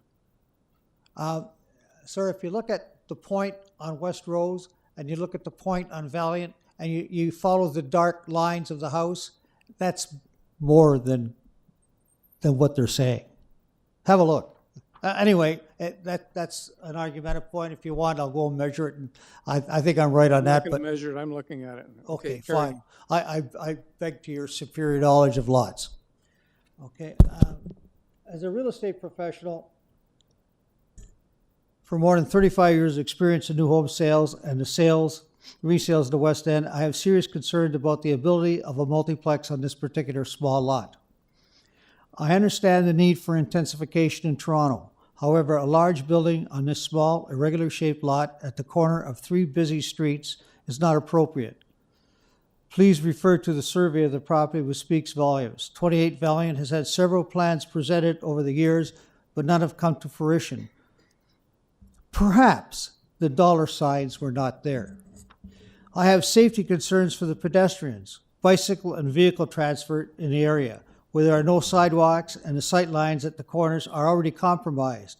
A multifamily home in this lot will bring more people as well as their vehicles to the area, which will further increase the congestion on this corner. The builder is known in the neighborhood. He built 24 Valiant a number of years ago and did not endear himself to the neighborhood at that time. The construction site was a mess, and vehicles, construction equipment, and materials littered the streets for long periods of time. This constant narrowing of streets causes safety issues for vehicle and foot traffic. There's a lot of seniors that walk in our area. I expect construction on a corner lot this small will cause even more problems. The builder was often belligerent and rude when neighbors tried to approach him with their safety concerns during the construction of 28 Valiant. Thank you. If you have any questions, I'm here. Panel, any questions for Mr. Esquini? Nope. Thank you so much. Thank you. Sir, you're up. Your name and address, please. Zachary Pchegerlinski, 26 Valiant Road. Speaking on behalf of my mother and I, Irina Pchegerlinski. Mr. Kumarek, I just wanted to clarify something. I think Mr. Eagleman is a little bit confused. He mentioned that the current setback between 26 Valiant Road was just on the east side. Yeah, just point a little bit up, a little better. He said that it is currently 0.46 meters. It is not. It's well over 3 feet. And I think he was trying to say that they were approved for 0.46 meters on their 2021 application. I believe he was saying that it's both. That it's currently 0.4 and they were approved for at 0.4. It's a lot bigger than that, and I'll explain in my speech there, because we currently have a gas meter that juts out about 14 inches, so it's quite a bit bigger than that. Okay, well, good afternoon, members of the Committee of Adjustments, and thank you for allowing me to speak today. My name is Zach Pshegorlinsky, and I'm here with my mother, Irina Pshegorlinsky. We have lived at 26 Valiant Road, the immediate next door neighbor to the east of 28 Valiant Road, for the past 24 years now. I'm here to voice our strong objection to the proposed development at 28 Valiant Road. Mr. Tarantella, the owner of this property, is a seasoned home developer and flipper with a history of pushing development limits for financial gain. Notably, he undertook a similar redevelopment at the neighboring house to our east, 24 Valiant Road.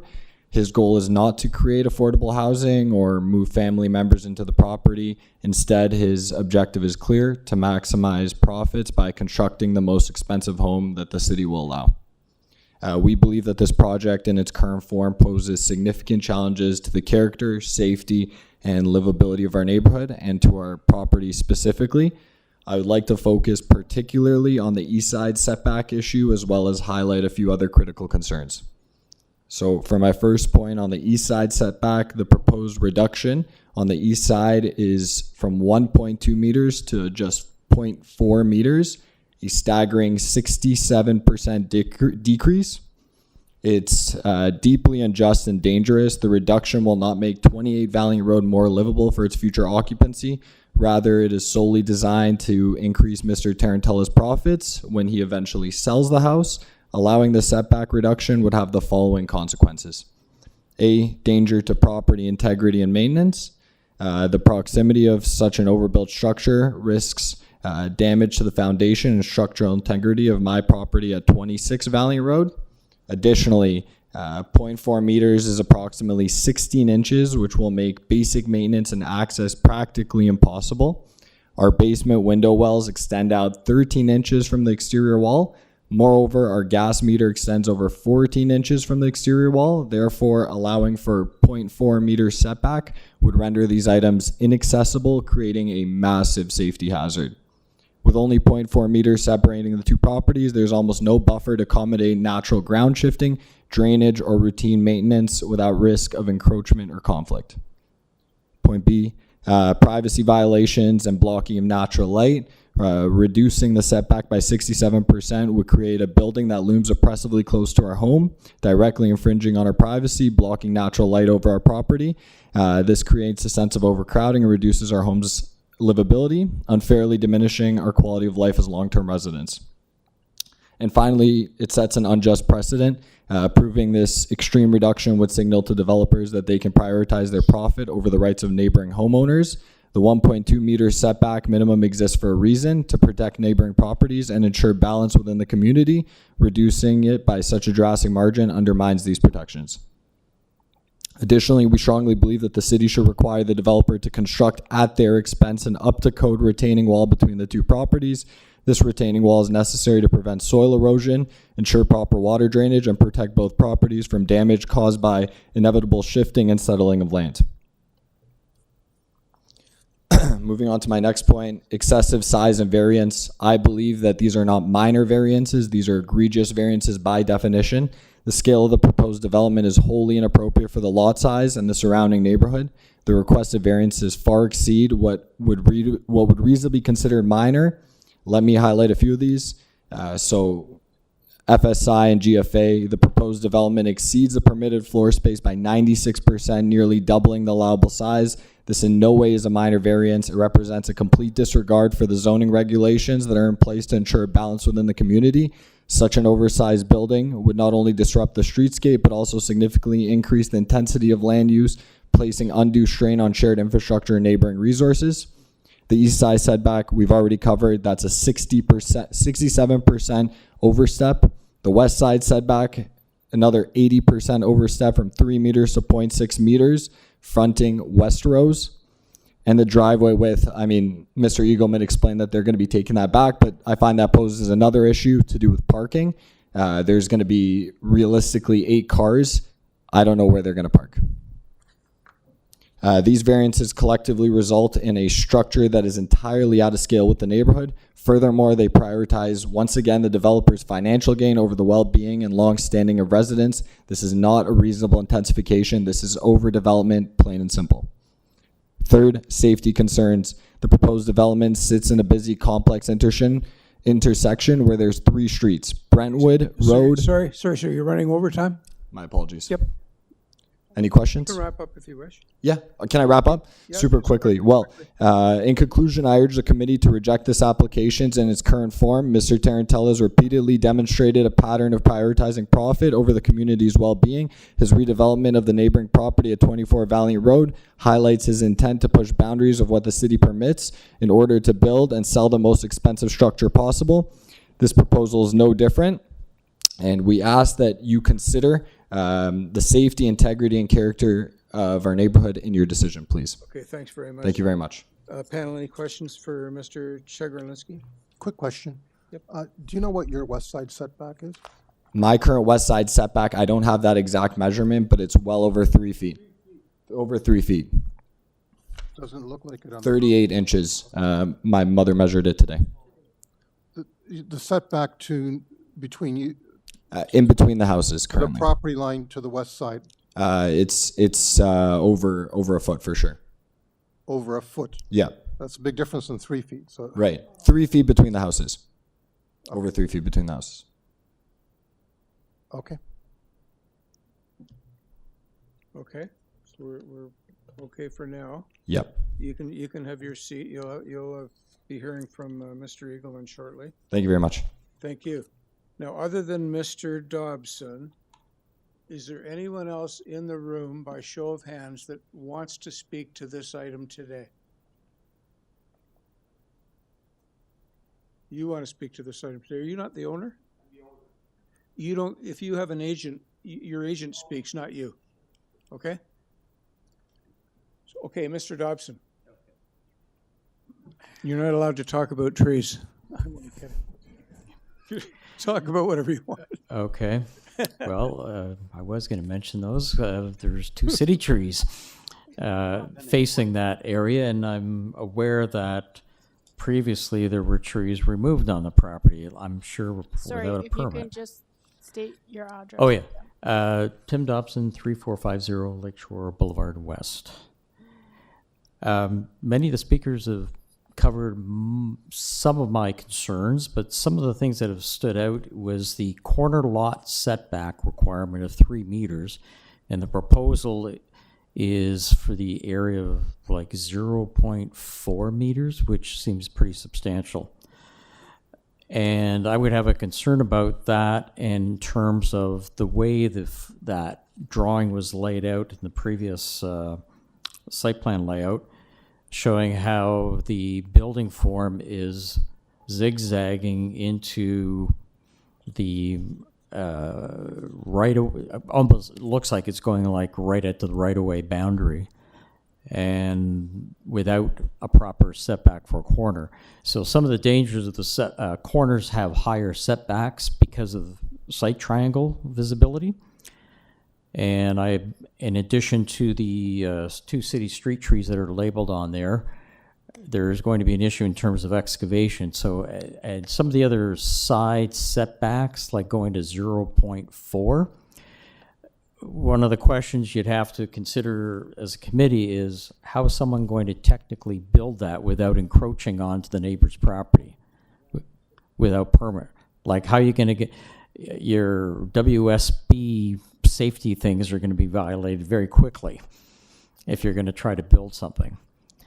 So some of these drawings that show these tiny little setbacks fail to consider the technical realities of trying to build to like essentially a 0 lot line outcome. It's not that easy. And so the previous speaker obviously raised concerns about how that's going to affect his property. The other thing is the driveway that's showing is still very close to the intersection, being a triangular area. It's probably going to be pretty difficult to keep that site triangle in place. And what I do know for almost every single application I have seen in Long Branch, at least, is that whatever driveway width is approved, the moment somebody moves in there, that driveway is widened. There's easily more than 20,000 of those oversized. And it'll show as like an asphalt driveway, and someone's going to add in some unit paving walkway, supposedly, but it's actually going to be a driveway. And I would not be surprised if in this application, the driveway is going to get widened again from what's actually on the plan, and that is going to cause an even more dangerous situation from a site triangle situation at this street intersection. The scale of this building is definitely out of character for the area, notwithstanding fourplexes being permitted. And so I would ask the committee to reject this application based on the percentages of variances that have been highlighted previously and the setbacks, and that it's not in keeping with the character of the area. It should be a much, much smaller development application for this site. Thank you. Okay, thank you, Mr. Dobson. Panel, any questions for Mr. Dobson? Okay, let's keep going down our list here. So we have Mr. Chair, yeah, so the next person that we have else that's in the room? in the meeting, correct, no one else in the room to speak. The next one on our list of virtual people is Sharmista, so I'll unmute What them. about John Couteau? No John. I'll keep you no John. So the next person is Sharmista. And you're going to keep me posted on Keep you posted. Werner and Frey. First two. Oh, sure, but Highly yes. unlikely. I just don't want to forget anybody. Of course. Sorry, of course. may I speak now? Are you Sharmista? Yes. May Yes, I start? If you can just give us your full name and address before you speak, thanks. Sure. My name is Sharmista Bhattacharya. I am owner and resident of 128 West Rose Avenue, directly across from the proposed application. Mm-hmm. And thank you so much for this opportunity to speak about our concern. Me and my husband, we jointly own the property, 128 West Rose. So many of our neighbors already spoke about safety concern. I would like to add to that this 3 street that is the corner of the property, West Rose Avenue, Valiant Road, and Brentwood Road. They are not at right angle to each other. So the visibility is quite limited. As you can see on my letter there, I put in the photos and the stop sign. You can hardly see people walking, coming from the West Rose Avenue, going towards Brentwood Road. So once this major building that the applicant is proposing constructed, the visibility will be further limited. And last summer, these photos are a bit older, so it doesn't show the last summer city has constructed a storm water drainage and culvert on this property, this 28 Valiant. So that ditch is quite deeper now. So now we have further concern. The street is narrower, and when we have cars coming, pedestrians have no room to actually move to the side without going into the ditch. So now we are talking about a much bigger construction, further limiting the sight line, and this added culvert increases the safety concern. As my neighbors pointed out, that we do have a lot of pedestrians in this area. Many of them are small children walking to nearby schools and the recreational facility, also the elderly. So that is significant concern. And I would like to also point out about the environmental concern being twofold. One is the removal of trees and significant injury to one mature oak tree. I find it very concerning that city arborist actually recommending injuring a mature oak tree so this developer can maximize his profit. We are at City of Toronto want to have more trees, and it is always beneficial to keep our mature trees rather than trying to plant a young tree. And also the other part is the permeable surface. So by constructing this bigger kind of building and the driveway and the concrete paving, we are actually taking away areas where rainwater can go into the ground or easily drain. And this area, we have water table, which is quite high, and city has spent a lot of resources constructing this drainage just recently, just last summer, right in front of this applicant's property. So what happens to that? If that needs to be redone, and if that is need to be redone, then who pays for it? So all of these concern, in addition to what my neighbors have already voiced about the size and the intensity of this building not being proportional to what is in the neighborhood and what matches with the neighborhood. I would like to point out there was a letter that was submitted by the applicant's design firm on January 16th, where they try to talk about how the variances they are proposing were somehow already approved for other properties.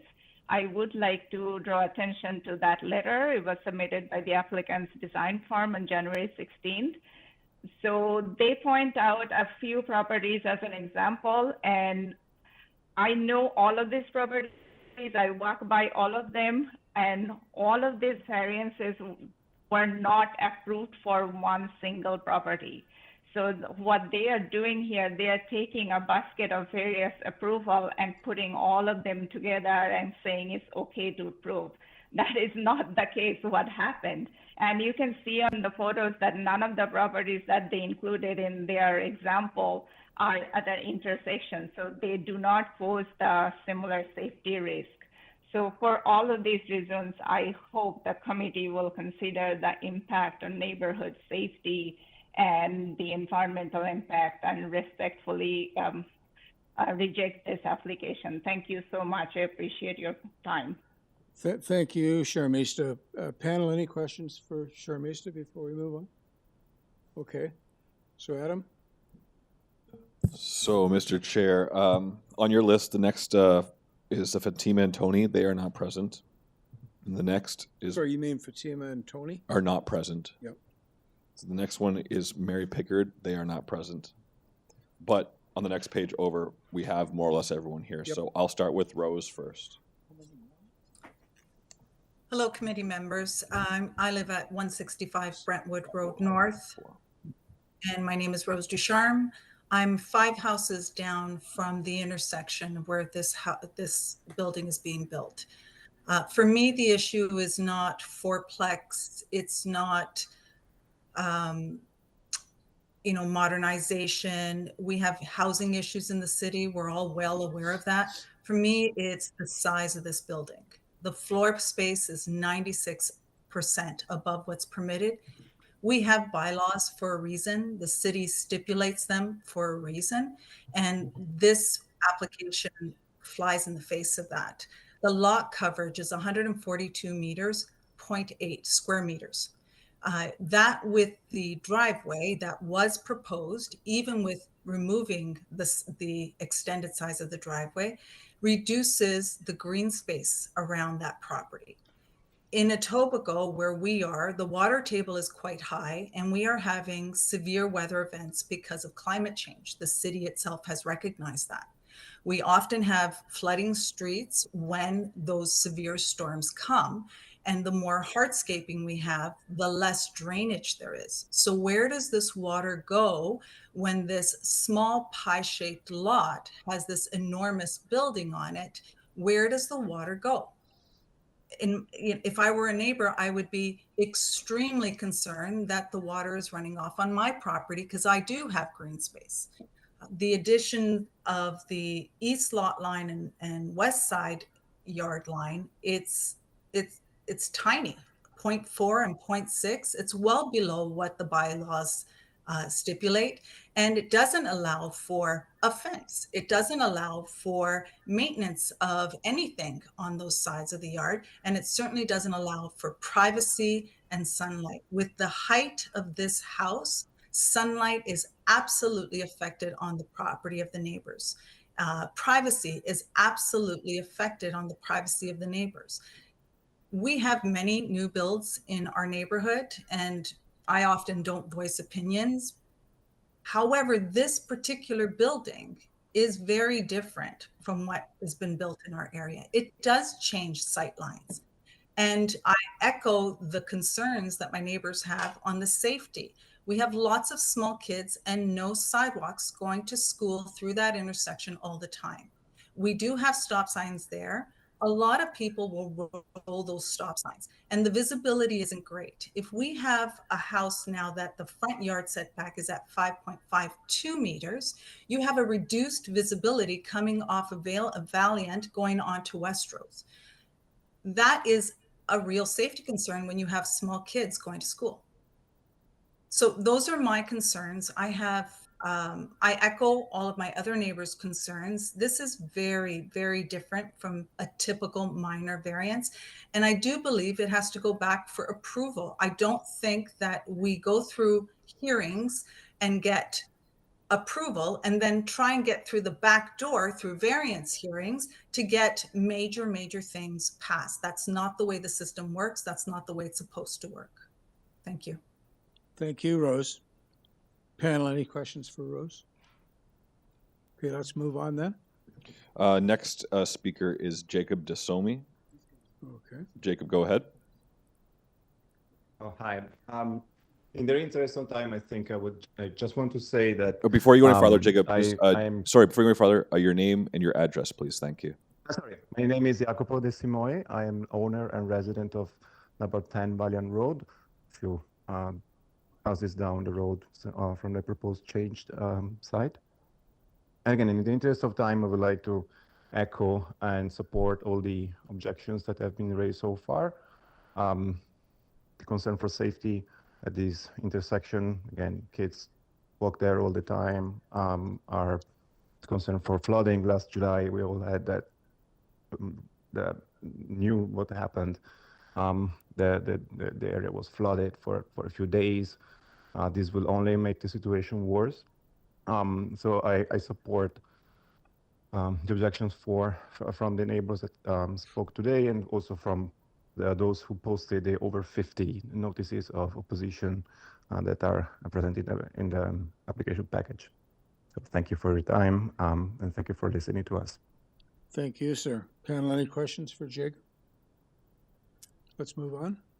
Next one's Paul Desjardins. Good. We're unmuted. Good evening. My name is Paul Desjardins, 122 West Rose Avenue.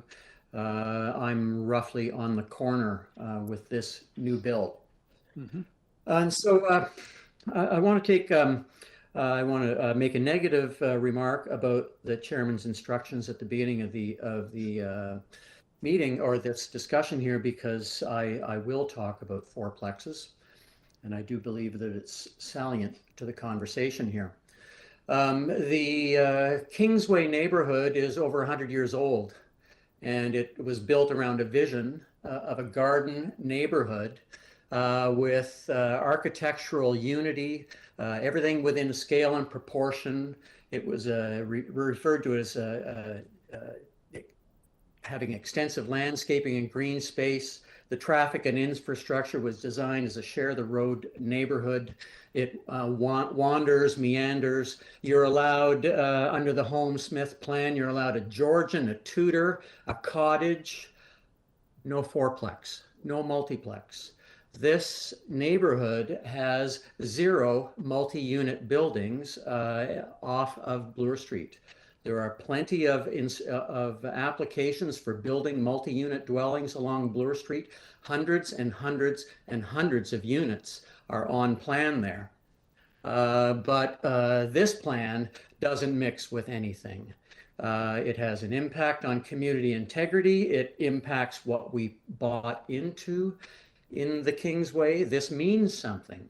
Because if you understand the Kingsway, the hallmark of this neighborhood is literally nothing ever changes. It stays the same.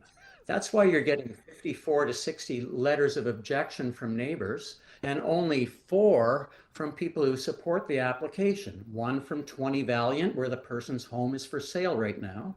1 from 175 Brentwood, where that person themselves disrespected the planning process and went ahead with any attributes to his construction without concern for our bylaws. The 63 Princeton letter of support was rewritten, fundamentally a letter of resignation to this process, that this person felt they didn't really have any recourse here. So I'm going to refer to Premier Ford's instructions and considerations around fourplexes. Number 1, he doesn't support them. Number 2, he supports intensification where it doesn't impact community standards and change dramatically the nature of the community. It's a bad place, a bad lot, a bad investment, and a bad suggestion for what's thought could move forward on that land. I object to it strongly. I can't imagine with this opposition that wouldn't be taken into strong 90th percentile type consideration, and I expect to see this overturned. We don't want short-term rentals on this corner. We don't want overnight parking of 6, 7, 8 vehicles, as we heard described on that lakeshore property in an earlier presentation. We don't want overflow parking. We don't want change to parking bylaws. We don't want this construction as it's proposed. Thank you. Thank you. Panel, any questions for Mr. Desjardins? Okay, next, Adam. Next, so on your list is Dante, but he's already spoken. So then the next is Roy Shu Wa Singh, and I'll just, one moment while I mute them. Roy. Singh, Roy. Yes, good afternoon. Wah. Hello, good afternoon. Mr. Chair, can you hear me? Yep. Okay. Good afternoon, Mr. Chair and committee members. My name is Roy Suwa Singh. I am the owner and resident at 86 West Rose Avenue. I am opposed to the development of the 28 Valiant Road for a couple of reasons. The first being the setback allowances, which has been talked about extensively. And I concur with the comments made by Mr. Chigolinski. Apologies if I'm saying that incorrectly, at 26 Valiant Road, as well as the comments made by my other neighbors with respect to setbacks and what that creates. From my personal perspective, I live in a 2-story unit that was a converted bungalow. I have elderly neighbors on either side who also reside in bungalows identical to the 28 Valiant Road property. Those neighbors are elderly, and as time progresses and they become immobile, they will either sell their properties or pass them on to relatives who have no desire to live in them. Hence, this opportunity for intensification in fourplex unit becomes a very common thing. There are several other bungalows on the West Rose Avenue, and we need to be very mindful about the setback allowances that we permit and set as precedent. I am not opposed to intensification.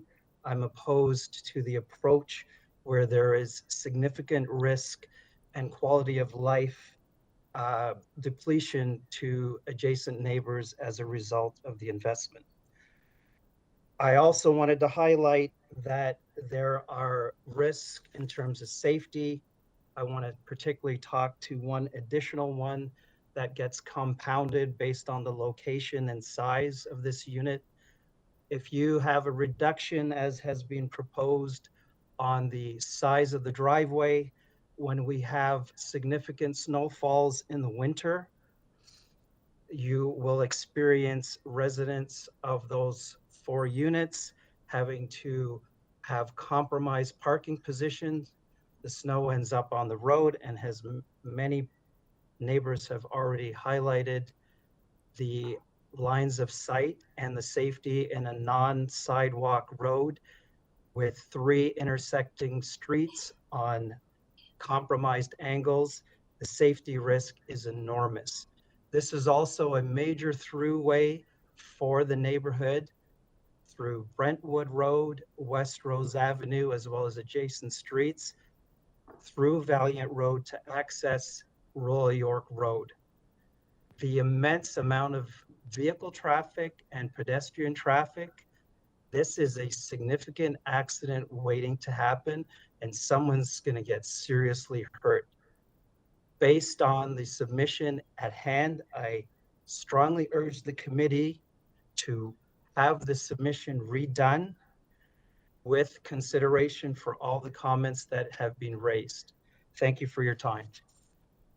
Thank you, Roy. Panel, any questions for Roy? Nope. Okay, moving on, Adam. So, Mr. Chair, we'll go to Dwayne Nickel next. Let me just mute and get everything else straightened away here. Okay. Okay, go ahead, Dwayne. Thank you, Mr. Chair. I actually require your indulgence before I continue. My name is Dwayne Nickel. I live in the neighborhood in close proximity to the property in question. I've been advised that I need to provide my name and address, but I hold a security sensitive position and can't publicly disclose my address. I didn't have an opportunity to send a representative. I'm hoping you could at least hear my statements and then provide whatever weight to that is according. Okay, panel, what do we think? I am prepared to provide my postal code, which would give you a pretty good idea where I'm located. Wouldn't that give us an area of about 3 houses? No? Wider than that. It's wider than that. Well, postal codes in this area mean nothing to me, but it's probably M8 something. Yeah, it's definitely an M8. Anybody want to give it? What's your postal code? Anybody? You? M8 285. M8X 285. M8 Okay, what? Mr. Chair, let's not play the postal code. Do you want his address? Because I've instructed him that our that's the procedures essential are question. to provide your name and address, which is on the Do we public want the hearing. man's address before we listen to him? He tells us he has what was it, a security something job or? Yeah, I have a security sensitive position. I'm also, to be very clear, for any potential conflict of interest, I'm the city's head of security, so I hold a security sensitive position. I don't provide my address. Make sure you protect child. Yeah, it may have been wise to seek out an agent a month or so ago, but anyway. Well, Mr. Chair, the other option is I wasn't aware of that. We take the presentation as from someone who is anonymous and therefore can't assign the same weight as an immediate neighbor. Yeah, are you okay with that if we lessen the weight of your comments? If we don't know, you might. Yeah. I mean. Yeah, I'm fine if you assign. Chair, further to that, I'm prepared to hear it, but not give it any weight whatsoever. So you're not going to ask any questions? No. And you're not going to insist that Mr. Eagleman address any comments that he makes? Yeah, we just don't give it any weight. I'm prepared to hear it, but I don't think we should be giving any weight to it. He knows who it is. Sorry. Sir, who are you and what are you trying to say? I live down the street. I know who this person is, and I can speak. He can speak on my behalf. Does that help? No, you didn't raise your hand as being a speaker, so we're not gonna do that now. Okay, so we have your 5 minutes. If you can start, there will be no questions when the speaker is done. Yep, go ahead, but I'm putting my pen down. Thank you. I appreciate your indulgence. Okay. I don't want to reiterate what's properly been said by the neighbors, but I just wanted to offer a few additional important comments. You know, to me, the major variance, the requests to move the height of the house, the building, an additional 1.43 meters, I find that one, particularly egregious. Again, I know you will assign weight, but the house beside mine was provided significant variances. It looks absurd in the rest of the neighborhood compared to the houses surrounding it. as it pertains to what was approved in 2021, I hope that you set aside those decisions and look at this application really as a whole. I think lastly, I don't have any opposition to a request for a fourplex, a duplex, a triplex, and I don't think most of my neighbors do as well. I think the issue is very clear. It's just not suitable for this lot size. The lot's too small, the variances are too large, and it certainly will result in a gross overbuild if the variances were granted in any part. Lastly, I implore the committee to reject these variances, and I appreciate the opportunity to be heard. Thank you. Thank you, sir. Okay, Mr. Eagleman. Before we go to Mr. Eagleman, just one more quick. There was one more person on your list, Stephen Dawson, but during the microphone check, he confirmed he didn't want to speak. So that does complete the complete list of folks interested in speaking. Yeah. Steve Dawson. Correct. Yeah. I just didn't want to make sure that it was kind of ignored. Yep. So we're all good. We're all good now. We've heard from everybody we want to hear from, or that wants to speak to us. Correct. So it's Mr. Eagleman's opportunity now to rebut the, I think it's eight comments that were made.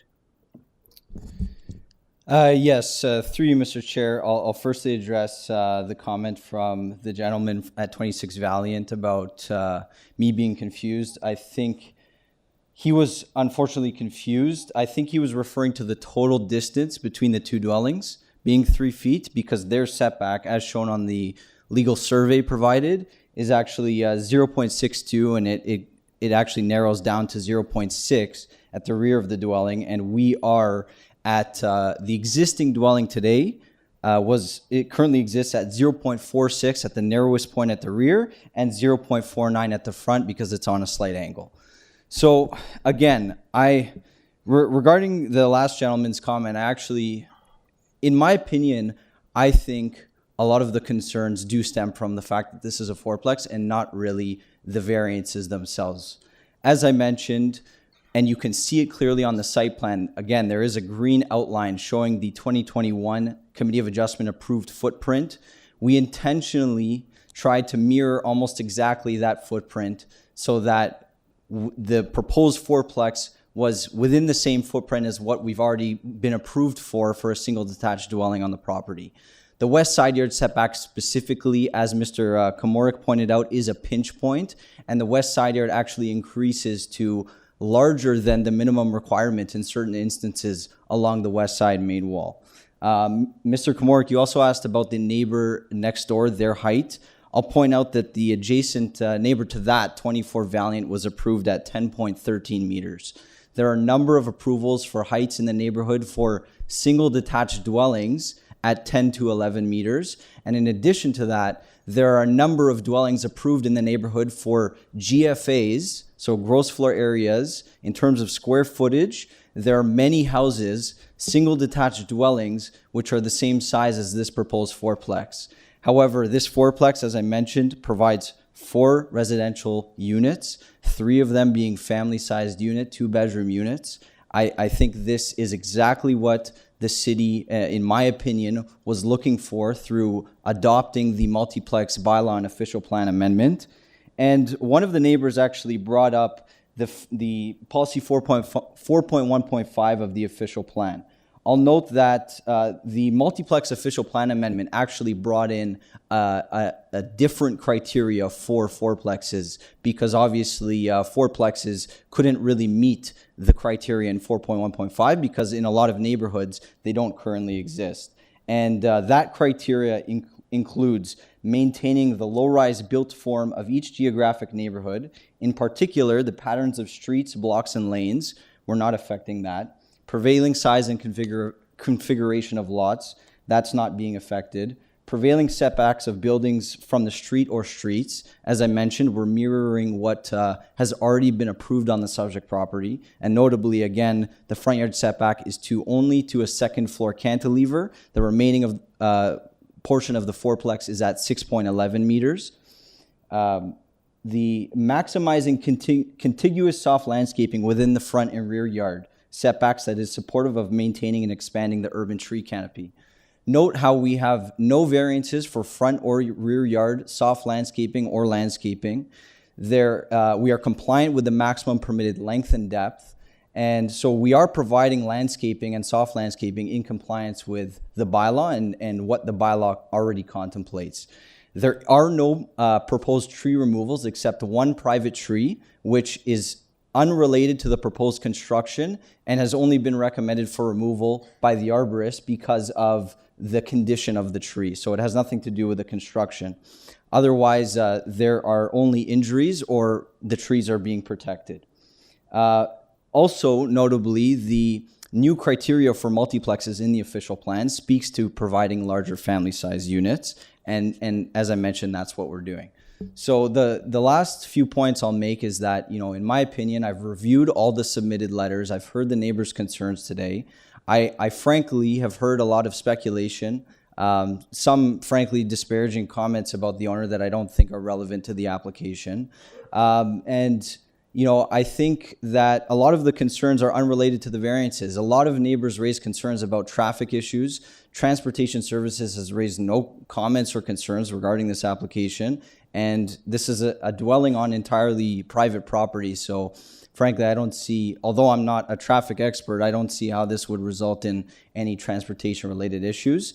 And the last point I'll make is just to provide a quick clarification. We are actually not reducing the driveway width. The driveway width is permitted at 6 meters. It was mistakenly identified as a variance by the zoning examiner, and that was corrected. So the driveway width is staying the same. It's just permitted under the bylaw. So thank you, Mr. Chair, committee. I'm happy to answer any questions. Thank you. Panel, questions for Mr. Eagleman? Chair, I have some questions. Can you please confirm for me, what is the coverage of this structure?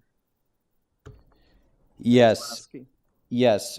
Through you, Mr. Chair. So the lot coverage is as per the variance reads, 37.1% of the lot area, 142.8 square meters, and that was identified by the city's zoning examiner through a formal zoning review process.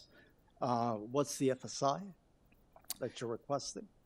Through you, Mr. Chair, the FSI is 0.98 times the lot area. That results in a square meter of 377.64 square meters. And variance number 6 is being changed to 11 meters, is that correct? Through you, Mr. Chair, similar to my comments I made at the beginning, if the committee were willing to approve the application without tying the approval to the elevations, we would be willing to accept a reduction into the height of 11 meters. But if we would not like to defer the application today, so if the committee would like to approve the application tying the approval to the elevations, then we would like to stick with the 11.43 meters. But just to qualify that, I'll note again that I don't really see it necessary to tie the approval to the elevations. I think tying the approval to the site plan should be sufficient. So you can't bargain before the committee, so you made the reduction to 11 meters. The committee didn't defer it for any reason. You chose not to. So the reduction for variance 6 is to 11 meters. That's what you're considering now. That's fine. Thank you, Madam Secretary. Has planning raised any issue with respect to the coverage, with respect to the FSI, or with respect to the height of 11.43? Through you, Mr. Chair, planning has provided a report. They have not made any recommendation other than that if the committee chooses to approve the application, it be tied to the site plan and elevations. However, they did raise some comments about the height, and they did discuss that with us about making reductions. But we felt, again, we are seeking relatively modest ceiling heights of 9 feet. And we feel that the proposed height is appropriate. And frankly, planning staff didn't find the height concerning such that they would recommend a refusal of the height or of the application. Okay. With respect to the driveway location, the proposed driveway location, has Transportation Services have indicated to you any specific setback from the intersection, from the Y intersection? Have they accepted the location in the previous application? And has that position of driveway changed in this one? Through you, Mr. Chair, in regards to the current application that is in front of us today, I have not heard at all from Transportation Services. They have not provided any comments or concerns, have not reached out to me at all, and have not provided a letter or report to the Committee of Adjustment. In reference to the original 2021 application, if I may, I'm just pulling up the previous materials to see, but from what I recall, I don't recall Transportation Services having a concern with any of the variances that was before them at that time. And with respect to your practice here and across the city, would Transportation Services comment on driveway locations, particularly with respect to setbacks from intersections and daylight groundings and things of that nature, if they had concerns? Yes, through you, Mr. Chair, my understanding is that Transportation Services is the department responsible for reviewing those types of issues and would be the commenting agency responsible for, raising comments or concerns. And to your point, Member Gully, I just pulled up the original staff report from Transportation for the 2021 application, and they specifically provided a report noting they have no concerns or objections. Thank you. I just want to touch on that. I have my own questions, but I just want to touch on that, the driveway issue. From that previous application, there was a variance for the driveway location because in that situation, the vehicle access was not from a flanking street, and that would be the requirement. So you were granted a variance for that location. Through you, Mr. Chair, that is correct. Although I'll note, Mr. Komorik, that was and is an existing condition with the currently existing house. No, absolutely, but I'm just commenting on my colleague's question around does Transportation get themselves involved in this issue, and obviously they were involved in making that last decision. So if I can, Mr. Chair, do you have a follow-up, Dominic? I'm just going to do a follow-up on that.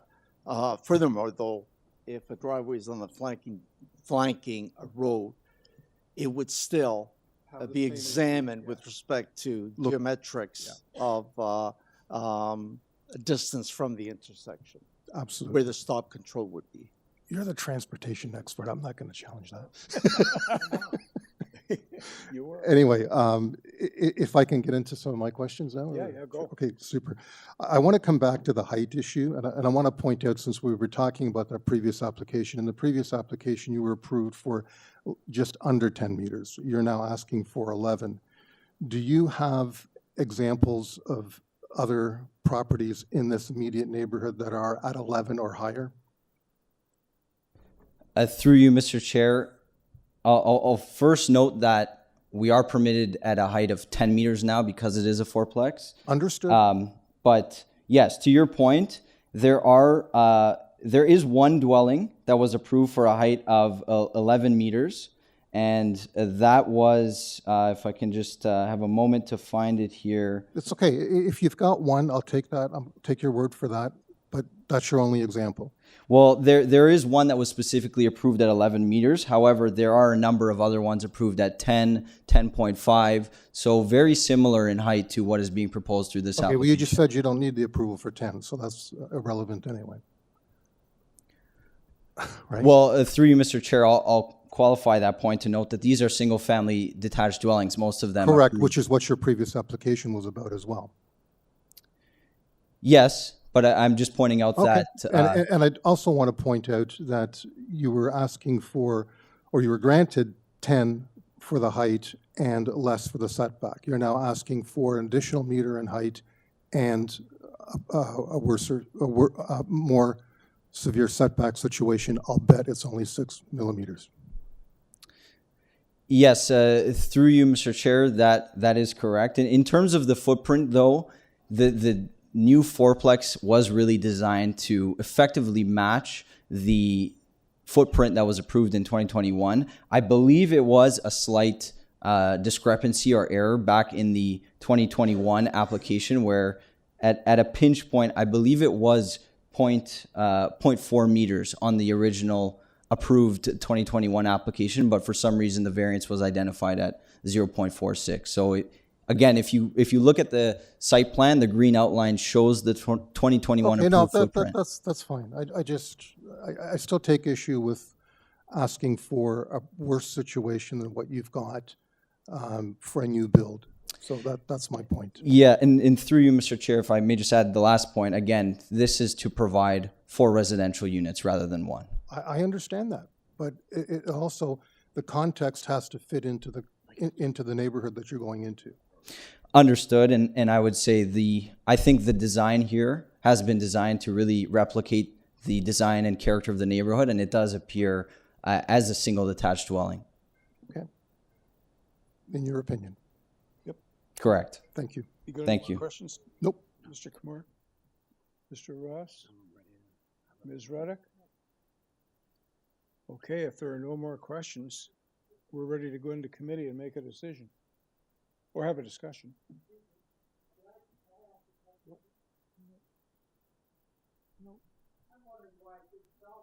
No, you can't ask the question. You can't speak and she can't ask. How about that?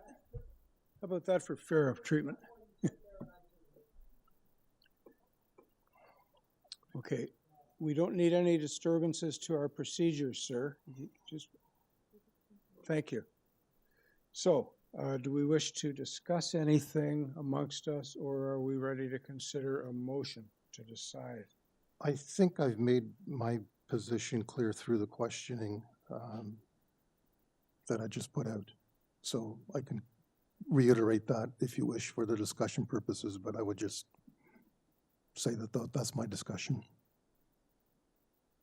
Sure, the only additional comment I'd like to make, there was some discussions and concerns expressed by the public with respect to side yard setbacks and the ability to actually engineer or build the project with nominal side yards, or what some of the public felt was a nominal side yard. There are techniques, engineering techniques, that you can build without necessarily having to use your neighbor's property to do that. You can build from the inside. Correct. As far as the other variances are concerned, I think there's a perception when you're looking at the site that the building, my sense is that a lot of people see this structure as having a footprint much greater than it really is. I believe that there's sensitive design in this structure by articulating it on the West Road side, and that articulation does provide things that we don't get involved in with respect to building design, building materials, and so on. But I certainly think that articulation allows for a building that fits into this community, into this community that someone spoke of as being very unique. I think it does fit in there, and but no neighborhood is special in not being able to provide or meet council's desire to increase gentle density, additional densities. Indeed, the Kingsway is a beautiful area. I've worked at it for 40 years, as well as Rosedale, as well as West Hill, and as well as any other community in the area.